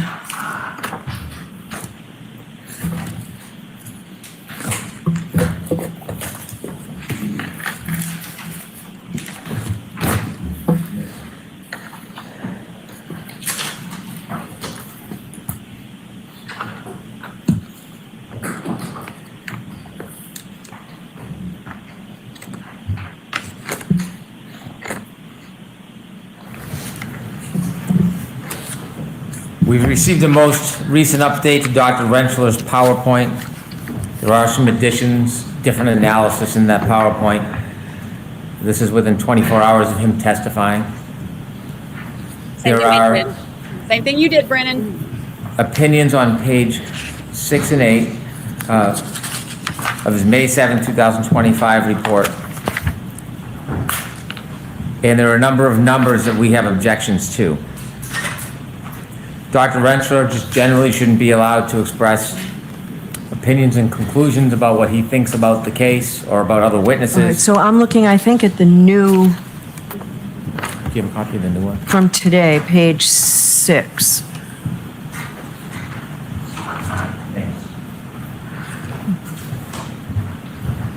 So what I have are just photos with measurements, so I don't know what the testimony that corresponds with those. I've read, obviously, the report of Dr. Rentschler from May 7th. That does not seem to detail everything, and that's no criticism, I'm just saying it's a scant report, so I don't know what the opinions are regarding these. I'm sorry. Yep. Please. I didn't want to speak over Mr. Brennan, I apologize. I just wanted to let the board know we talked that out. Now, we went through, based on Mr. Brenner's suggestions last night, and significantly edited the entire thing. Literally every single slide that you had a problem with. There were a couple that we just completely left, but it's very rare. I see that a lot of the hearsay's been removed. Okay. And I can identify this report as helpful. Thank you. I'm sorry? I can identify this report as helpful, the ones that were changed. All right, It may streamline this. so what do you both, I'm going to hear from Mr. Brennan first. What are you objecting to as the report now stands? I have a most recent copy of the report now.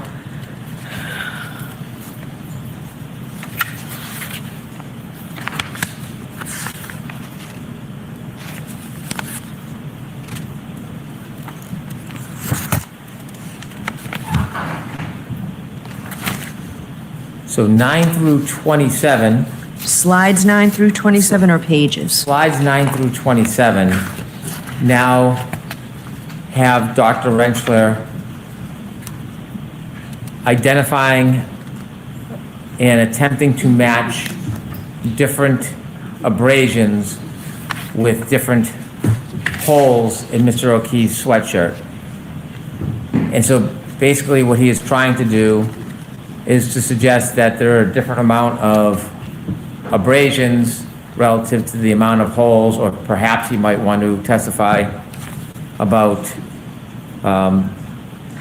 that the holes in the sweatshirt were in a different place on Mr. O'Keefe's arms than the abrasions. The reason why this is concerning is because there is no background for him regarding fabrics. This is a different and new opinion that we have not prepared or obtained an expert for. We probably have very little time to get somebody to rebut this analysis regarding fabrics. I don't see anything in his CV or his history that allows him to equate the number of holes in fabric with the number of abrasions on somebody's arm. It does not consider or account that there could be multiple wounds from one hole, or Oh my there could be holes that don't create wounds. Oh my God. So whatever the implication is going to be by Dr. Rentschler, we're not very sure, but it obviously would require some type of expertise, which I do not think that Dr. Rentschler has a foundation for. So those are 9 through 27 generally, and then specifically, I can run through quickly the individual objections I have. Slide 6 tries to define the theory of the alleged incident, doesn't say whose theory it is. It implies it's the government. It's an improper suggestion. Hold on. Okay, so which one of 1, 2, and 3 on 6? 1 is objectionable. What's the core issue of the case? It's an ultimate issue for the jury. An expert reconstructionist or a biomechanical engineer shouldn't be defining the core issue of the case.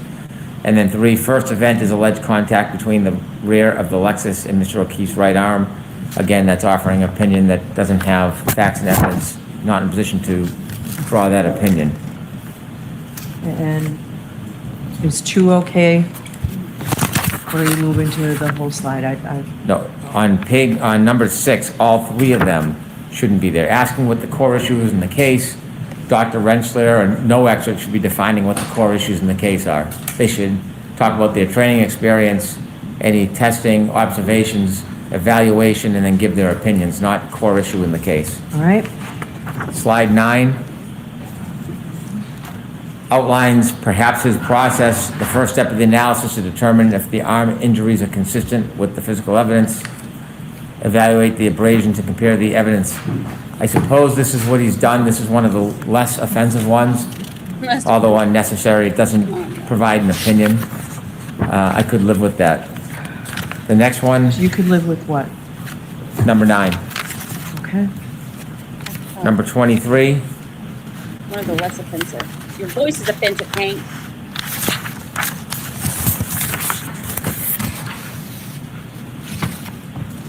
again, this gets into that new core opinion about trying to identify or, I think, compare the abrasions to the different wounds. I think the part that's objectionable is the words measurements, question mark. I'm not sure if it's implying failure of somebody else. It seems to be an opinion, and I'm not sure of the context of it.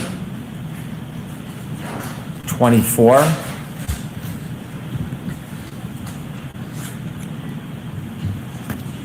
The expert is trying to define what Dr. Welcher had done.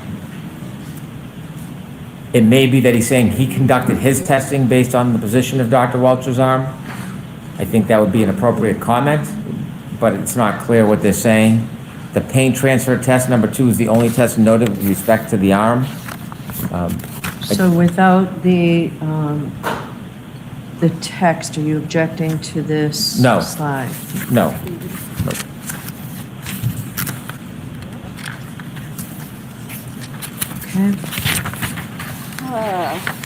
31 posits questions regarding ultimate opinions. I think it's inappropriate. And then 32 I think is improper because it ultimately endorses or vouches for the witness's credibility. I think he certainly can give an opinion that the evidence is inconsistent with the injuries to Mr. O'Keefe's arm, but I don't think it should be on the slide bolstering his opinion. 33. Again, it's posturing the weight of the evidence. And it's resigning the government to a particular study, one study. It's really a commentary on the government's case. It goes like this. Number one, Dr. Rentschler only did A, and second part, A is insufficient. So that's really what this is saying. It's commentary, it's hearsay, it's inappropriate. 34.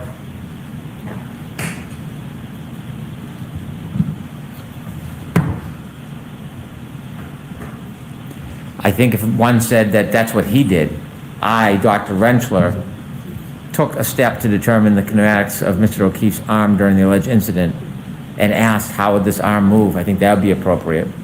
But he shouldn't be giving a opinion on what steps should have been taken by Dr. Welcher. Number 2 on slide 34.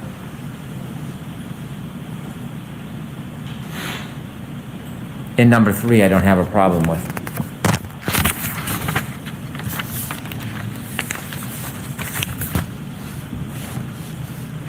The next one is 46.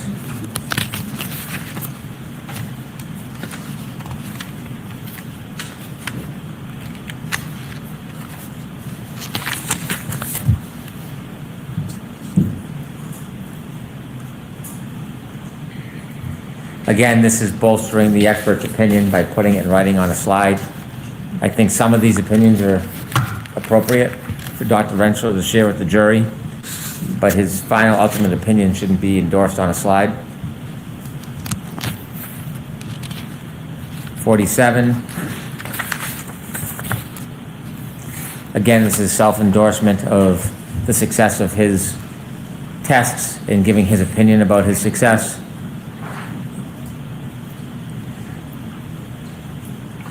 Number 1 and 2, I think are inappropriate.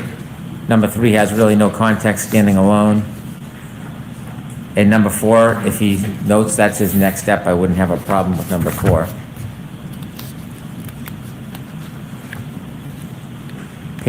Slide 54. Oh, he's so annoying. Again, number 1 gets into his opinions.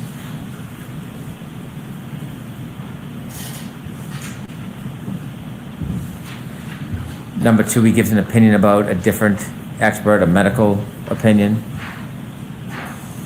And number 3, it's again self-endorsement on his own opinions. So all these are opinions either bolstering himself or somebody else's work. I don't think it should be in a slide. 55.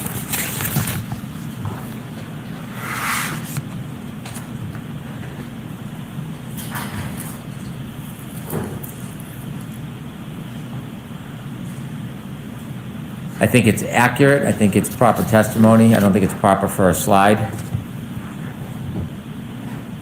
Same with 56.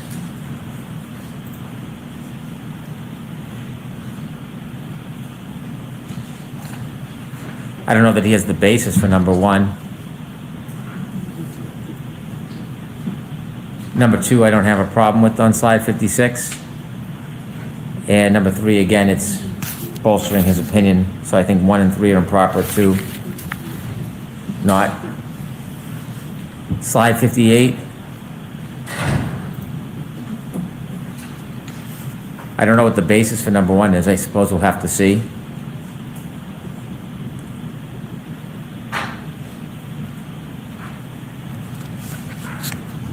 If these are Dr. Rentschler's views, I don't know how they're relevant to the Commonwealth's case, but certainly I think he has the experience to make these conclusions, but it shouldn't be in a PowerPoint. He shouldn't be commenting on the reports of another expert in a PowerPoint, number 3. And number 4 is ultimately an opinion that he's self-endorsing. How much you want to bet Welcher comes and does all 66. this stuff that he's objecting to right now?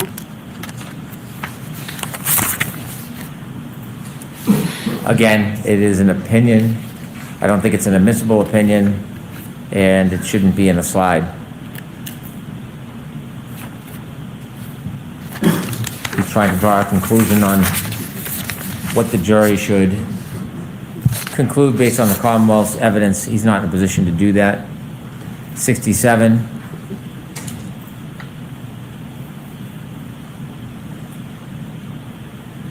Parts of this are objectionable. I think that he certainly could testify. He hasn't seen any simulation by Dr. Welcher, but posturing it about in a manner that suggests there should be doubt in some way is inappropriate. 68, I don't think Dr. Welcher's report was introduced. And putting in a fraction of a report, I can't appreciate the significance of it. It's hearsay. Perhaps there's a reason he'll be able to point to the report or talk about the report. I understand that, but putting in a random page from a report is hearsay. Should not be admissible. I don't know if there's going to be a conversation about trying to introduce the entire report, but one page will take it out of context. 72.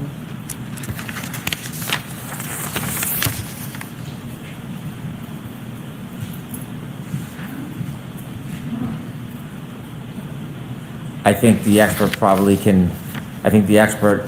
has a basis for the opinion. I don't think ultimate opinion should be in PowerPoint because it's self-endorsing.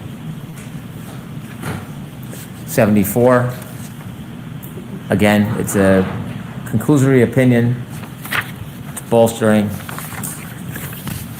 Some of these can be said but shouldn't be in PowerPoints. Same thing with 75 and 76. They're ultimate conclusions.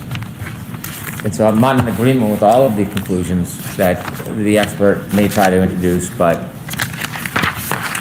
testifying about an ultimate opinion and putting it on the board to self-endorse shouldn't be permitted. And those are my objections. Okay. Ms. Little? Thank you, Your Honor. First of all, something if I stand here only because I'd like to be able to reference the PowerPoint. Yeah, that's fine. Thank you, I appreciate that. First of all, there were no additions, just to be clear, to the PowerPoint. The only changes that we made were directly in response to the objections that were filed by the Commonwealth. We did delete a large section to try to accommodate some of their concerns, as well as shorten some of the opinions. So those were the only changes. I just wanted to be clear with the court. There are no additional opinions that have been set forth in the PowerPoint. With regards to slides 9 through 27, that was not one of the issues that was identified in the Commonwealth's motion. They objected to slide 9. There's half of those slides are not referenced. I do agree. It's a new objection. I just don't know when there's an objection raised how a biomechanical engineer is qualified to testify to tears and clothing. So this is a direct test. His testimony is going to be based on his knowledge of forces and forces applied to certain objects and how that results in abuse. And I understand that, but some of the specifics that he says, I'm just saying I had a concern, so I understand it's new. I think that we'll be able to satisfy the court's concerns by laying the proper foundation. All right, so we can come back to the fabric argument or whether it's beyond his scope of expertise. But actually, Ms. Little, if I can just ask you, and I can hear you later, as I assume everybody wants lunch and we're coming back in at about 20 of, quarter of at the latest. Can you just explain to me why these slides, if Dr. Rentschler is permitted to express these opinions, why we also need them on slides? That's the problem I have. I think that's a great question, Your Honor. And the reason we didn't put these on slides is because we objected to Dr. Welcher coming in on his PowerPoint. So I looked at that yesterday. A copy of the specific opinion that's placed up on the screen with regard to his opinions and conclusions. That was done over the defense's objection. So which one? Because I did look last night at that and did not see it. It's slide 136, Your Honor. The totality of the evidence. Hold on 1 second. Is it a conclusion page? I don't know. I just. Hold on. But it's page 136. It's entitled Evidence Reflexes. And it states the totality of the evidence is consistent with the right rear corner of the big 2021 Lexus in front of the gun. And Mr. O'Keefe striking the rear posterior aspect of his head on the frozen ground. He just spent almost 15 minutes going through all of his objections. So that is different than what I said he could be asked on his ultimate question, right? But it still came in? Was there, I'm sorry? Yes, that came in over the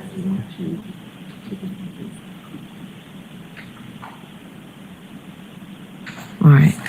Because what I did note is that I was very careful to say exactly what the ultimate question could be from Mr. Brennan. In fact, there were objections. I sustained them twice, so I wrote out exactly what could be said.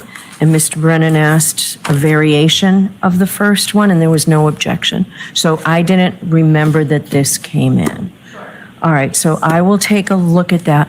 What I would like to do in the interest of time, so maybe we can talk about that in the conclusion page, but where he outlines everything else, there's so many pages with text that I may not have a problem with testimony regarding this, but why do we need testimony and text so much here? This is to assist the jury. It's what? This is to assist the jury. There is a significant amount of information that needs to be relayed. Okay. This is an 80-page PowerPoint. Okay. This is solely to make sure that this goes efficiently and effectively. I think it's helpful for these, we've narrowed down the text on the slide significantly. It's important to see for those PowerPoints. Okay. Just to the major issues. I think we've streamlined this a lot, but I think having the PowerPoint will allow us to make this go smoothly and quickly. All right, so I will look at these. What I'll try and do is if there are any changes in the first 15, I'll try and get those done during lunch, and then we can have this argument afterwards. Thank you, I appreciate that. All right. All right, we'll see everybody no later than 15:45.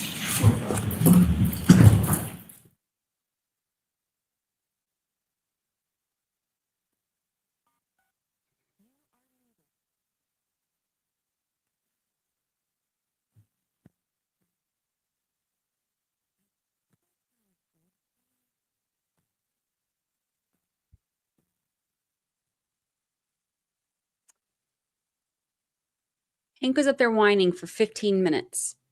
She didn't say a word and didn't interrupt him. Miss Little's up there for less than 2 minutes before she is interrupted, cut off. Bev's bringing up lunch.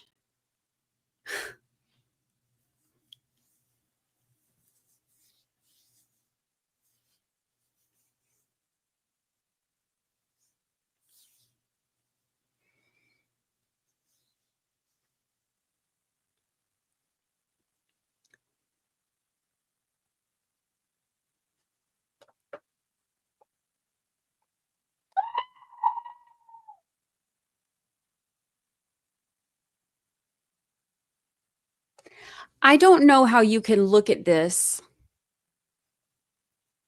and not see what's happening.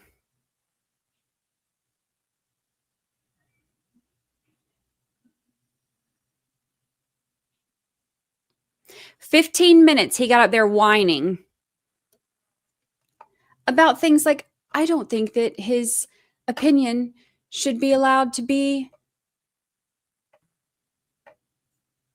on a PowerPoint slide." Bro, your expert's PowerPoint was literally titled "Evidence that Karen Reed hit John O'Keefe." That was the title of it. That was the title of it.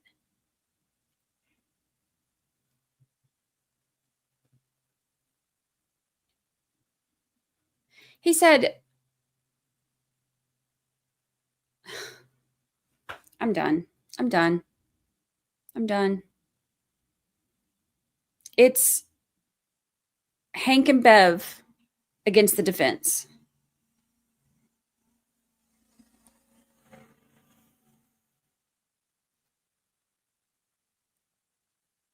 "15 minutes.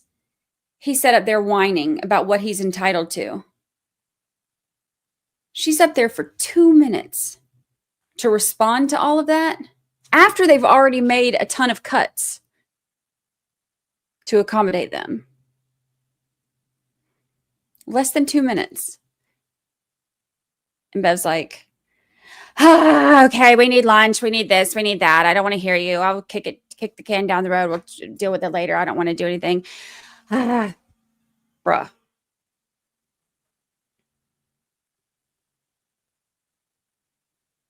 This heifer.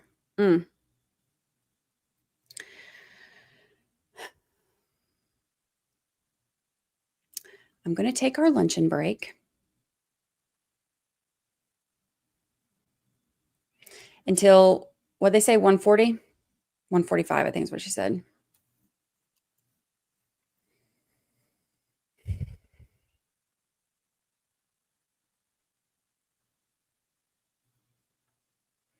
I'm going to mute my microphone, turn off my camera, get some food, and say some cuss words. And then I'll be back.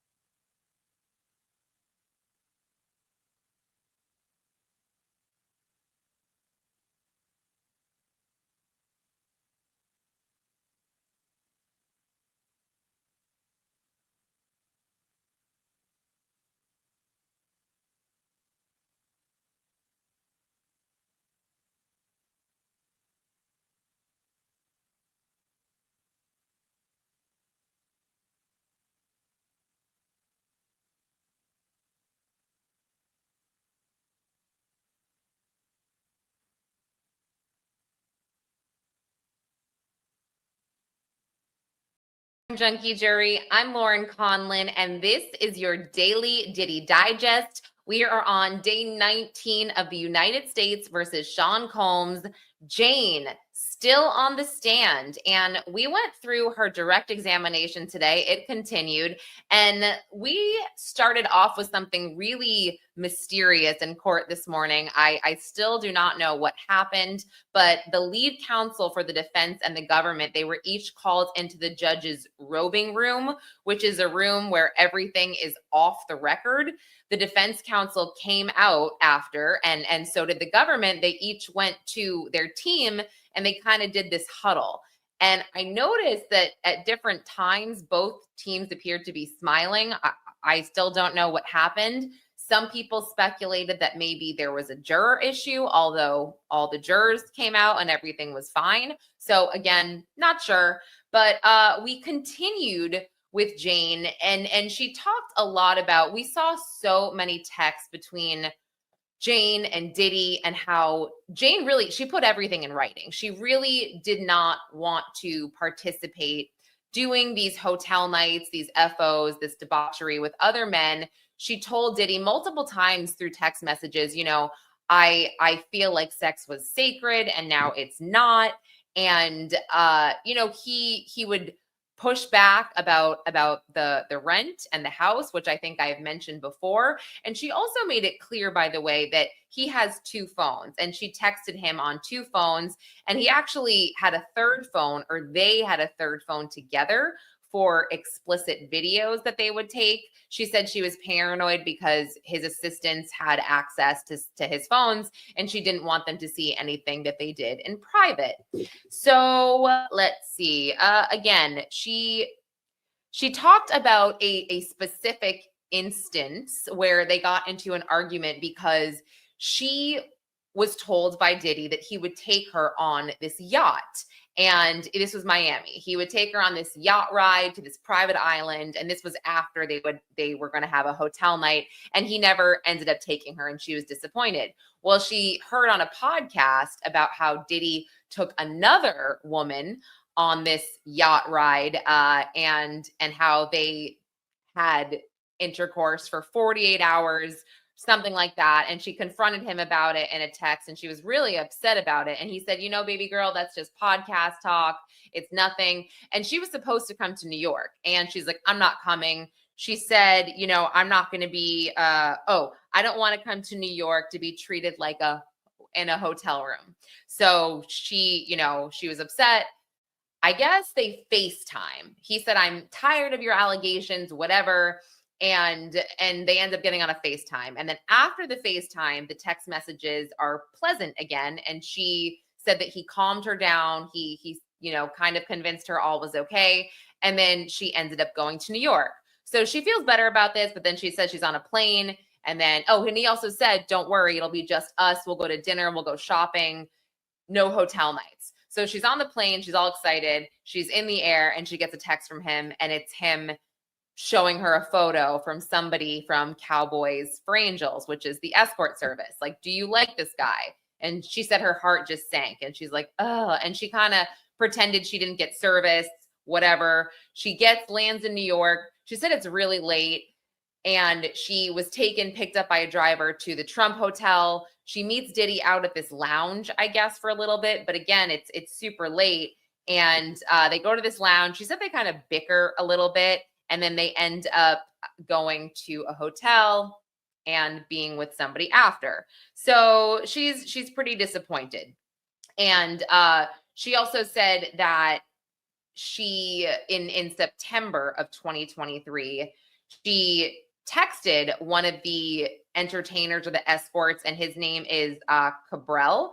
And she basically said that she texted him on behalf of Diddy while she was in New York, and arranged for him to come and fly to New York to be with them. So that was the whole thing. And also, just to sort of, I guess, attach some of this stuff to the indictment, I was thinking that the whole I promise I'll take you on this private island type of thing goes to fraud when he didn't. Obviously, the booking of the escort to New York for them, transportation to engage in prostitution. Okay, so then we get to, let me see. We get to more text messages where she says things like, my soul is tired. I'm exhausted from this. And again, Diddy takes that to say, we're breaking up. And then he hangs the house over her head, etc. And throughout all of this, the theme is that he really seems to call her crazy. That seems to be his catchphrase. I believe I reported that before. You're crazy. You're crazy. You're acting crazy. So she talks about another instance where they have a sobriety party type of thing, but really that's doing a hotel night without drugs. And this was pretty disturbing. In particular, she talked about how she was with 2 to 3 entertainers or escorts, and between the second and the third escort, she threw up. Like, she vomited in the toilet at the hotel. And Diddy comes in and he's like, okay, great, now you're gonna feel better after this. And then he escorts her out, and she's made to continue. And then she also talked about that after this night with the 3 escorts, this sobriety night, she got very ill. She had a horrible UTI and a horrible yeast infection. And then she's fighting with him when they're in separate locations after this. And Gina is brought up, and sometimes she's called Gina and sometimes she's called another woman. We also heard a lot about Gina through Cassie as well. Same way, another woman, Gina, both ways. So I guess that Jane was sending him something about being jealous of Gina. And this came up later too. She actually called him a pedophile for dating Gina, but the government said, she was over 18, right? She was over, and she's like, yes, she was just 25 years his junior. So I would just kind of poke at him for that. So anyway, so after this night where she gets very ill and they're in separate locations, she texts him and says, can you put money in my account or something like that? And no response. And I think she sort of assumed he's off with Gina or whoever, and she's pissed, she's upset. So she sends him another text the next day, and she's like, I don't care about, your hoes. She said, you have me feeling a little crazy right now. You do all this stuff, and then you don't talk to me and, you ignore me, can you put something in my account? And then we're played this audio message of Diddy just being like, I'm not with any hoes. I'm in Miami. You're crazy. It was just, same of what we heard last week as well. And then what I thought was interesting is she talked about a time where she texted him, she said something along the lines of, I know I was consenting, because when she told him she didn't like these videos, he would say, well, these hotel nights, he said, well, if anybody saw the videos that we took, they would think that you're enjoying yourself. And that's when she's like, I know that I was consenting, but come on. So she talked about having PTSD from these hotel nights, needing to find a therapist. She talks about how he was gaslighting her too, because he's like, look, you're the one that's finding these escorts and texting them, which is kind of what he had Cassie do as well. But again, it's always at his directive.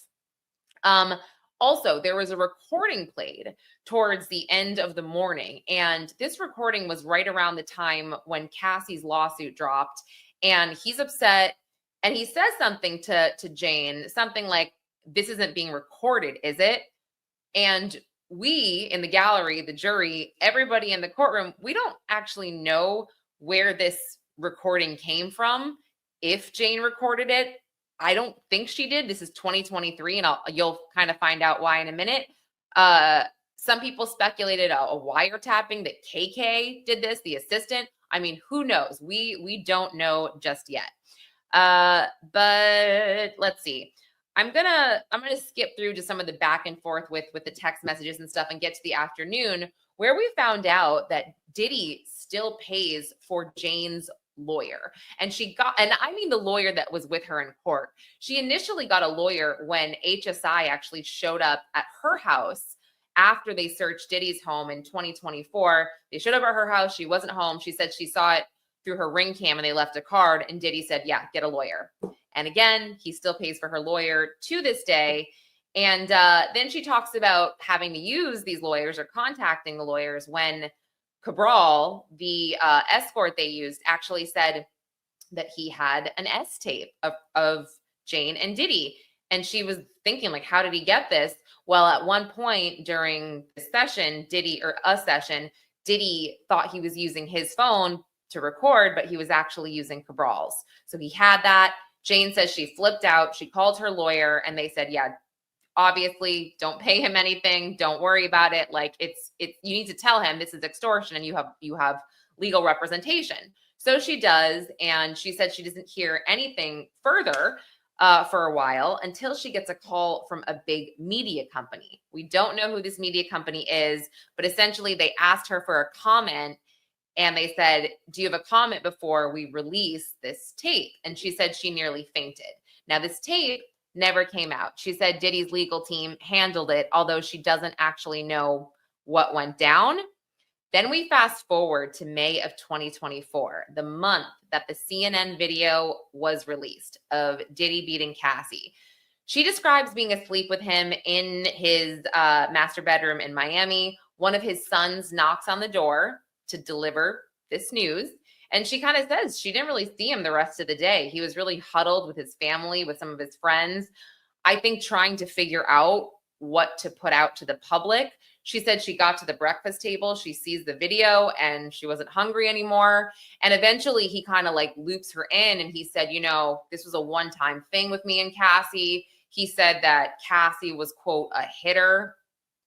And he ends up showing her a final draft of this apology. And she said that she approved of the apology. She was like, yeah, this is good. I like it, whatever. And there was a line of questioning that was started by the government where Maureen Comey, who was doing the direct, said, when the video came out, how did you feel? And she started to say she was disappointed. And you could tell she was getting she was hinting that she was disappointed that he did not say Cassie's name. Now there was an objection, and then there was a sidebar, and there was a break. The jury was dismissed, and then there was a discussion, and I thought this was so interesting because I was one of those people as well that was like, oh, this apology is horrible. He didn't even say Cassie's name. I was very disappointed by that. And Mark Agnifilo gets up, and he's like, this is attorney-client information. This is privileged. I am the one that told him to not say Cassie by name because I felt that a grand jury was going to be convened and Cassie's name would be dropped. So I was the one that said, do not say her name. And so Agnifilo just said, I don't know why this is relevant. I would really like for the question and the answer of disappointment to be struck. And that is essentially what happened. So I also thought it was crazy to be in the courtroom and hear this apology. We didn't see the video. They weren't playing it for the reason that they were kind of not putting all the evidence on the screen because of Jane's privacy. But we heard the video, and just to be in the same room as Diddy, like 20 feet away, was crazy. And he wasn't reacting. He was just really stoic listening to this video. So again, at the end of the video, he says, I'm working on being a better man. And Maureen Comey really highlighted this part, because then she says, okay, well, let's go to June of 2024. What happened? And Jane knew the date, June 18th, 2024, immediately. And she knew this date because it was very significant to her. Diddy goes to her house for a date, the house that he pays for. She describes setting it up all nice for him, stocking the fridge. You know, his assistant, Jonathan, helped out, put candles everywhere, and they get in this big fight. He had just returned from a family trip in Utah, which she thought was a trip with another woman. She said she had a little bit of champagne and tequila. He had the same, and she asked him about this. And he gets kind of angry, and they bicker, and she gets really mad. And I think this was a tipping point for Jane, if I had to just throw that out there. But she describes slamming his head when he was bent over to tie his shoe into like a marble counter. And, you know, she kind of runs away. She locks the bedroom door to the master bedroom. He's chasing her. He's screaming. He kicks the door down. So she goes to the master bathroom. He's screaming. He kicks that door off the hinges, apparently, all the way off the hinges. She runs to the master closet. Sorry, she shuts the door, locks it, and she describes changing into like a loose fitting dress so she can run. And he kicks that door down as well. And now she starts to run. She gets sort of to the entryway, she describes. And at one point, by the way, she said she was throwing candles and glass at him. And he didn't appear to be hit. But she gets to the door, and he ends up kicking her and then putting her in a chokehold and kind of like dragging her away. And then she squirms out and she runs. And she said she's barefoot. She runs a couple of blocks, and she hides like behind this wall. She described it for what felt like 2 hours, but it probably wasn't. She said she walks back to the house thinking he was gone, and he's still there. And she describes seeing him running to the backyard, getting into like a fetal position. And she said he punched her in the temple twice. He kicked her while she was on the ground. She gets back inside, and she said that she decides to go in the shower and cool off. And while she's in the shower, he follows her into the shower and he slaps her across the face 3 times, and she kind of loses her balance and she falls. And at another point, let me see. Oh, yeah. Sorry. Right before this, I forgot one thing before the shower. She grabbed his phone and she called the woman, I think to be Gina, that she thought he was away with in Utah. And now she says that, and again, I do not know that it's Gina. I am speculating, but calls a woman and says, you know, was he with you? Da, da, da. And she said this woman just starts hurling all these nasty insults at her, name calls and whatever. And Diddy now is holding her down, forcing her to listen to these insults. And she said that she finally yells, he's beating my ass. And then Diddy hangs up the phone. And then she goes into the shower. So she gets out of the shower and she says she finds Diddy with her phone and he's texting an entertainer or escort, Anton. And she can see this because she has her text mirrored on her TV screen. So he apparently scrolls up and sees some text messages between her and Anton talking about their mutual friends. And he's like, who are your mutual friends? You have no mutual friends with this entertainer.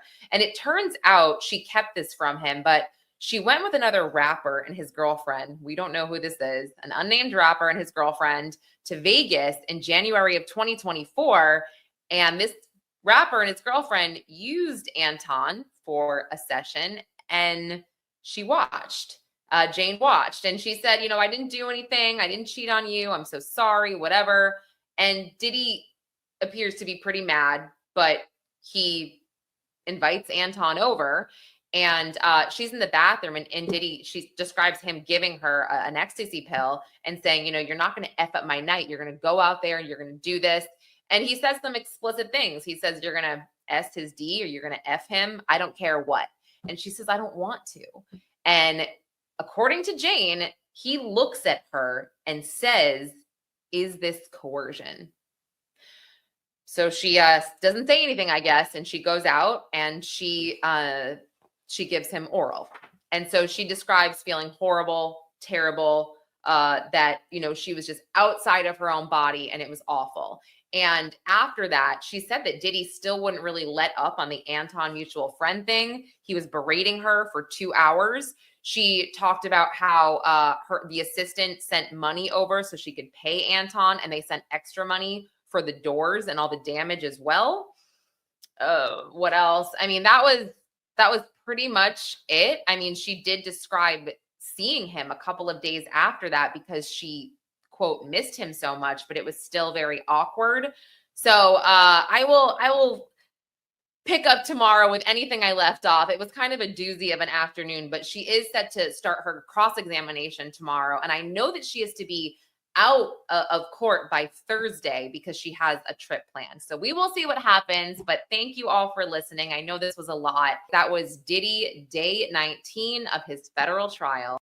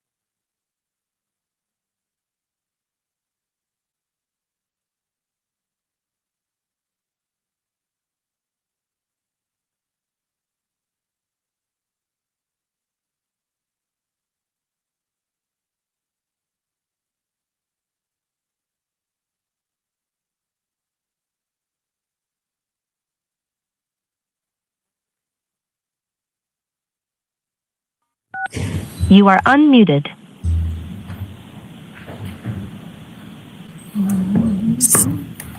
If I could. Back in session, you may be seated.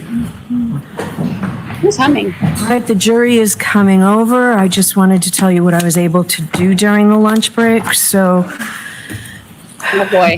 Mr. Brennan, you argued for 4 points of admission regarding this witness. I'll allow in 1 and 2. I've had a chance to look at 4. I think I already told you I would not allow in 3 because I've already considered it. I've now looked at the 4th one, the case. I'm not going to let you get into that during cross-examination. If the door is open and you think you can get into it after redirect, please come to sidebar. Thank you. All right, and also I had a chance to look at the actual exhibit regarding what came into evidence from Dr. Welcher and Ms. Little. Contrary to what you said and what Mr. Alessi was nodding to, page 136 did not come into evidence. It's a blank page. So that PowerPoint did not come in. I had a chance to look at Dr. Rentschler's PowerPoint, and at least for now, maybe you can persuade me otherwise, any text that has hearsay on it that you say will help assist the jury, what I want to say is I think we have to give the jury some credit here, okay? They have been listening to this case intently for weeks. I don't find that anything that you've recommended here comes in to assist the jury is necessary to assist the jury. So before Dr. Rentschler testifies, those slides that were objected to that have text are out. Can I have a moment just to examine the Dr. Welcher PowerPoint? No, not right now. You can look at it, yes. You can look at it while we're bringing the jury in. Okay, because we have 4 copies of the PowerPoint, and I know that it's I'd like to be able to. 137 is the report. Mr. Alessi, please. Wow.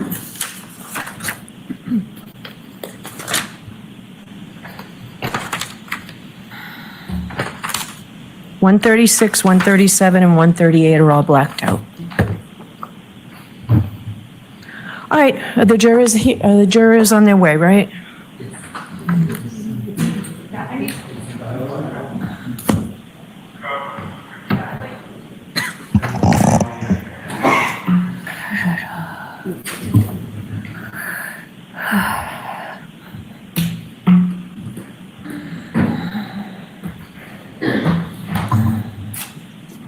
Give the jurors some credit. Okay.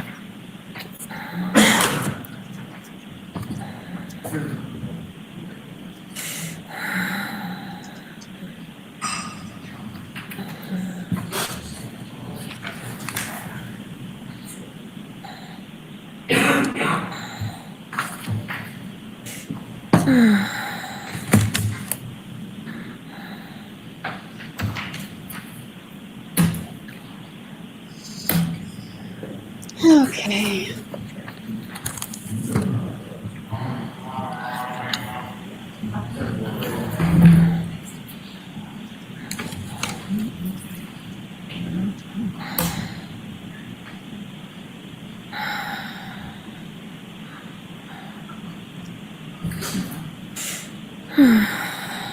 Tori?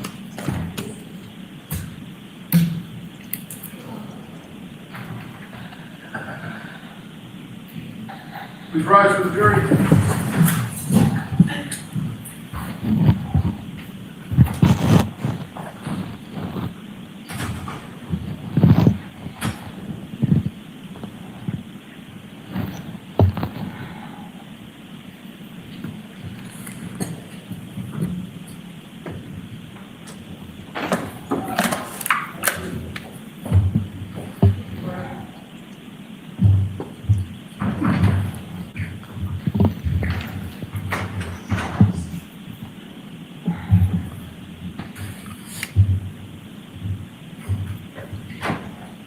Court is in session, please be seated. All right, Mr. Brennan, whenever, I'm sorry. Thank you.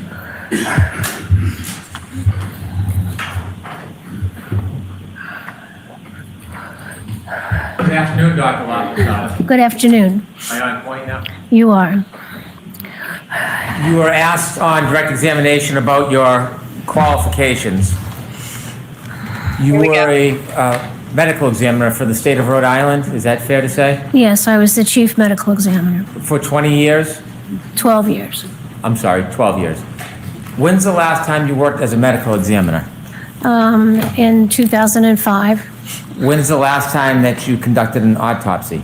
I've done probably a handful of autopsies, private autopsies in my consulting practice. Since 2005? Correct. When do you think the last time you did one is? Maybe 4 years ago, four or 5 years ago. 4 or 5 years ago? Yes. Okay. Since you left the medical examiner's office, have you had any specialized training in brain injuries? It's all part of keeping up with the medical literature and knowing the forensic pathology literature, reading medical literature. So it's a continuing endeavor to keep yourself educated with medical updates. Since you left the medical examiner's office, have you had any specialized training in brain injuries? I've not gone to a course on brain injuries. Since you left the medical examiner's office, have you taught any students on brain injuries? Yes. Have you given any classes or seminars on brain injuries? Yes, I have. In coup counter coup, how many times have you experienced that as a medical examiner, that condition? Well, I myself haven't experienced it, which was good, but in cases, hundreds of cases, it's a common injury. You said you did differential diagnosis. That is to exhaust any potential bias you have, correct? Well, a differential diagnosis is to think, how many ways can you get this finding? And it does help prevent bias. Did you say on direct examination, part of the benefit of differential diagnosis is to make sure that you don't have a bias? Yes, yes. In order to eliminate bias, you're supposed to look at all reasonable alternatives, correct? Yes, that's part of it, making a differential diagnosis. So you don't just look at a person's body, come to a conclusion, and ignore other evidence. That would kind of defeat the purpose of differential diagnosis, wouldn't it?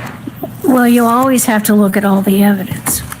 And so if you didn't look at all the evidence and you disregarded some of the evidence because you had already made up your mind, that really wouldn't be the proper study of differential diagnosis, would it? Right, I don't do that. I'm sorry, ma'am. I don't do that. I always look at all the evidence. And would you look at all the evidence even if it was contrary to whatever opinion you want to give in court? Well, the evidence allows me to come to an opinion. So it's not like I decide on some opinion I want to give and then look for the evidence. Good The answer. evidence is going to tell me what happened to the body.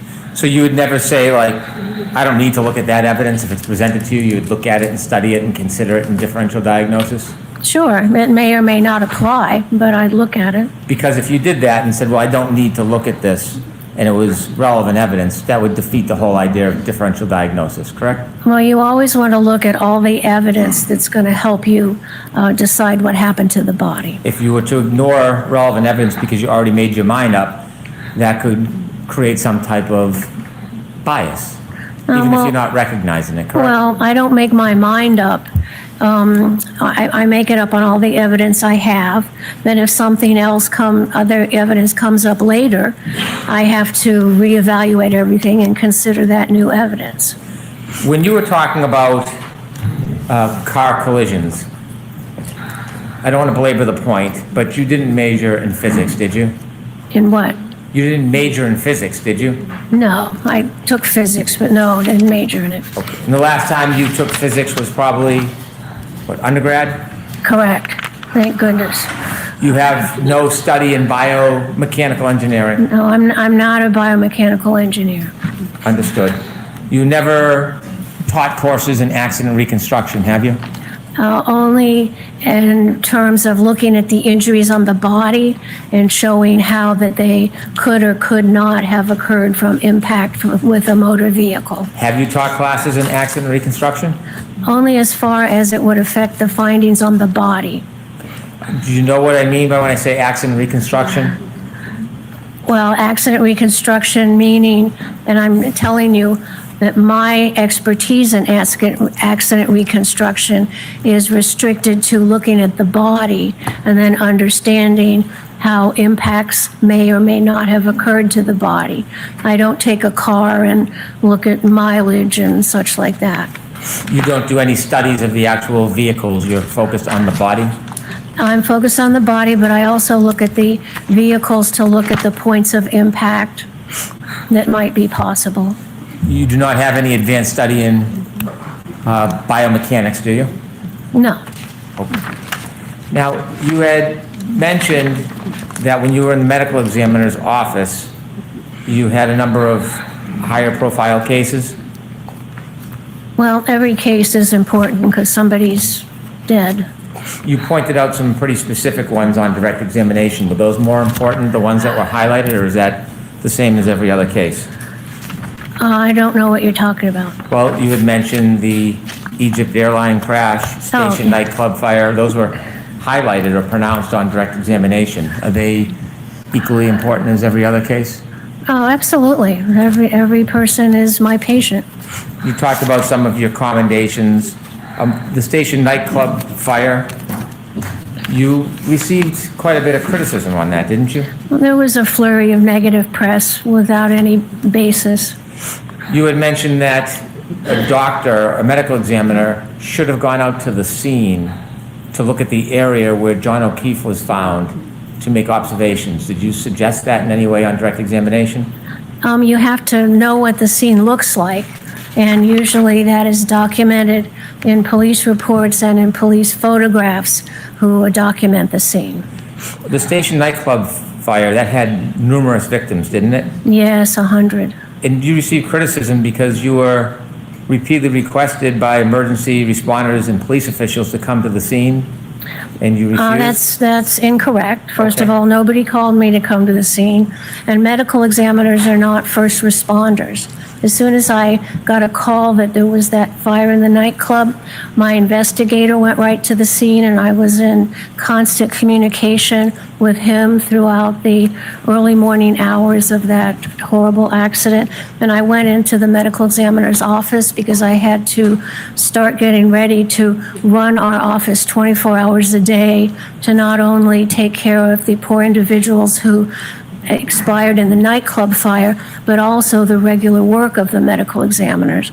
So there was no need for me to go to the scene because I had my investigator there, and my job would be at the office to get things all set up to handle the influx of deceased.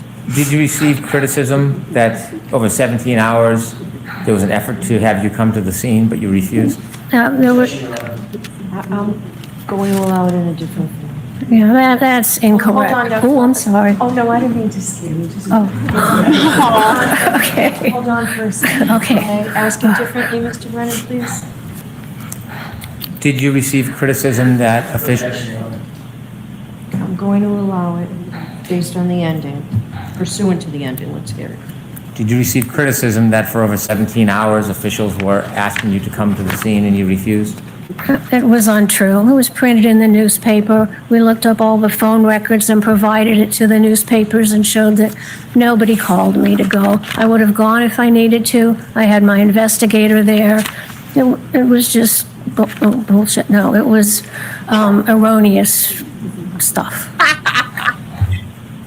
Was there other criticisms in 2005 before you left the office? No, there was a flurry of stuff in the papers. There were union issues, new director of health, new governor. So yeah, there was a little flurry of stuff, which was not substantive. So you inevitably did resign in 2005? Yes, because my budget was going to be cut, and I knew that if I had to get rid of a medical examiner, we couldn't do a good job for the state, and I'd done it. I'd been chief for 12 years. I'd been on call 24 hours a day for 12 years. which was an honor, really. But then if I couldn't do a good job, if we cut the budget, I had to get rid of a medical examiner. I couldn't serve the people of Rhode Island well, so I resigned. Did you resign shortly after the audits and criticism? No. Same year? Oh, I don't even remember. After you resigned, you opened your own company? Yes, I started an independent consulting practice. How much of your business is consulting? It's a consulting practice. Yep. How much of your business, how much of your income is consulting? 100%. It's consulting. Do you consult in both criminal and civil cases? Yes, I do. What percentage of cases are criminal cases? It's maybe half and half. Half criminal, half civil? I don't keep track of it in that way, but that would be a guess. I'm sorry, I'm sorry, I didn't hear you. I don't keep track of numbers of civil or criminal cases that I'm consulted in. If I had to give an estimate, it would be half and half. I've worked on over 1,000 cases in my private company. And fair to say you get compensated for your time? Yes, I get paid for my time. Dr. Laposata, you had mentioned that there were some scratches that you had taken a look at on Mr. O'Keefe's body. If we could have Exhibit 165, please.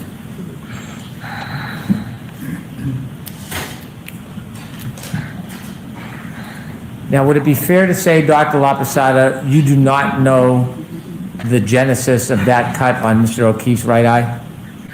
I do not know what caused it. I can tell you what didn't cause it, but I don't know what did cause it. You said that was from blunt force? It's from application of blunt force to that little area that broke the skin. When you were asked a question about whether that was consistent with a punch, you opined that it was consistent with a punch, yes? It could be consistent with a punch. You weren't saying it was consistent with a punch to a reasonable degree of medical certainty, were you?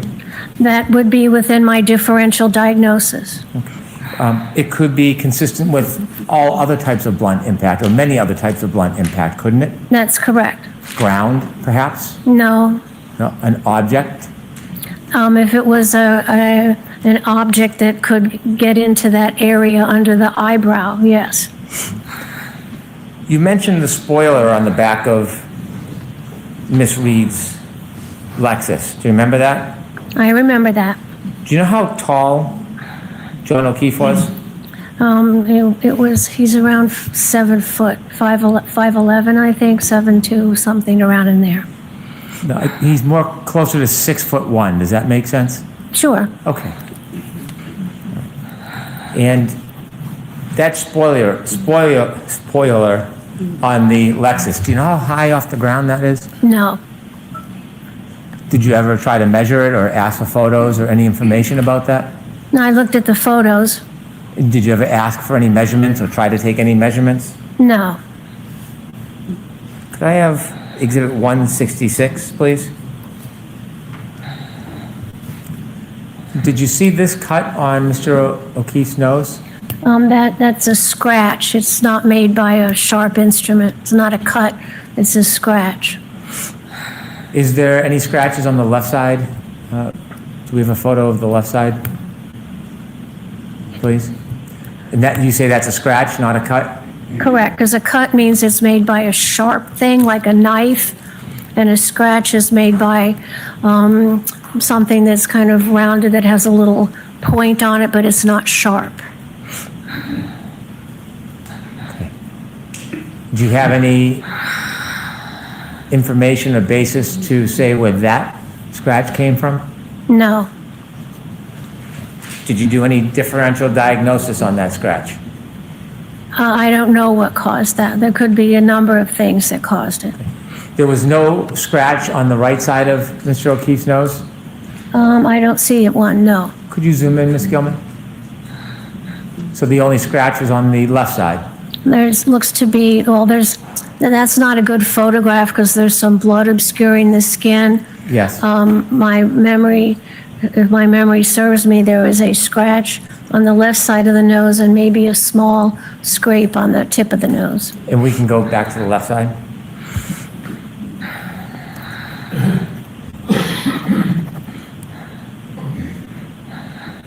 And you said that could not have been caused by a sharp object?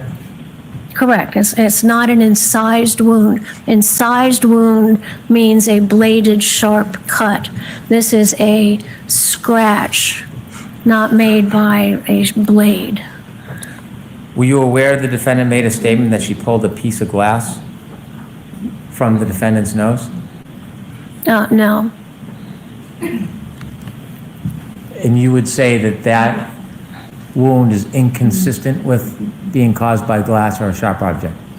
It would not be caused by a blade. It could be caused by a piece of glass that was thick.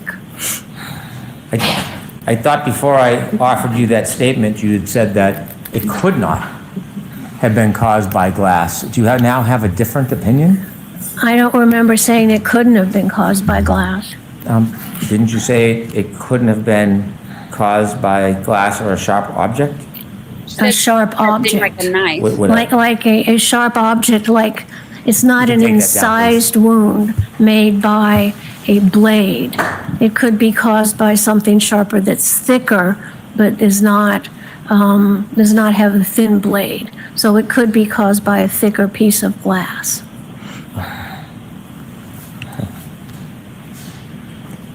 If somebody is deceased, does any blood pressure from their heart still move in their body? No, they're dead. If somebody removed a sharp object like glass from somebody's face, would they spurt blood if they've died? If you're dead, there's no blood pressure.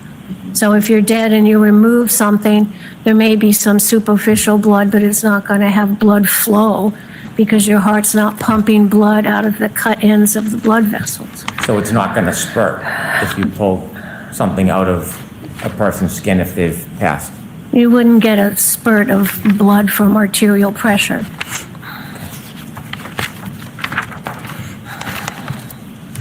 I just want to ask you a very few questions about hypothermia. Sure. You mentioned that Mr. O'Keefe's body temperature at the hospital was 80 degrees, Yes. and there's different ways to take somebody's or a body's temperature, isn't there? Yeah, that was a rectal temperature, so that's a good representation of the body temperature. Is the variance between a common practice of taking temperature by somebody's mouth and rectal, is it about a 3 or 4 degrees difference, or do you have a different experience? It can be different. A rectal temperature gives you a better internal body temperature. The oral temperature, if you're breathing in or if you just had something cold in your mouth, may not register a proper temperature. So the rectal temperature is the preferred temperature for a medical diagnosis. 98.6 is an important temperature, isn't it? Yeah, it's our usual normal body temperature. And so, is there a standard? Is 95 degrees considered hypothermic? If you have, then clinically you would start to worry that the person might be experiencing bad effects of hypothermia. At 95 degrees? At 95, you start to worry about it. And could some of the things that happen is labored breathing? Is what? Labored breathing? What about labored breathing? Well, if someone is hypothermic, if they're 95 degrees, does it affect their breathing patterns? Not especially. Okay. Does it affect the way their respiratory system works? No. Does it have any effects on the human body if you're hypothermic at 95 degrees? No. You're still okay. If that temperature continues to decline, it starts to become dangerous, doesn't it? It can. Mr. O'Keefe was evaluated, and at the hospital, his body temperature from a rectal reading was 80 degrees at about, 6:37? Correct. Did you know that before he got to the hospital, first responders had him in an ambulance? Of course. Did you know they turned the heat up and put blankets on him and tried to provide warmth to him before he got to the hospital? Yes, that would be standard practice. And that standard practice would usually add temperature to the person, wouldn't it? Well, it might. Okay. So it's possible it could, but it might not. It usually doesn't add that much. I see. And so inevitably, at 6:37, Mr. O'Keefe's body was 80 degrees. Yes, when he got to the hospital, his rectal temperature was 80 degrees. And so that is a drop from the standard or what's expected of 98.6 degrees. That's a drop of at least 18.6 degrees. Yes. You mentioned that Mr. O'Keefe, after suffering his head injury, would not have moved other than twitching. Correct. No purposeful movement. Were you aware that he had an iPhone with healthcare data on it? No.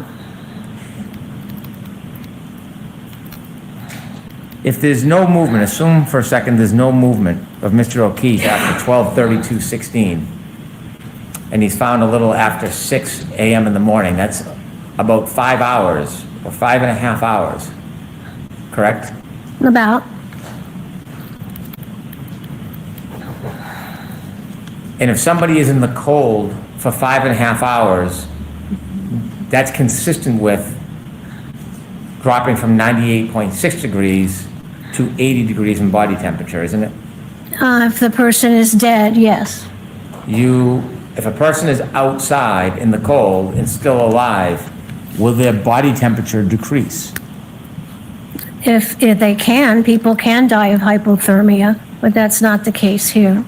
Not the ultimate death, but if somebody's outside and they're alive and they're lying in the snow and it's below freezing, will they lose body temperature? They will, especially if they're not bundled up well. And body temperature can drop from 2.5 to 4 degrees an hour? In a dead body. Okay. In a living person, it can drop 1.5 degrees. No. A dead body at room temperature will usually lose body temperature at like 1.5 degrees an hour. If a dead body is in a cold environment covered with snow and avalanche environments, the dead body can cool at 4 degrees per hour. And so a person who is in cold conditions, starting to be covered by snow, less than freezing, they can lose body temperature when they're living, can't they? If you're sure, you can. People die of hypothermia, but that's not the case here. Well, someone could be alive, lose body temperature, and not die. That can happen, can't it? Yeah. Right. So if someone is in the cold, let's assume they're not dead for a second. They're in the snow, below freezing, not moving. Can that person lose body temperature if they're still alive? Sure. If they just lie there, they can become hypothermic and die.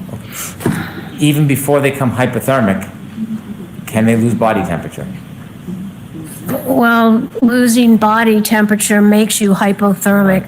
Thermic is temperature and hypo means below. So your temperature goes down and you're hypothermic because it's going down. And people can survive from being hypothermic if they get the right care. Sure. And so in that 5.5 hours, it is consistent with a person being outside in the cold and starting at 98.6 and ending at 80. That's consistent with being in the cold for 5.5 hours, isn't it? For a dead body, yes. That's how a dead body would cool in a snow-covered cold environment. And it could also be consistent with somebody who is alive for some time and then dies, correct? I don't understand your question. Somebody could be out in the cold, under the snow, sub-freezing. They could be alive for some time. Their body temperature could drop. And then when they pass and die, their body temperature could continue to drop probably at a more rapid pace. That still fits within 5.5 hours, doesn't it, Dr. Laposata? No. Oh. Okay. Because if someone can drop 4 degrees of body temperature in an hour. A dead body. Yes. It would only take about a little over 4 hours if it was at 4 degrees to go from 98.6 to 80. Yes? Correct, yes. So he was exposed to that cold environment for 4 to 5 hours. If somebody was alive for a couple of hours, it's a lower rate. Say they'd lose 3 degrees. And then, after that couple hours, they lose body temperature at 4 degrees, that would still fit and be consistent with the drop from 98.6 to 30 degrees, No. to 80 degrees, wouldn't it? No, but you were saying a dead body cools in a cold environment at maybe 3 to 4 degrees an hour. And that has nothing to do with a living body and how long they can stay at a body temperature. Do you disagree that somebody could be alive, lose body temperature out in the cold, freezing temperature below 32? They could lose body temperature at a certain rate, then pass out, die, and then continue to lose body temperature. Is that possible? Anything's possible. It's just what's important is what happened in this case. I'm asking for your medical opinion, though, rather than to be an advocate.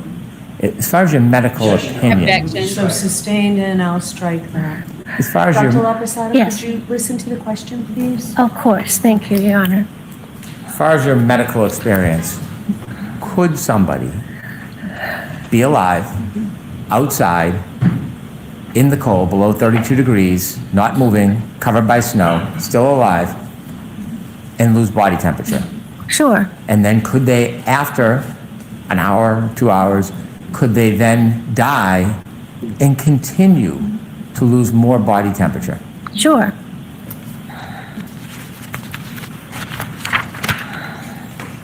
You mentioned your opinion about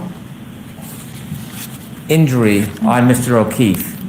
And at one point you said that his injury was inconsistent with a taillight, and you said because there was no damage from the bumper. Do you remember saying that?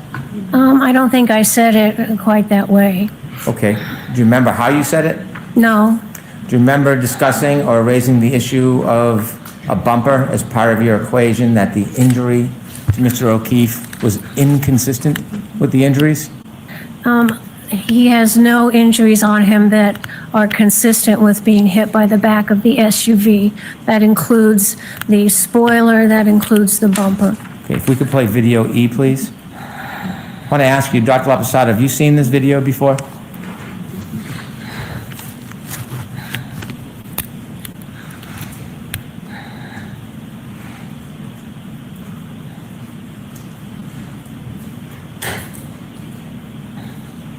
No.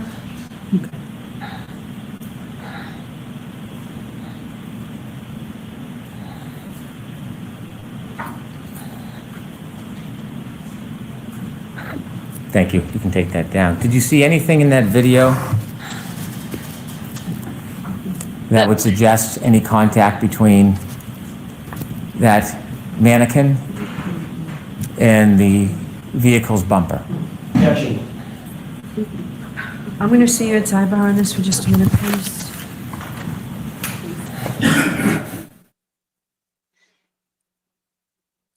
She said there's no injuries consistent with being hit with the back of the SUV, including the spoiler or the bumper. So he's like, oh yeah, well look at this video. In that video, he wasn't hit by the spoiler or the bumper. She is hilarious, honestly. And I don't think that cross went how he was hoping it would. Because she's very confident in her answers. And the fact that she was like, yeah, that's BS. I love this woman.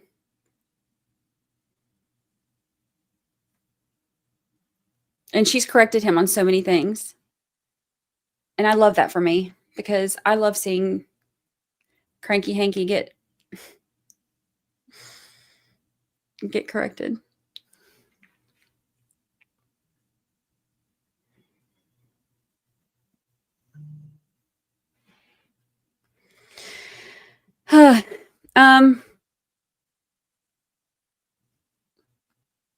Yeah, she's very matter of fact. No, she wasn't at the last trial. This is her first time coming to testify for this one. But I like her. She's very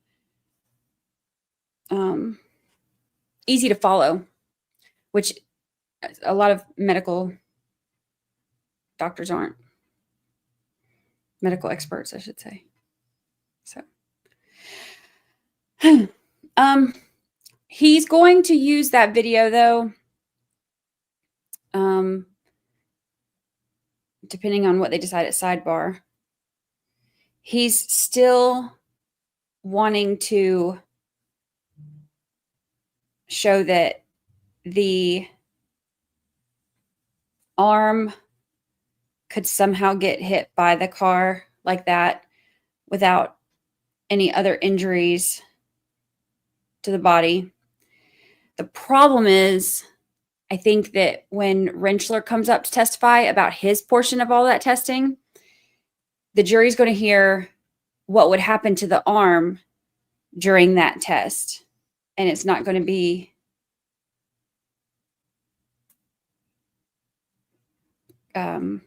consistent with what actually the injuries are. Because now we know that Welcher was wrong. There are x-rays.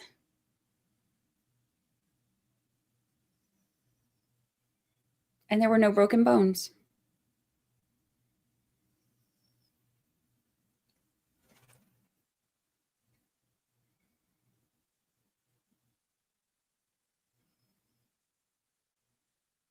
If he uses that video, then everything he argued yesterday with Dr. Wolf goes out the window.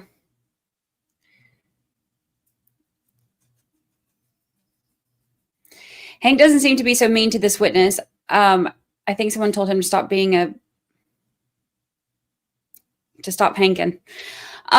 Perhaps, but also if he's like hired her before, and I saw somebody on Twitter, was it Turtle Boy maybe, who said that during lunch, like Dr. Laposata went over there and hugged somebody who I guess is one of Hank's besties or something.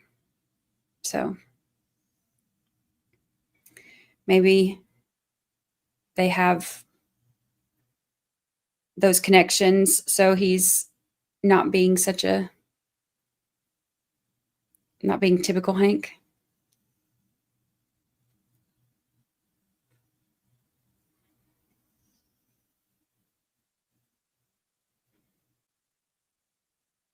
Hank has a bestie. Could you imagine being besties with Hank?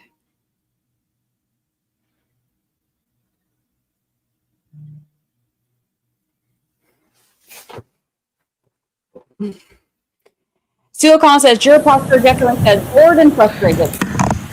From the sidebar. All right, so jurors, I am going to strike the last bit of questioning of this witness and the video as it goes to this witness. All right. Dr. Laposata, after you received materials, did you ever ask for any additional materials?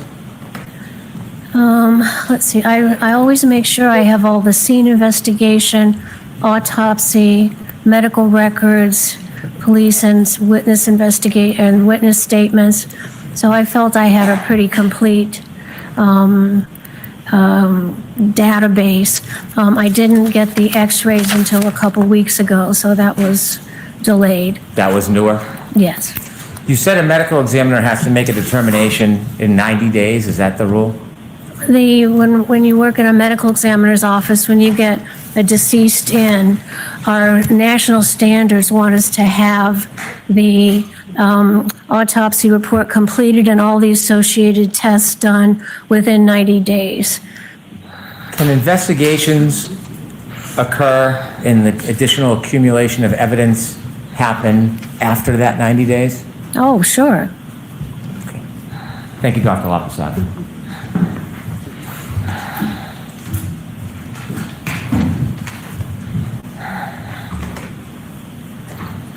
I think Hank's like low-key scared of her because that was the nicest he's been on any cross.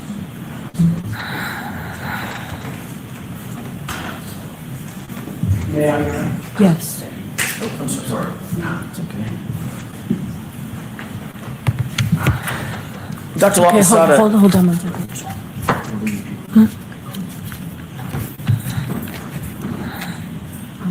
jurors, when I strike something, that means disregard it. And what I've struck through this witness, the video that you just saw and some of the testimony means that if it's in evidence, it's in evidence, but it is not part of your consideration with this witness. Okay. All right, go ahead, Mr. Jackson. May I proceed? Thank you. Dr. Laposata, you were just asked a series of questions about body cooling, correct? Yes. Does a body, as it's cooling, does it know if it's indoors or outdoors? No. If there's a very cold environment, be it indoor or outdoor environment, would it still cool? Oh, absolutely. And it would cool at would it cool at the rates that you earlier described? Yes, Even if indoors, if that indoors was cold? absolutely.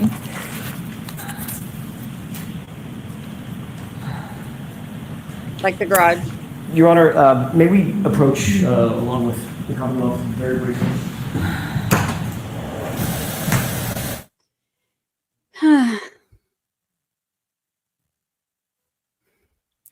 So Brennan finished cross, and then Alessi handed Jackson a Post-it. Jackson went to the podium, and then the court officer who's with the jurors interrupts and speaks to the judge. And then the judge explained what strike from the record means and what her last instruction means. So I wonder if one of the jurors was asking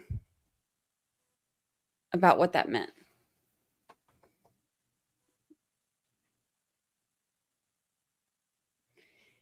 Interesting.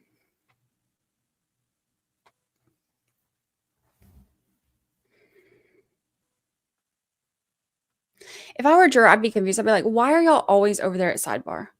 Why are we here? And why does Hank Brennan keep yelling?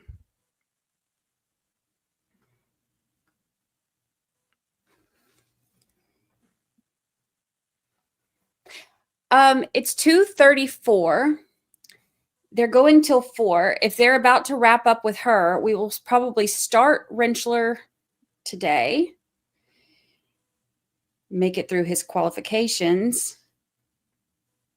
And then the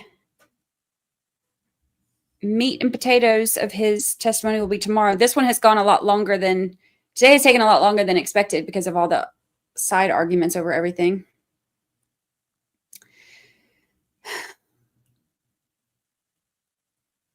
So Dr. Rentschler tomorrow. And then they never did decide or say out loud anyway, if they're going to do a half day Thursday. She had asked them to consider doing a full day. Excuse me, Judge, may I come to sidebar? I want to come. I want to know. I'll bring a spreadsheet and snacks. Oh, also, tonight, I think, wait, what's today? Tuesday? I think I'm on Court TV tonight.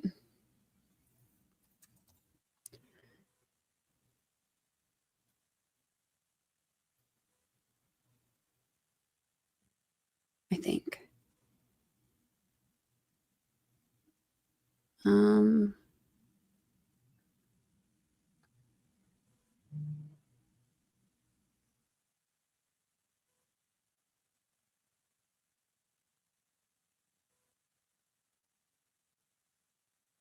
Speaking of snack, I just got an update.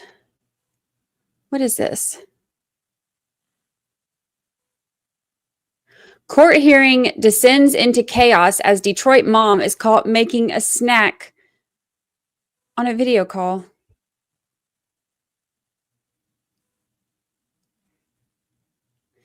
Court hearing in Detroit descended into chaos after mom was caught making a peanut butter and jelly sandwich while on video call with the judge, who she then continued to argue with.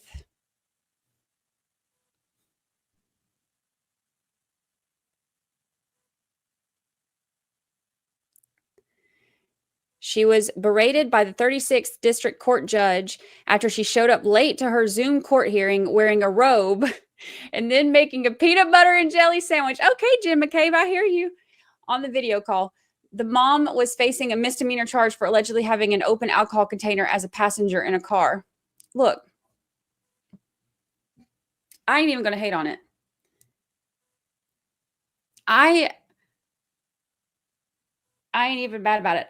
Look, from the waist down every day when I'm with y'all, I have on pajama pants or yoga pants every single day. I'll have on like the cutest top. Like the top of my outfit is like, we're going out to a nice dinner. Maybe we're going out to the Applebee's. The bottom is like we're going to the Dollar General. So I'm not even going to be mad at this woman. And also, peanut butter and jelly snacks, that ain't so bad. There are worse things that have happened on Zoom calls. I ain't mad about it. The judge told her to stop making a sandwich. He said, put whatever you're trying to prepare down. She said, I'm just trying to feed my daughter. And then she showed her daughter on camera to the court, also showing the robe she was wearing. The judge said, is that a robe? Before she began defending that, she started defending that, saying that she was properly dressed. And she said, I have on a t-shirt. She had on a t-shirt under that robe.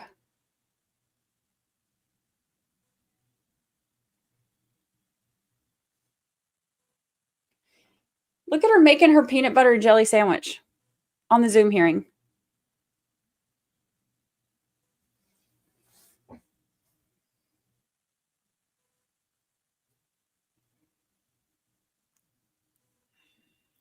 The judge said, I'm sorry that your daughter is sick, but again, you're in court and we're going to treat it as such. She was removed from the call as she spoke over the judge, defending her attire on the call. She said she has an excuse. She has a reason for what happened. She said, I got multiple court dates, so I called to get the Zoom number, and they had told me, like, oh, wait, you're supposed to be there right now.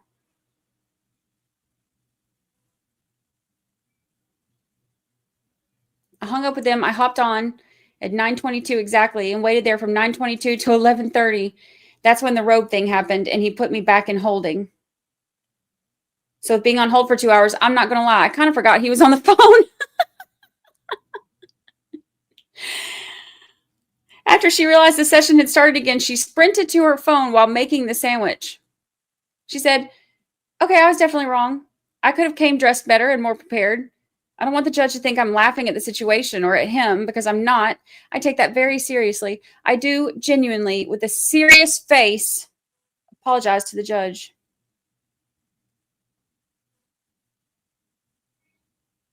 She said, it's hard for moms out here. I hear you, sister.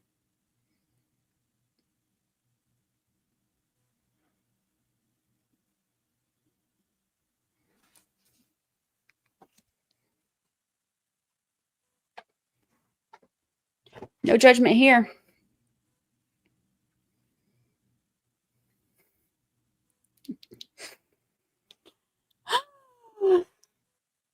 Please wear a robe tomorrow. I will.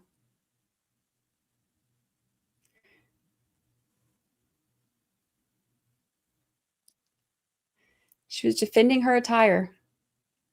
She said, it's hard out here for mom. She's just a normal mom. At least the bread was in her kitchen and not her back seat. So there's that.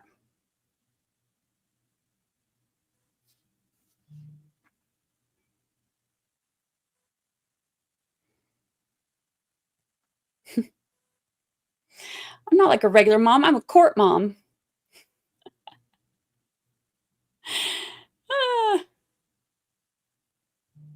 And she had jelly. See?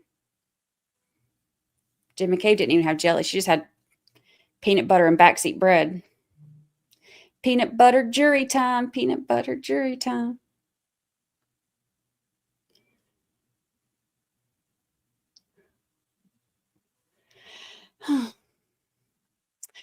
Sue says some of the jurors who have regular, friendly, or pleasant looks on their faces aren't looking that way now.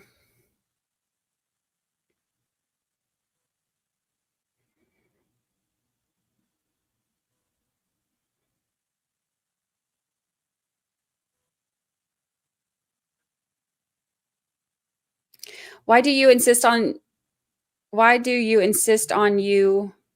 the outdated word luncheon as opposite to lunch? Look, this is Bev's world. We're just living in it.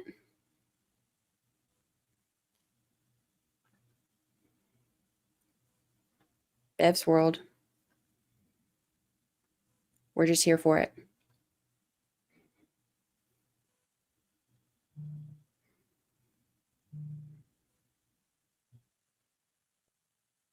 The juror who has 5 notebooks is talking to the court officer.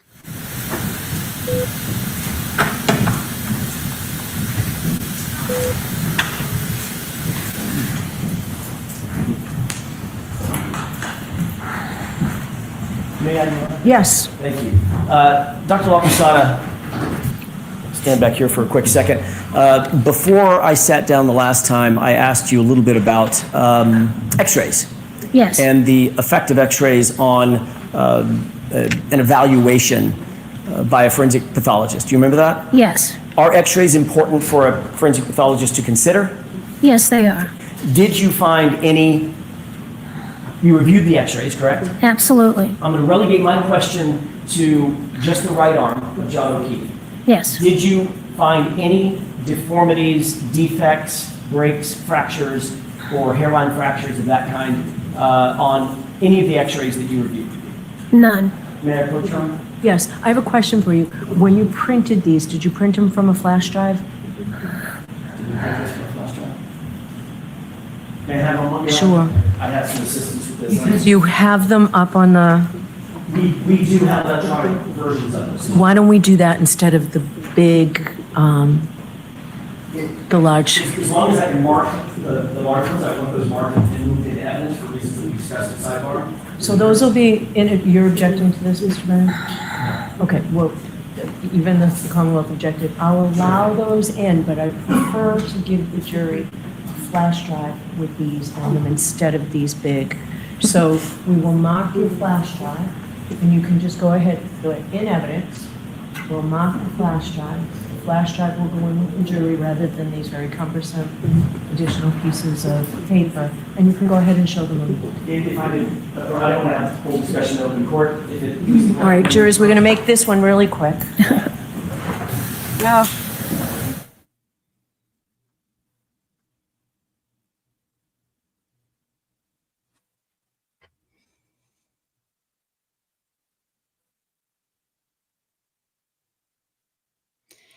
And they're off again.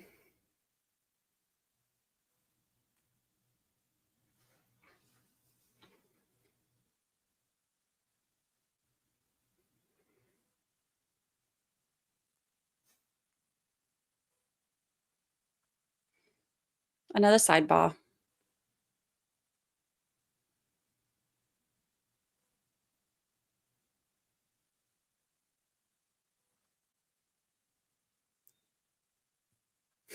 The goat in the chat so scream, scrumped. Ronnie says, I am the screaming goat.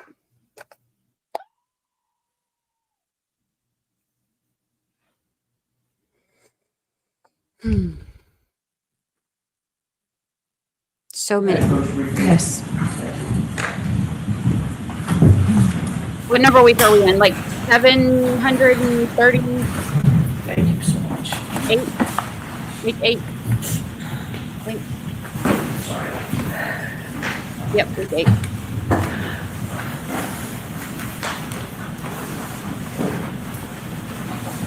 I'll show these to you and then I'll put them on an overhead. May I approach your honor? Yes.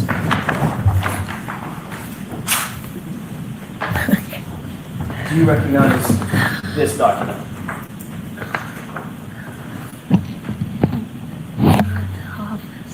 Yes, I do. How do you recognize it?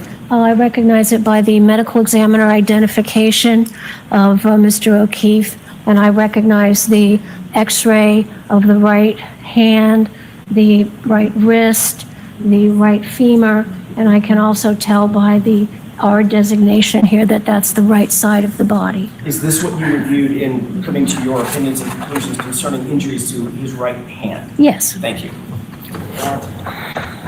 So these now will mark whatever the next exhibit in A, B, and C. I want to see. A, I B, want and to C, yes, see. Your Honor. HHH is now 229A.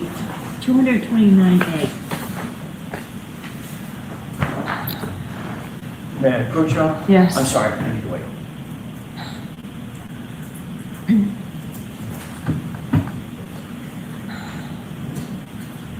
I want to see. I want to see. May I approach? Yes. Dr. Hughes, do Sure. you recognize this document? Yes, this is a x-ray of the body of Mr. O'Keefe from the medical examiner's office. The R indicates the right side, and we see here the two bones of the arm. There's no injury to them. We see the pelvis bone. There's no injury to that bone. They're perfectly normal, and there's no abnormal soft tissue swelling. It's a normal right arm. Thank you. I may have this marked as next to your B. That may obviate the need to put it up, right? It could. You can't see. I've got Lucy right here and Tinsley's right here. Oh, you can see Tinsley's little snout.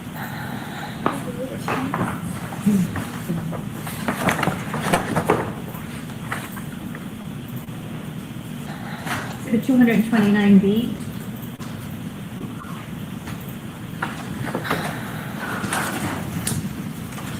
May I? Yes. Thank you.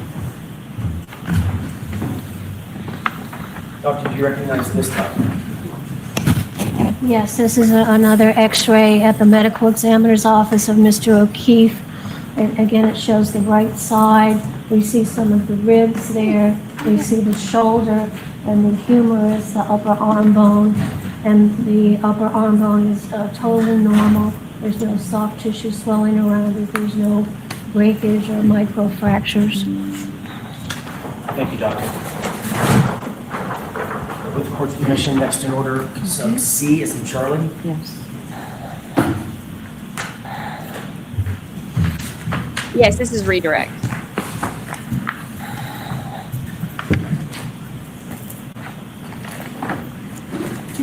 C. I've been to our old Dr. court. Laposata, that's all I have for you. Thank you for coming. Anything, Mr. Brennan? No, thank you. All right, Dr. Laposata, you are all set. Thank you, Your Honor.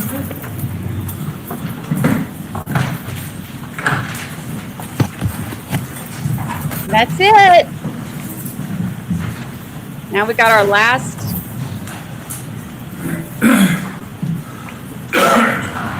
witness. I think she did All right, is there great. anything else today? May I have a moment? Yes.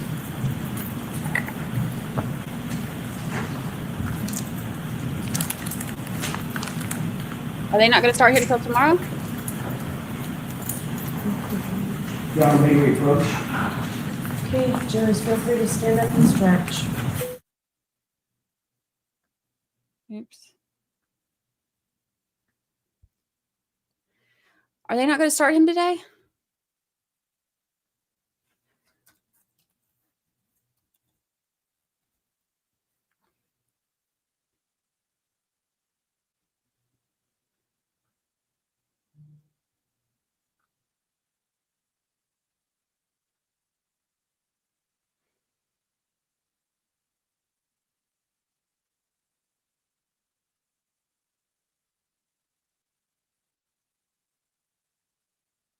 I want him to start today.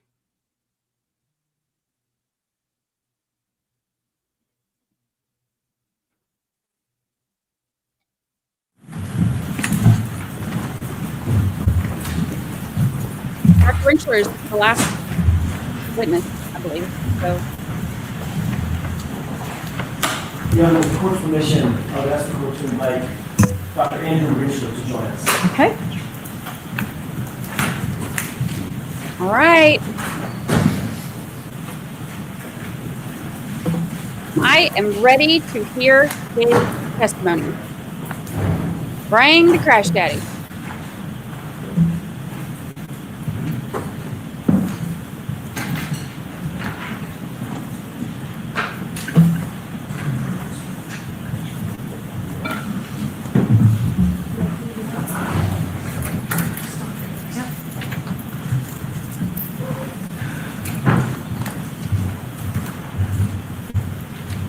Sir, I need you to step up, face the clerk, and raise your right hand, please. Please, officer, do you ever state the court and jury in the case down here is for the truth, the whole truth, and nothing but the truth, so help you God? I do.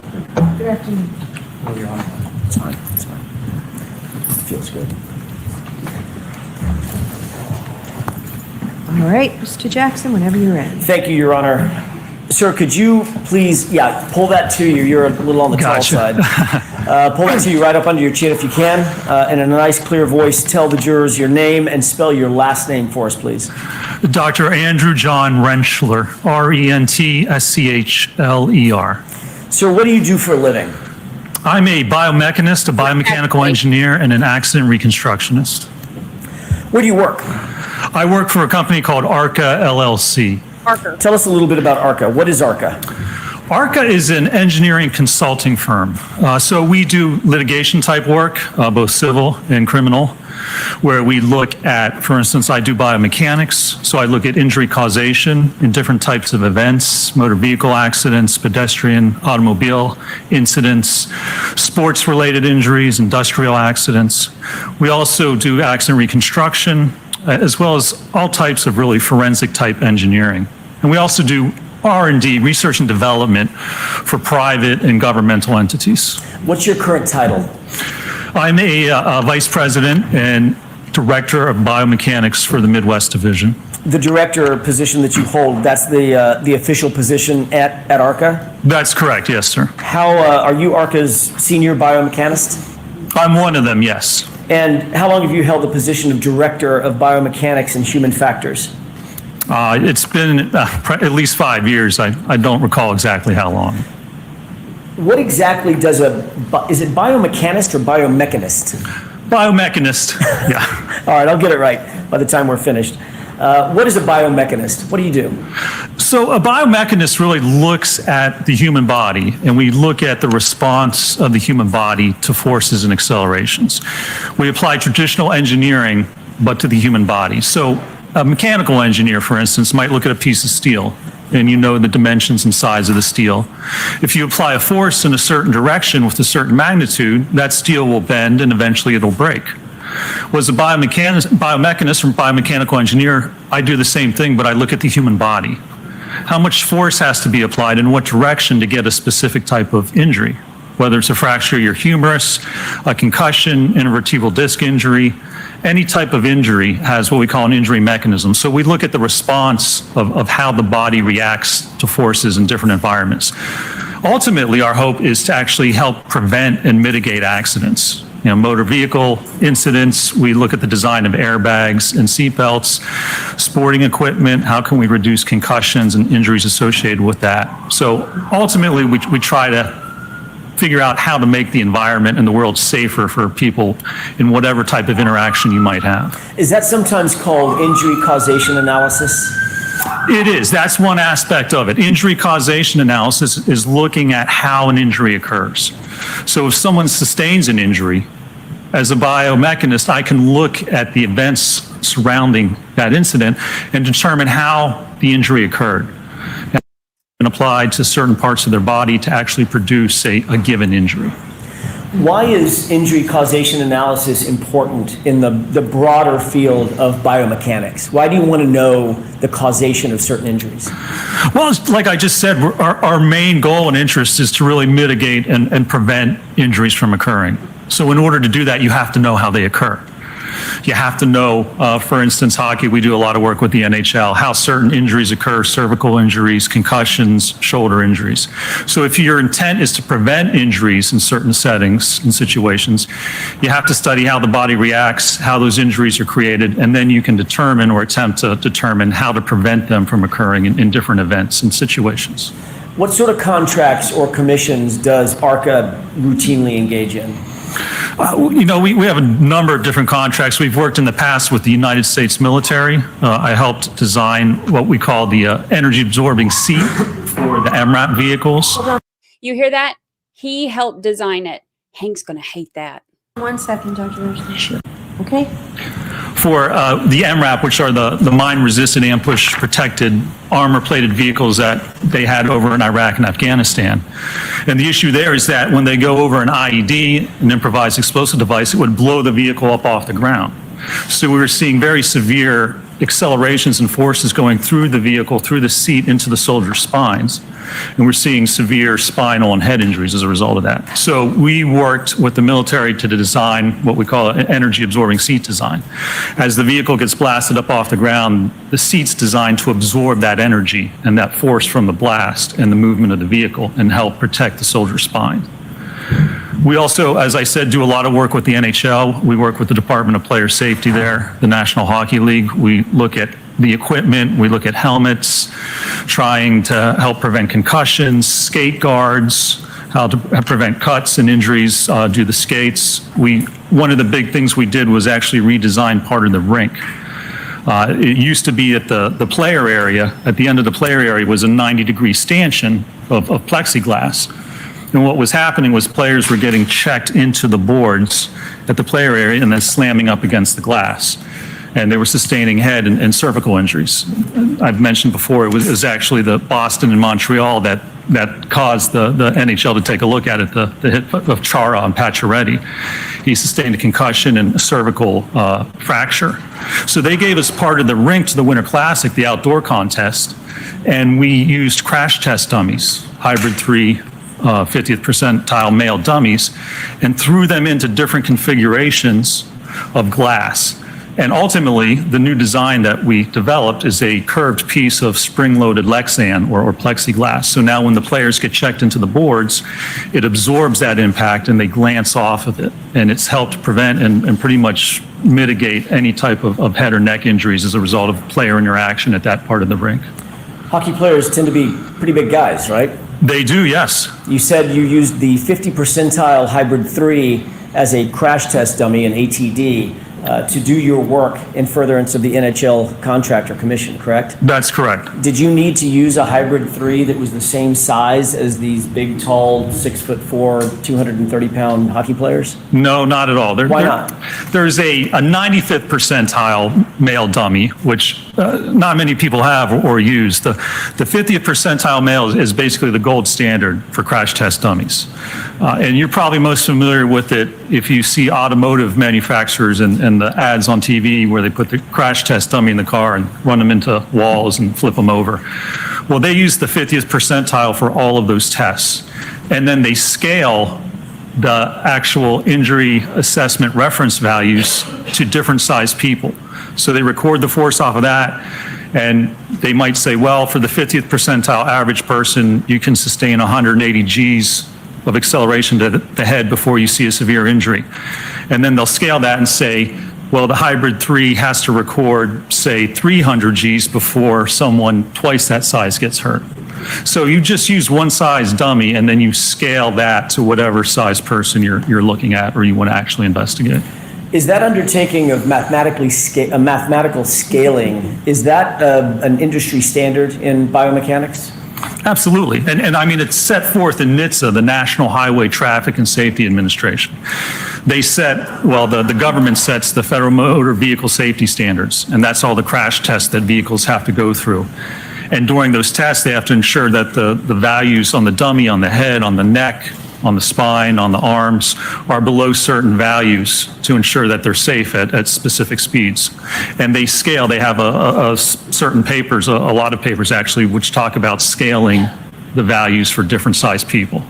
Is that an accepted methodology in the scientific community? Oh, it certainly is, yes, sir.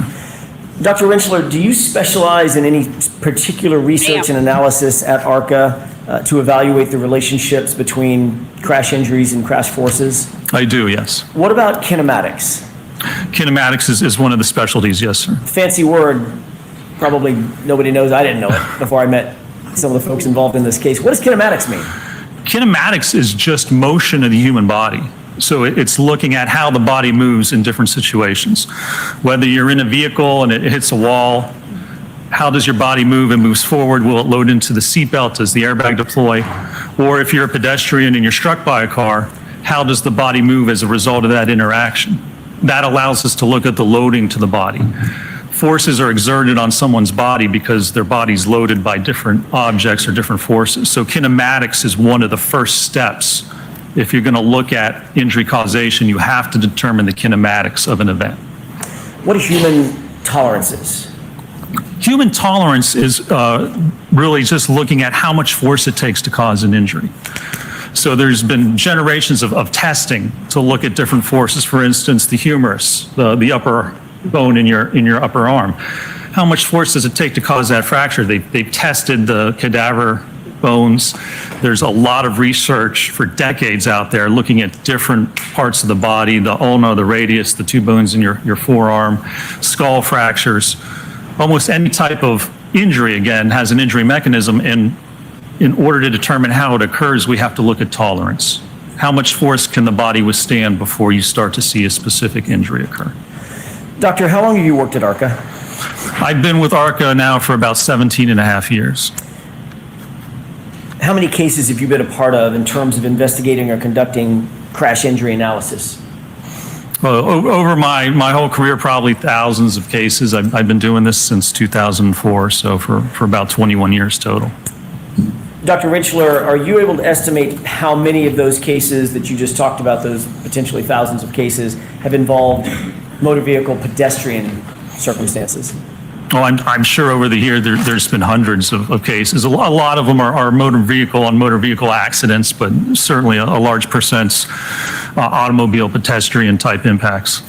What education, training, and background qualifies you to perform the duties that you just told us about as the Director of Biomechanics and Human Factors at ARCA? Well, I got my BS in mechanical engineering with a minor in biomedical engineering from Carnegie Mellon University in 1995. I then went on to get my master's in bioengineering and biomechanics from the University of Pittsburgh in 2002. And then I got my PhD in bioengineering and biomechanics from the University of Pittsburgh in 2004.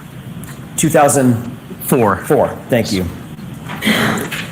Are you a member of any professional associations associated with your field? I'm a member of SAE, the Society of Automotive Engineers, as well as the American Society for Mechanical Engineers, ASME. Are you also a reviewer for an outfit called Archives of Physical Medicine and Rehabilitation in Biomechanical Engineering? I have. I've done peer-reviewed articles for those journals before, yes, sir. When you say peer-reviewed articles, you're the peer reviewer? That's right. If you want to submit a scientific article to a journal, you'll write that manuscript and then submit it to the journal, and then they'll send it out to other experts or peers in that same field, probably 3 others normally, and then they'll review that transcript, send it back with any suggested revisions, and then usually the author will make changes, send it out again, and that's how it gets accepted. Usually it goes through several different iterations before a paper is actually published. Have you received any additional training following your PhD, formal training or otherwise, in the field of biomechanics? I have, yes. Describe some of that for us, please. Throughout the years, I've taken classes through the NTSB, National Transportation Safety Board, as well as SAE, as I said, Society of Automotive Engineers, and at different universities, Virginia Tech, different seminars and classes with respect to biomechanics. Is that normal to, even for someone at your education level, a PhD, to take continuing education to stay up on issues in your field? It is. You take continuing education and then also just working with your peers. And when you work in a certain company, for instance, at ARCA, we don't do just litigation. We do the research and development. We have an epic sports branch at ARCA where we look at sports performance of athletes, how to help them perform better, whether you're a baseball player or volleyball player. So it's really the experience and the work that you do that also helps keep you up to date with technology and the different aspects of that field. Does some of that additional education include biomechanics of high-impact injuries that was offered by the NTSB? That's correct, yes. Methodology and techniques of crash data retrieval that offered by IPTM? Correct, yes. What is the IPTM? That's the Institute for Police Technology and Management. It's actually a school down in Jacksonville, Florida, that offers basically vehicle crash reconstruction and biomechanical classes. What about human factors and traffic crash reconstruction, also offered by the same outfit? Yes. He's like the expertiest expert ever. Did you take a course in automobile safety and injury biomechanics from, is this the one from Virginia Tech? That's correct, yes. Okay. Did SAE offer a course in injuries, anatomy, biomechanics, and federal regulations? Yes, that was in Detroit, I think, where SAE is based. And you took that seminar as well? Yes. What about vehicle accident reconstruction methods offered by the SAE?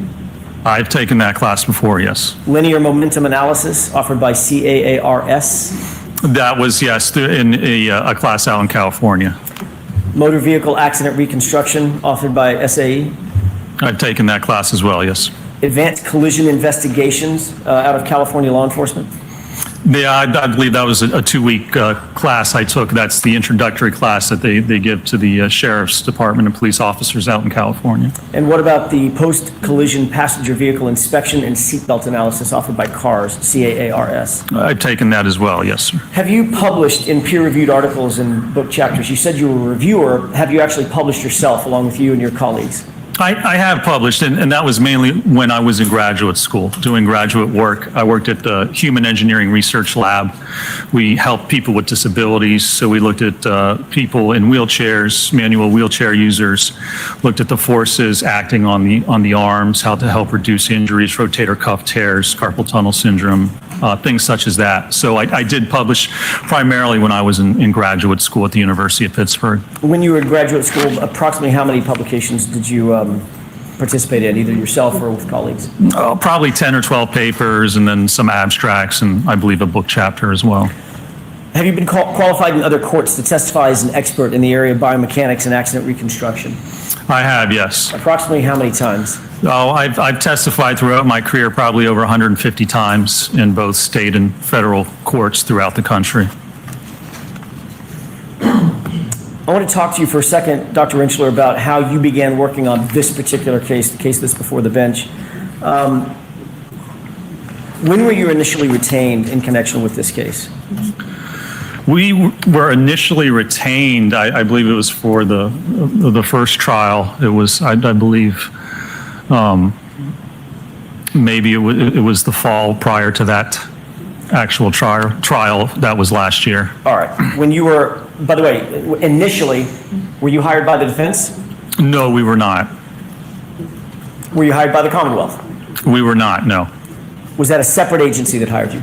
It was, yes. What are the 3 letters that stand for it? It wasn't an insurance company, was it? It was not, no, sir. Okay. Make sure you get that in there. What were you initially asked to do by this separate entity? Initially, we were kind of constrained in what we were asked to do and to review, but we were asked to evaluate whether the injuries sustained by Mr. O'Keefe were consistent with being struck by the Lexus. And who at ARCA was assigned on the team to undertake this commission? There was myself, Dr. Dan Wolf, and I believe Mr. Scott Klein was another engineer who was involved. And did all 3 of you join in the analysis that ultimately ended up in a report that you authored, or the 3 of you authored together? We did, yes, sir. What materials did you review in furtherance of your initial consultation in this matter? Obviously, I looked at the medical records. We looked at photographs of the vehicles, information about the vehicle, photographs of the actual incident scene, various information pertaining to the Lexus itself. You know who Dr. Dan Wolf is? I do, yes. Is that the other person, the Dan Wolf, the Dr. Wolf that you just mentioned? That's correct, yes. Did you and Dr. Wolf look at basically the same set of information? You were provided the same set of information? We did, yes. We were provided a tranche of information that all 3 of us looked at, yes. Can you explain the difference between your area of expertise and Dr. Wolf's area of expertise? I don't want you to get into his analysis, just what area he covers. In other words, you're dealing with a Lexus, than the pedestrian, Mr. John O'Keefe, correct? Correct, yes. What's the difference between the analysis that you undertook and the responsibilities of Dr. Dan Wolf? So Dr. Wolf really concentrated looking at the vehicle itself and the damage to the vehicle, the damage to the taillight, which is really the only damage we have to that vehicle. And so his analysis pertained to evaluating the force associated with producing that damage, what's consistent with causing that type of fracture and damage to the taillight itself. Whereas my part of the investigation was really looking more at the injuries and looking at Mr. O'Keefe and his kinematics and his alleged or any interaction between him and the vehicle, and whether that would be consistent with his injuries as well as the damage that we see to the Lexus as evaluated by Dr. Wolf. Did you ultimately issue a report, an initial report summarizing your opinions and your conclusions following your analysis? We did, yes, sir. About when was that report issued? I believe it was sometime in February. February of what year? It would have been February of last year, 2024. 2024, okay, Correct. Thank you. Were you able to provide an analysis, given the information that you had, were you able to provide an analysis for the biomechanical aspect of the analysis of the case? I was, yes, sir. All right, did you review medical records and other materials? I did, yes. Did you make note of anything with regard to Mr. O'Keefe's injury or injuries based on what you reviewed initially when you began your analysis? I did, yes. Can you describe what you noted in terms of Mr. O'Keefe's injuries? There were really just two basically different areas of injury. There was injury to the head. There was a laceration on the rear kind of right occipital region of the head, which resulted in fractures, an occipital skull fracture, which is the rear part of your skull, as well as basilar skull fractures that propagated up through the skull. And then there were injuries which were noted or diagnosed to be superficial abrasions along his right arm. What is a subscapular hemorrhage? Subscapular is? Yes. Yeah, with respect to the head, is that what? Yes, as it relates to the head. Yes, well, so when we talk about there's subarachnoid, there's pia hemorrhages, but basically they're hemorrhages, and scapular is hemorrhage under the scalp, but above the skull. So subdural is within on the surface of the brain, but scapular means that it's a hematoma or bleeding that occurs under the scalp but above the actual skull. Did you note subscapular hemorrhage in your analysis of Mr. O'Keefe's injuries? There was, yes, I believe there was extensive subscapular hemorrhaging. What about skull fractures? There were, as I described, occipital skull fracture in the back of the skull that then propagated forward the calvarium as well as the basilar or the base of the skull. You mentioned subdural hemorrhage as one of the issues that you would look at normally. Did you note whether Mr. O'Keefe suffered from subdural hemorrhage? He did, yes. He had sustained subdural hemorrhage as a result. And also subarachnoid hemorrhage? Correct, yes. What about bilateral orbital ecchymosis? He did, yes, bruising along the eyes, basically. What does bilateral mean? Both? Bilateral means left and right, correct. Did you note a 1 centimeter or approximately 1 centimeter laceration to the upper right eyelid? There was, yes, 1 centimeter, yeah, and so, that's a little less than half an inch laceration right above the right eye. What about abrasions to the anterior and left aspect of the nose? There were some abrasions on the nose, and then I believe a few lacerations as well. Laceration on the right anterior tongue? The tongue was lacerated, yes. You noted, with regard to one of Mr. O'Keefe's extremities, abrasions along that extremity. Superficial abrasions, that's correct, sir. Describe which arm we're talking about and what part of the arm. It was the right arm, and it was from the forearm up towards the top of the shoulder. And there were various abrasions what were diagnosed as superficial abrasions along that kind of posterior aspect of the arm, the elbow, forearm, and the upper arm. When you undertake an analysis, do you use biomechanics and kinematics both to try to evaluate whether or not a specific set of injuries are consistent or inconsistent with a proposed set of facts? Or I guess I'll just leave it there, a proposed set of facts. Yeah, I mean, those are basic steps to look at how an injury occurs. I mean, first you have to identify the injury, and that's by looking at the medical records and determining what the diagnosed injuries are. And then you have to determine the kinematics and the kinetics associated with a certain event. So how did the person move? How was their body moved? Did they interact with anything? And how did that result in loading or force being applied to the body? Those are basic steps of a biomechanical injury causation analysis. How did you go about undertaking those steps in this particular case? So in this particular case, we looked at how those injuries are actually produced or created. So occipital skull fracture, you need a sufficient force.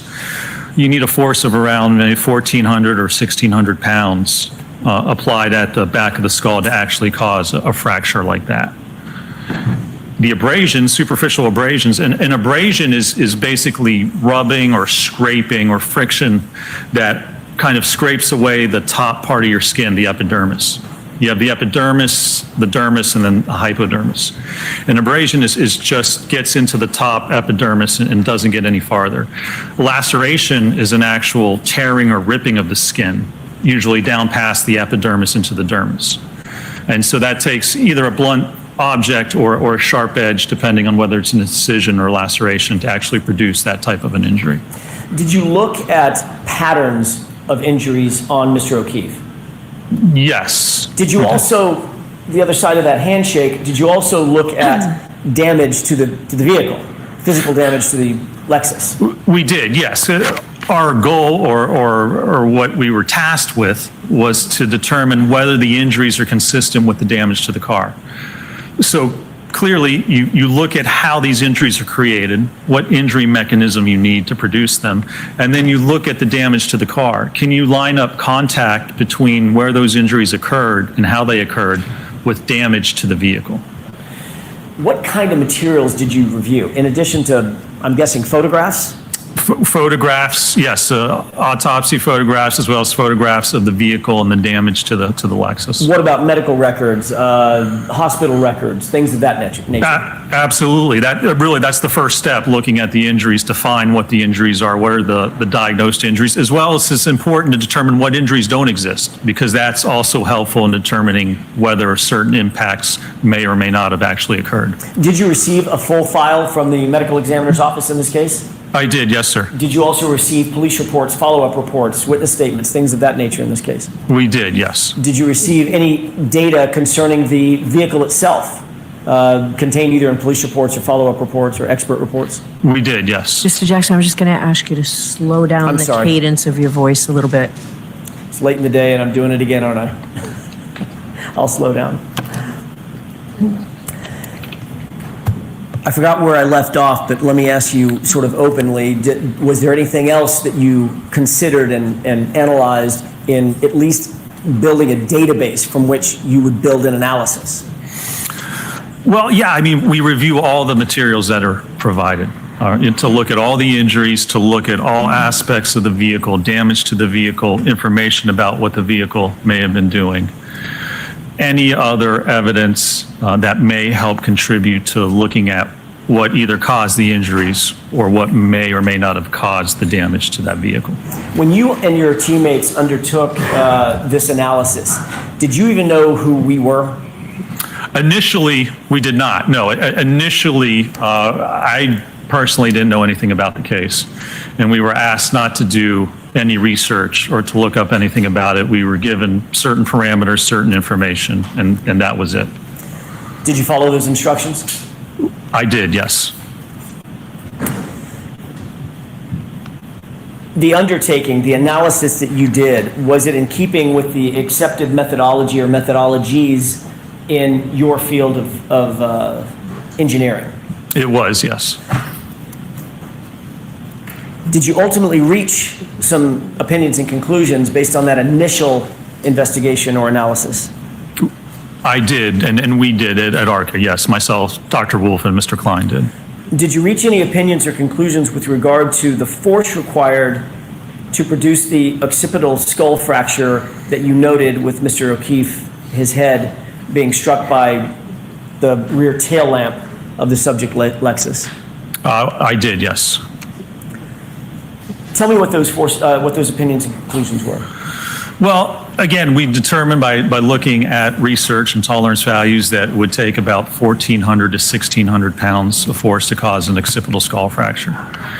Now, we were tasked with looking at, again, could that result from impact with the car? So one of the things we did is we took a head form, a head from a dummy basically that's instrumented with accelerometers, and we dropped it onto a taillight cover to attain a speed of 15 miles an hour. And so that would be comparable to the vehicle striking the head at 15 miles an hour. And I concluded a few things from that. A, that the force wasn't sufficient, or the acceleration wasn't sufficient to produce enough force to cause a skull fracture at 15 miles an hour. And also, when you look at the position and configuration of the occupant, it really wasn't possible to get a skull fracture by hitting the taillight and not sustain any other significant fractures. For instance, where the taillight's positioned to have an impact to the back of the head, you really couldn't have someone positioned in such a manner to strike just the head and not have subsequent concomitant injury to the neck or any other part of the body. So my findings with respect to the skull or the occipital skull fractures was that it likely did not occur as a result of contact, specifically with the taillight cover on the rear passenger side of the Lexus. So as to the question of whether Mr. O'Keefe suffered the occipital skull fracture as a result of being hit by the tail lamp at 15 miles an hour, were you able to scientifically rule that out? I was, yes, sir. Was that to a reasonable degree of scientific certainty? It was, yes. Did you reach any opinions or conclusions regarding the abrasions on the right arm that you noted earlier on Mr. O'Keefe's body? Yes, I believe my conclusions with respect to the abrasions are that it was inconsistent with contact to the tail light, and that not only that those injuries are inconsistent, but you would expect additional injuries, likely fractures to the hand and or the forearm, depending on the actual speed of the vehicle. Other than the expectation that you would see fractures or other damage to the arm, what was the basis for your opinion that the linear abrasions would not result from impact with a non-damaged taillight traveling in reverse? Well, you have to look at the kinematics associated with that. And that in order to get just superficial abrasions, that doesn't take a significant amount of force, but essentially that to have an arm contact the rear of the car, and we weren't really given any theory of how the arm contacted the car. So initially, we weren't privy to any theories or allegations of how this may occur. So just generally speaking, looking at the arm, how it would contact the car, and subsequent movement and interaction with the light cover, my opinion was that the injuries would be inconsistent, or the injuries that Mr. O'Keefe sustained on his right arm and didn't sustain would be inconsistent with actual interaction with the taillight. Doctor, were your opinions and conclusions, along with those of your colleagues, reduced to a report? They were, yes, sir. Was that report, to your knowledge, ultimately turned over to both the defense and the Commonwealth in this case? To my knowledge, it was, yes, sir.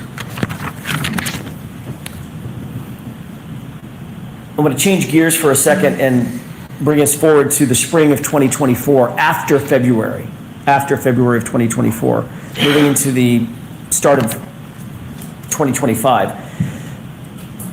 Did the defense at some point reach out to ARCA and contact you and Dr. Wolf? They did, yes. That was back in 2024 after the spring, correct? That's correct, yes. At some point, did the defense engage you specifically to testify? Yes. This year? This year? This year, meaning Yes. this trial? For this trial, yes. Okay. Yes, correct.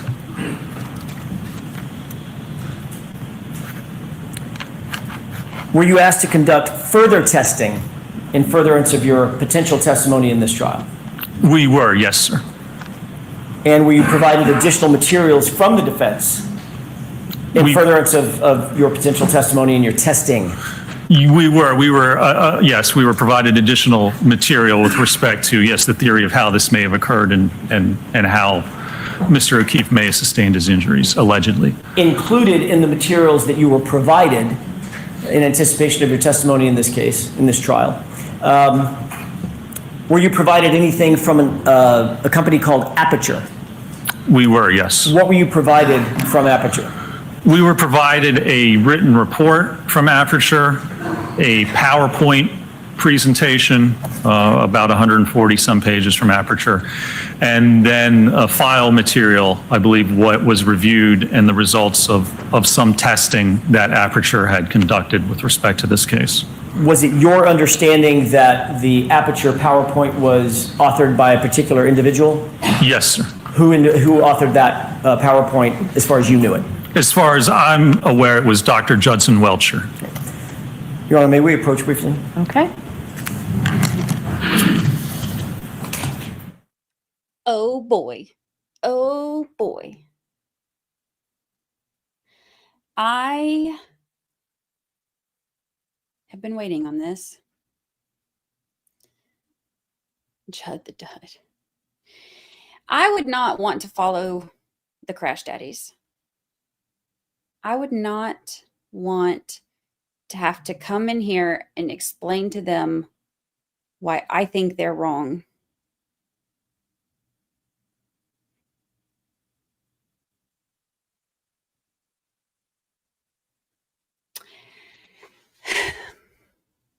Not me. Not me. These are pretty strong witnesses to close out the defense's case. If he comes in here talking about spreading his load again, I'm just going to vomit.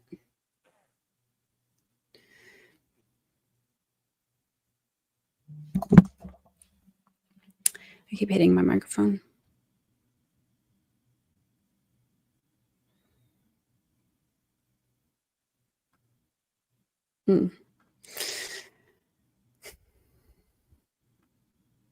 He said it, not me. The tofu thing was really funny. What do you think the jury will see as the difference of these? Think about the level of testing and professionalism that the two crash daddies have shown and the amount that they were paid versus Welcher and the amount he was paid.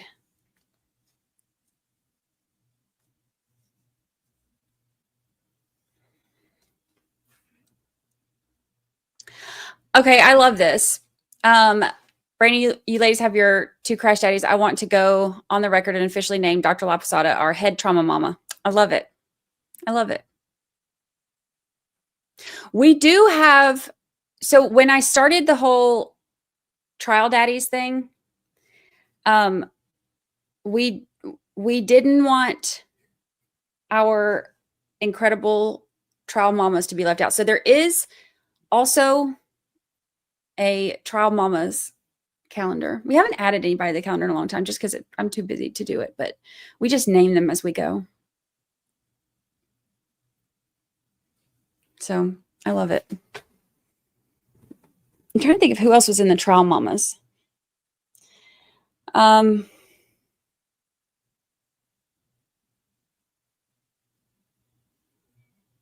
Perlay was in there, wasn't she?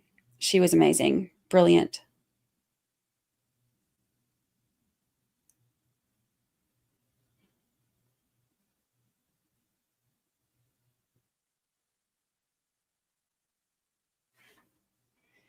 Yeah, I think it's on. I haven't added one to there and I don't even know how long, but I haven't been doing a great job at keeping up with the website on top of streaming and the podcast and everything else. Oh, yep. Jennifer Dart. She's on there. She's on there.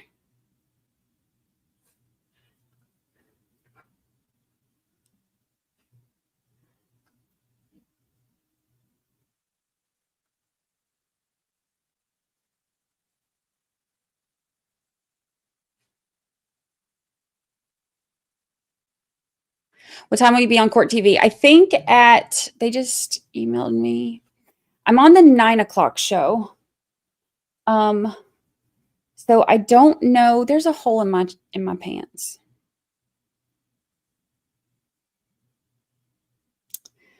And I just looked down and saw it. It's like on the side seam.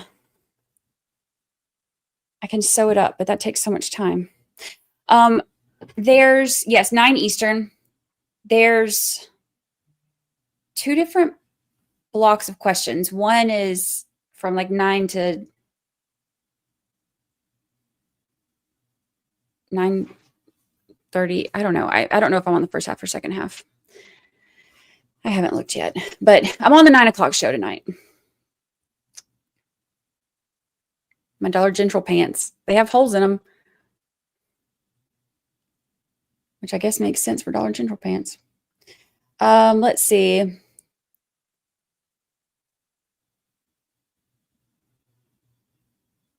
So jurors, that was about scheduling.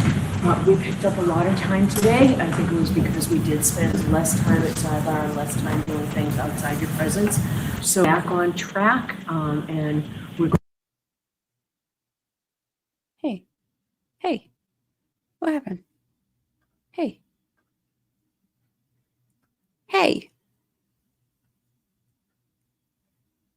Going to let you go for today, and we're expecting tomorrow. I can tell you, the lawyers tell me that we're here or read anything about this case. Please disregard it and let us know. And please continue to be very careful with your social media use. So we'll see you ready to start at 9 o'clock.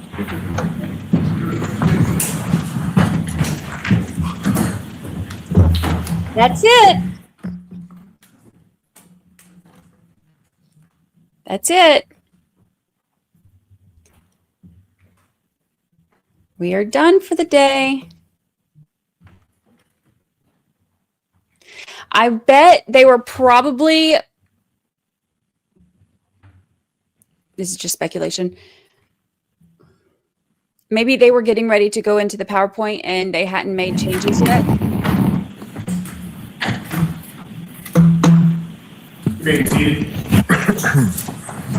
You're all set, Dr. Rentschler. Thank you. I'm sorry. So we'll see you tomorrow morning as well. So, okay? Thank you. All right. So first of all, anybody object if I give Ms. McLaughlin back the paperwork on the State of Rhode Island versus Michael Patino transcript or whatever she was giving me? Any objection to that? All right. Thank you. All right, so Mr. Jackson, for purposes of your edits, so the text will be removed from 5, 6, 8, 9, 23, the word measurements, I think, is perhaps the only word there, 24, 31, 32, 33, 34, 46, 47, 54, 55, 56, 58, 66, 67, 68, 69, 71, 72, 73, 74, and 75, and 76. Separately, pursuant to what will be an upcoming evidentiary ruling on whether foundation has been made, if you could separately have a way to exclude, if it becomes appropriate based on whatever ruling based on the foundation that you're going to attempt to put, slides 9 to 23. Now, as I said to you at sidebar, once you do this, or if you talk to the Commonwealth, if there's no objection to some of those numbered slides that I said needed to be edited, if the Commonwealth agrees that they come in, you can go ahead and put them in because I would allow them if it's by agreement. Thank you. Okay? All right. So do you expect that we will finish with Dr. Rentschler tomorrow?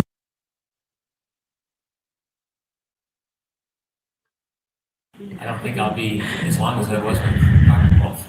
Okay. Depending on how it goes, if he has an hour and a half, I expect that'll probably be about an hour, maybe an hour and 10 minutes. Okay. All right. And then we'll figure out where we are Thursday. It seems that the case may be ready to go to the jury Friday, maybe Monday at the latest. But that's, By Monday, based on our sidebar conversation. does that seem like a fair estimate to you, Mr. Brennan? I think we'll be ready Friday. Okay. All right. So we'll see. Okay. All right. Thank you. We'll see everybody tomorrow morning. Yes. Should I have Dr. Welcher report tomorrow or wait for Wednesday? Tomorrow's Wednesday already. Can we, Mr. Jackson, can we reevaluate that mid-morning or the luncheon break and see where we are, whether we need Dr. Welcher here in the afternoon? Of course. Okay.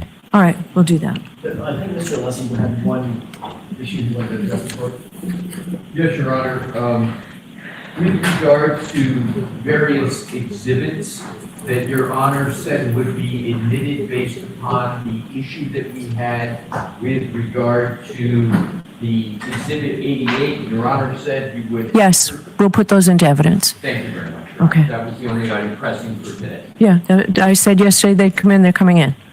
Okay. So those will be in evidence. Mr. Brennan, you were on notice yesterday that I was letting those in.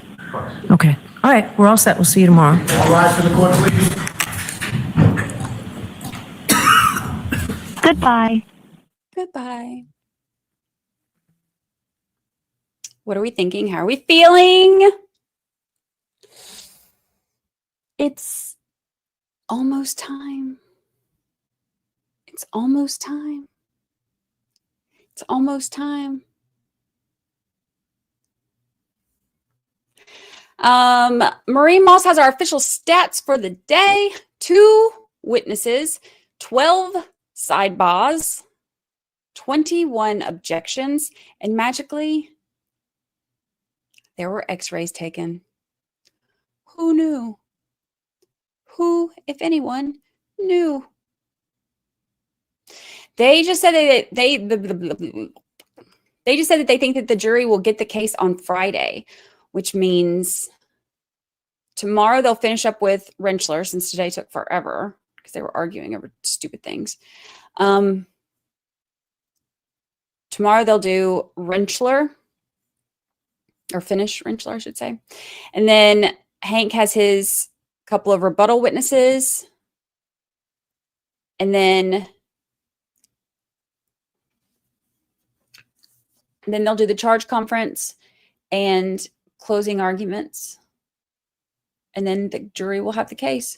So thinking maybe Friday or Monday at the latest.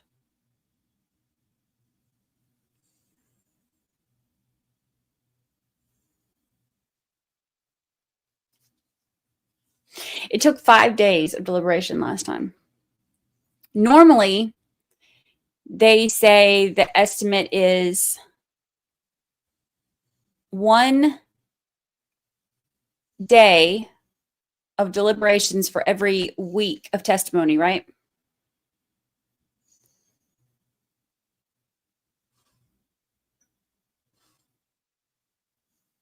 So we'll see.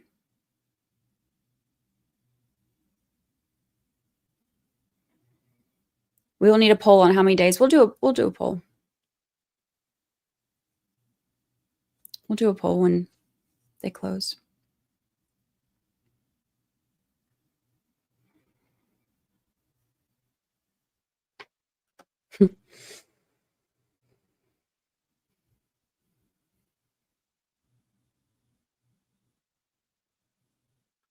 I was laughing at how your face was stuck like this for like an hour yesterday, seeing all the mind-blowing nonsense, and now it's back. There was a lot. There was a lot of nonsense yesterday.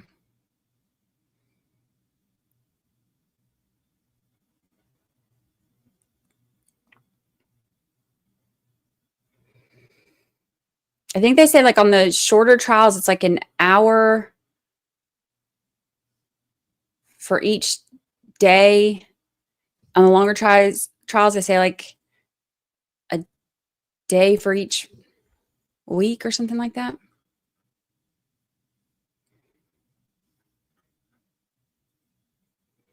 Let's see. Laurie Shaver was, okay, that one would be an hour for each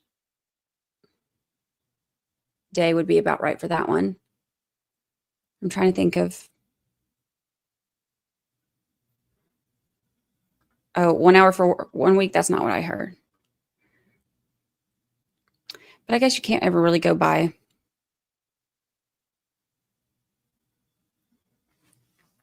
Because there are some that we thought like, oh, that one will be like, you know, quick. And then they take way longer than we're expecting. So I guess you can never really tell. She still didn't say if they're doing the full day Thursday.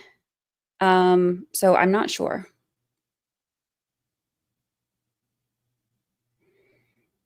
Bev wants this all done and wrapped up before 4th of July. Same.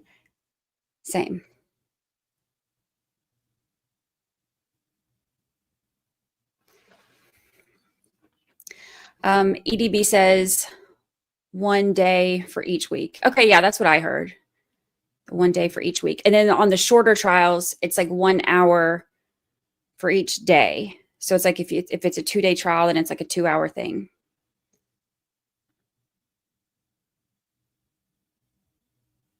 The moral deliberations prove that theory wrong. Yes, exactly. Which is what I'm saying. Like there's like that average, you know, whatever to expect, but you never really can tell, you know. You never really can tell. And then like some of the ones I'm expecting, like I'm like, they don't even need to go to the jury room. They can just raise their hands in the jury box and then we can all get out of here. And those sometimes take way longer. So you just never know. You just never know. All right. I'm going to get out of here so I can get away from my computer for at least a little bit before I have to be right back at it. Couple things. If you are around your TVs tonight, I will be on Court TV on the 9 o'clock show with Vinnie Politan. That's number 1. Number 2, the new podcast episode dropped this morning, so you can listen to that. It goes over everything last week.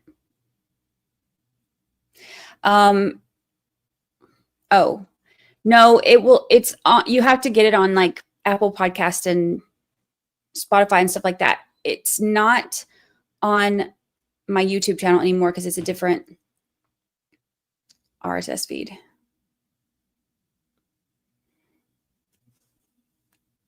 I forgot about that actually. But you can listen to it.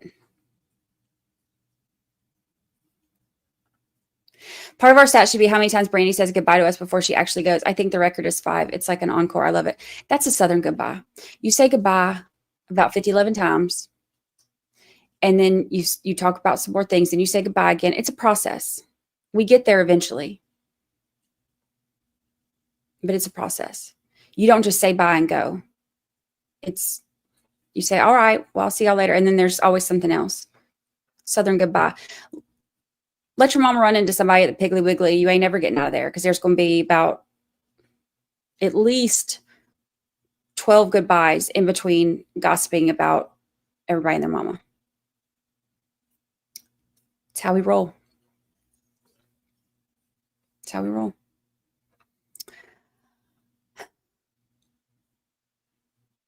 It's all right. I'm okay with that. Okay, so podcast is out. Vinnie Politan, I'll be on there tonight at 9. And then tomorrow, the defense will be resting. So get your sleep tonight. get your sleep, get your rest, be wide-eyed and bushy, wide-eyed, bright-eyed, bright-eyed, bushy-tailed. Be ready for tomorrow. It's going to be a doozy. And we might end up hearing from Welcher tomorrow. I would love for him to bring Welcher right after Rentschler. Go from Rentschler to Welcher and let the jury see the difference back to back. I would love that. I would love that. What are you going to do when this is over? Idaho 4. That's the next one. Well, first of all, when this is over, I'm going to take a little break. I'm going to take a little vacation, staycation. And the first 72% of it will probably be spent sleeping, and the rest will be spent on the beach. But after that, Idaho 4. All right. I appreciate all of y'all. Hit the like button on your way out if you haven't. I will see you either tonight on Benny Politan. Well, okay, I guess I won't see you. Maybe you'll see me. Or I will see you right here in the morning. Also, we will have the recap video out later, so make sure you check that out, especially if you had to kind of pop in and out. Also, hello to our replay crew. We love you. We appreciate you. Thank you for watching with us. I will see you all bright and early tomorrow.